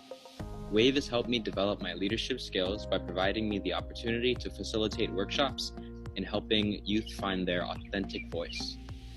Through WAVE, I learned how to network with other youth and collaborate with them to solve real-world issues that have a meaningful impact on not only school, but our lives. Support us by bringing together more student advocates and forming tomorrow's leaders. Support our campaign to bring more real-world opportunities to today's youth. I just want to thank everyone for helping support us in our journey. Mahalo nui loa a kau. Arigatou gozaimasu.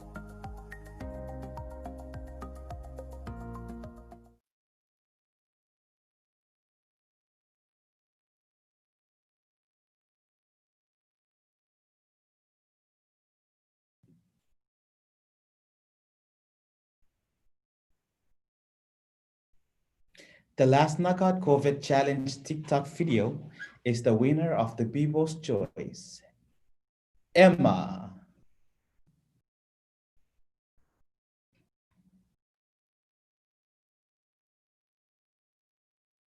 In my head, I don't know what to think. He knelt to the ground and pulled out a ring and said, "Marry me, Juliet, you never have to be alone. I love you and that's all."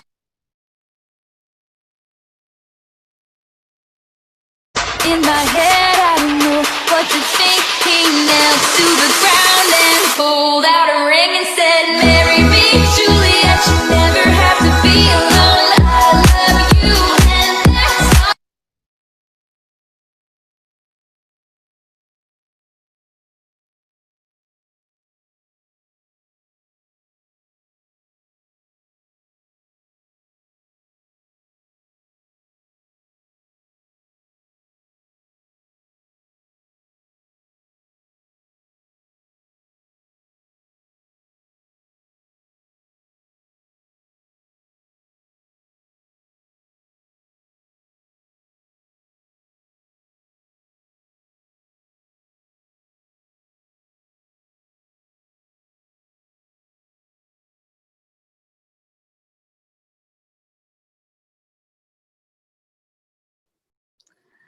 Due to some technical difficulties earlier, we didn't play all of the Donkey Mill videos, so we're gonna run them again now. Sorry about that. Let's try that again.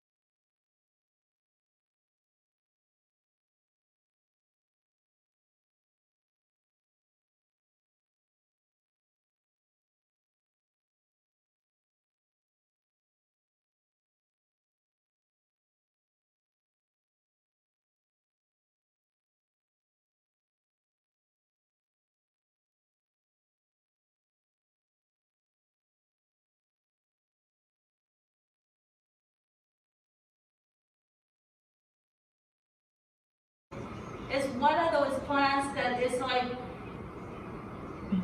it is the story of an islander, you know. It sums it up, a coconut tree sums it up. You can make a house to shelter your family out of a coconut tree. You can make clothing out of a coconut tree. You can make bowls and cups and things to eat out of a coconut tree. You can, you know what, there's medicine in a coconut tree. And it's very, yeah. Copra. Revenue, our revenue too.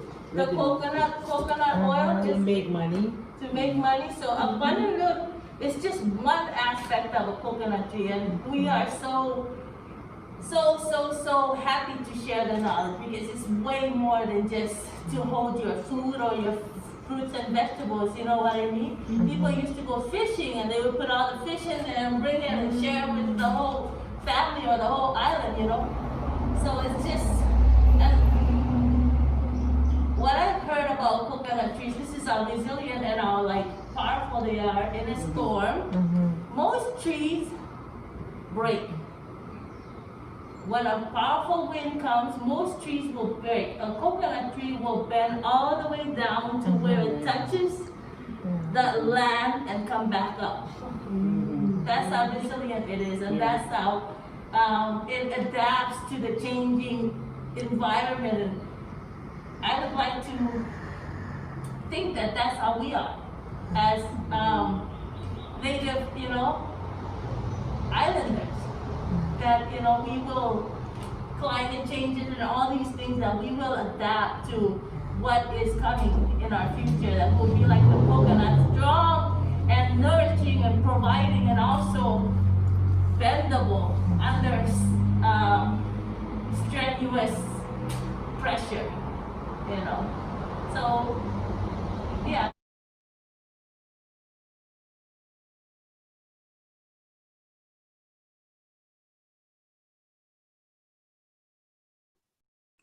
Thank you so much. Much mahalo and much kalangan kumultada to the Donkey Mill Art Center for everything that you guys do. As we near the end of our awesome festival, having traveled around the Micronesian region, we're bringing things back to here in Hawaii.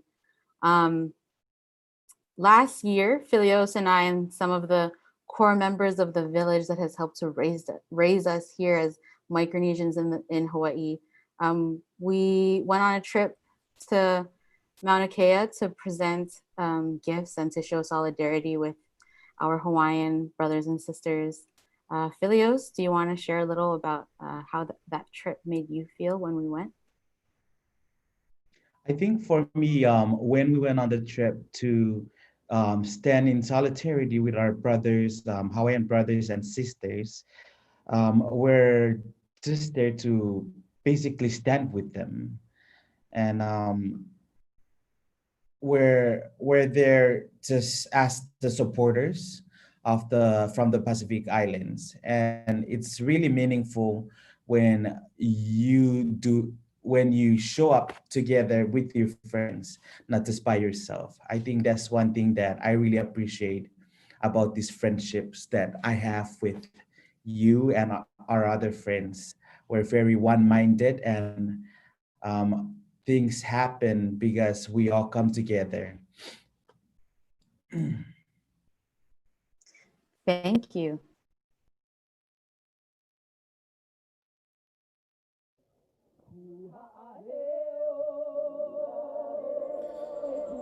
My name is Austin Haliopi.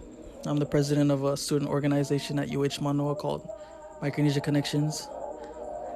Basically what I see going on Mauna Kea is basically a struggle for Native Hawaiians to protect their lands. And it's a struggle that us as Micronesians, we can relate to.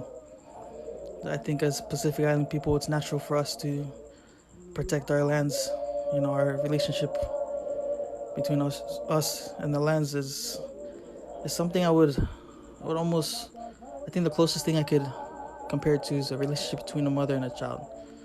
You know, a mother takes care of her child, raises her child, feeds her child, nurtures her child. And for us as Pacific Island people, all indigenous people, that's our relationship with the land. We take care of the land, we protect this land, and we help this land grow. And I believe as a group, it was very important for us to make this trip up to Mauna Kea. We see our Native Hawaiian brothers and sisters, struggling to protect their lands. And, for us, we definitely feel the struggle and we feel the pain. As a group, we couldn't help but wonder and talk about, what if this happens to one of our islands back home in Micronesia? What are we gonna do? So for us, it was very humbling. It was a very grounding experience, being up on Mauna Kea and taking in that experience firsthand. It definitely reminds us who we are as a people and who we are as students. Being Micronesian students, we're Micronesian first. And these are things that we never learned in the classroom. These are things that were taught to us by our parents, grandparents, uncles, aunties. These are things that we need to hold precious and things that we need to protect. Because at the end of the day, if we don't stand up for our lands, protect our culture, who's gonna do that for us? Nobody. And so for us as a group, that was our main reason for making this trip, to show our support for our Native Hawaiian brothers and sisters.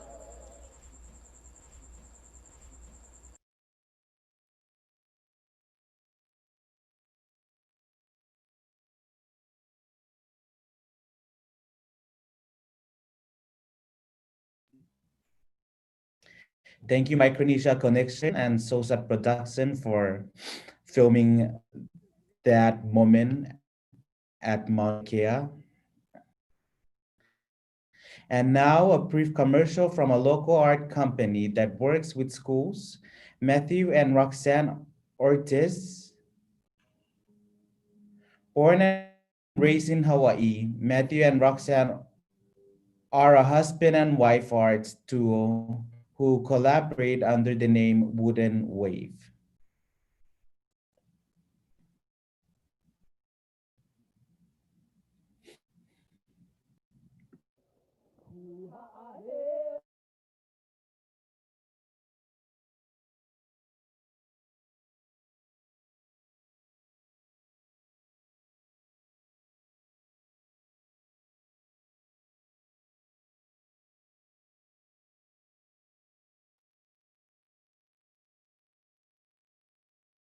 We're both really inspired by nature, by the ocean, both surf, I skate. That's part of our inspiration, is creating these imaginative spaces that are rekindling that youthful feeling that you had when you were a kid. If you were to take a time lapse of us working, I'm all over the place, zooming around, fixing this area, and she would just be in the same spot for 6 hours just working on this little lay stand. But how many pictures have been taken of that lay stand? A lot. Yeah, good point. I feel the neighborhood is so rare. In other places, you might view each other as competitors, where I feel like in this neighborhood, we see each other as collaborators. The main goal is to give you a sense of fun and possibility. Like Roxy said, we are so stoked when we see kids really happy about it. I'm Matt Ortiz. I am Roxanne Ortiz.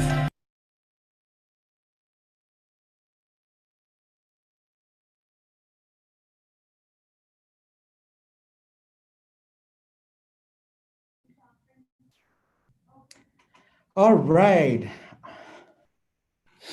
Our computer is our wa, our canoe, the internet, our ocean today. This last video reminds us that the ocean connects all of us. This is a powerful eco poem filmed from Chamorro poet Craig Santos Perez, Praise Song for Oceania. The film version of Praise Song for Oceania was created by Hawaiian filmmaker Justin Jung.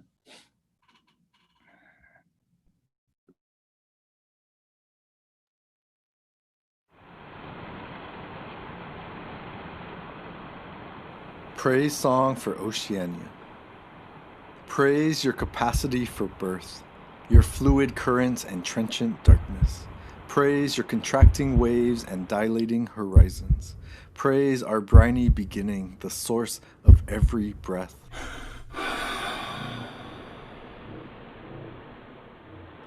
Praise your capacity for renewal, your rise into clouds and descent into rain. Praise your underground aquifers, rivers and lakes, glaciers and watersheds. Praise your capacity to endure the violence of those who claim dominion over you, who map you empty ocean to pillage, who divide you into latitudes and longitudes, who scar your middle passages. Praise your capacity to survive our trawling boats taking from your collapsing depths. Praise your capacity to dilute our sewage and radioactive waste, pollutants and plastics, heavy metals and greenhouse gases. Praise your capacity to bury soldiers, terrorists, slaves, refugees, to bury the ashes of our loved ones. Praise your capacity to remember. Praise your library of drowned stories and museum of lost treasures. Praise our migrant routes and submarine routes. Praise your capacity to cleanse rising tides, relentless storms, towering tsunamis, and feverish floods. Praise your capacity to smother schools of fish, to save them from our cruelty, to show us what we're no longer allowed to take, to starve us like your corals are being starved and bleached, liquid lungs choked of oxygen. Praise your capacity to forgive.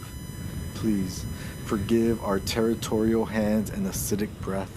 Please forgive our nuclear arms and naval bodies. Please forgive our concrete dams and cabling veins. Please forgive our deafening sonar and lustful tourisms. Please forgive our invasive drilling and deep sea mining. Praise your capacity for mercy. Please let our grandfathers and fathers catch just one more fish.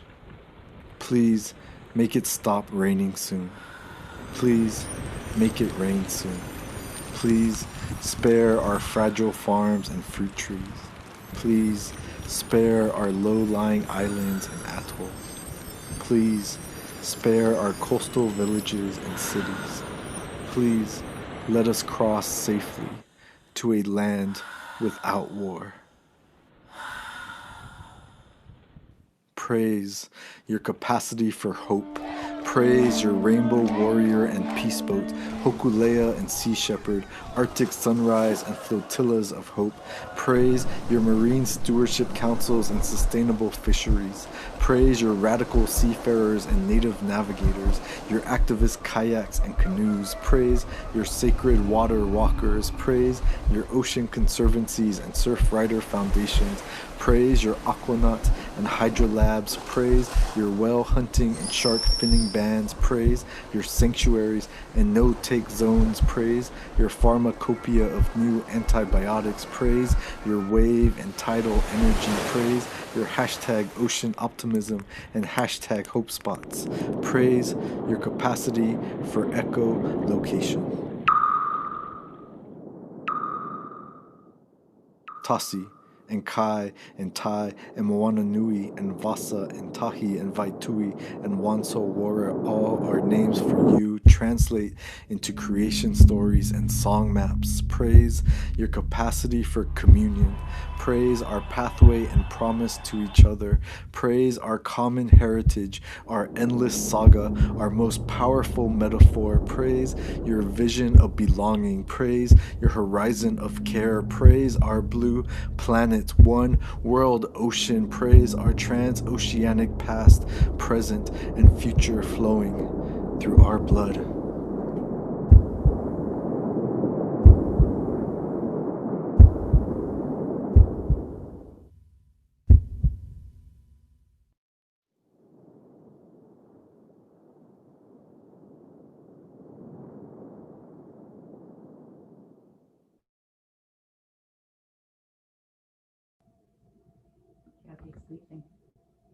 All right, and that was our last video for today. As we've been saying since the beginning of this festival, The canoe is our va'a. And so we'd like to give a shout out to everyone who helped us. Sorry, technical difficulties. We'd like to say thank you to everyone who helped us in sailing this canoe. We'd like to begin with all of the technical people supporting us from the back. Those include Diliar Tele, Eric Chang, Nava Lanzalati, Marina George. Thank you so much for all of the technical effort you put into this, as well as Mary. Also, Mary Hattori. Yes, thank you, Mary. Dr. Mary Hattori. Come on, Mary. We'd also like to give a big thank you to Amber, who also helped us a lot. Thank you so much, Amber, for all the work that you have been doing with us in preparing this festival for the past 2 years. And now our next slide will be the save the date. So please save the date for next year's festival, and we'd like to invite all the MCs to shaka with us. Okay. We close Come out. back, MCs, let's go. Jackie, James, Kiola, Austin, let's do the long shaka while they close us out. Thank you, everyone, for tuning in. Micronesia 2020. Viva!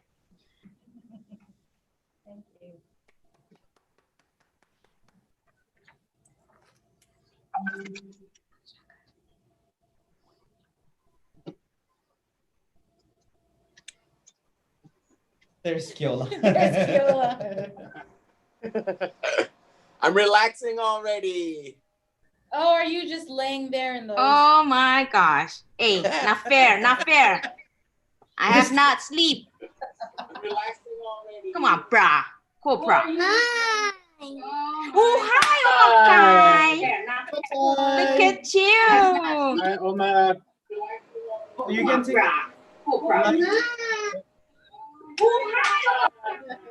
You can stop the live. Hi. Hello. All right, turn on your camera. Let's see. Look at that. Look at that. All right, turn on your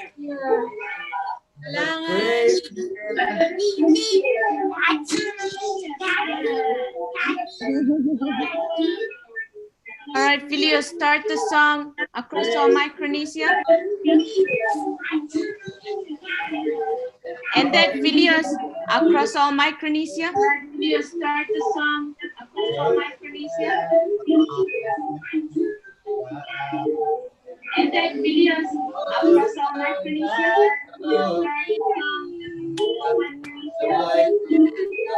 On every side. And then Filios, Across All Micronesia.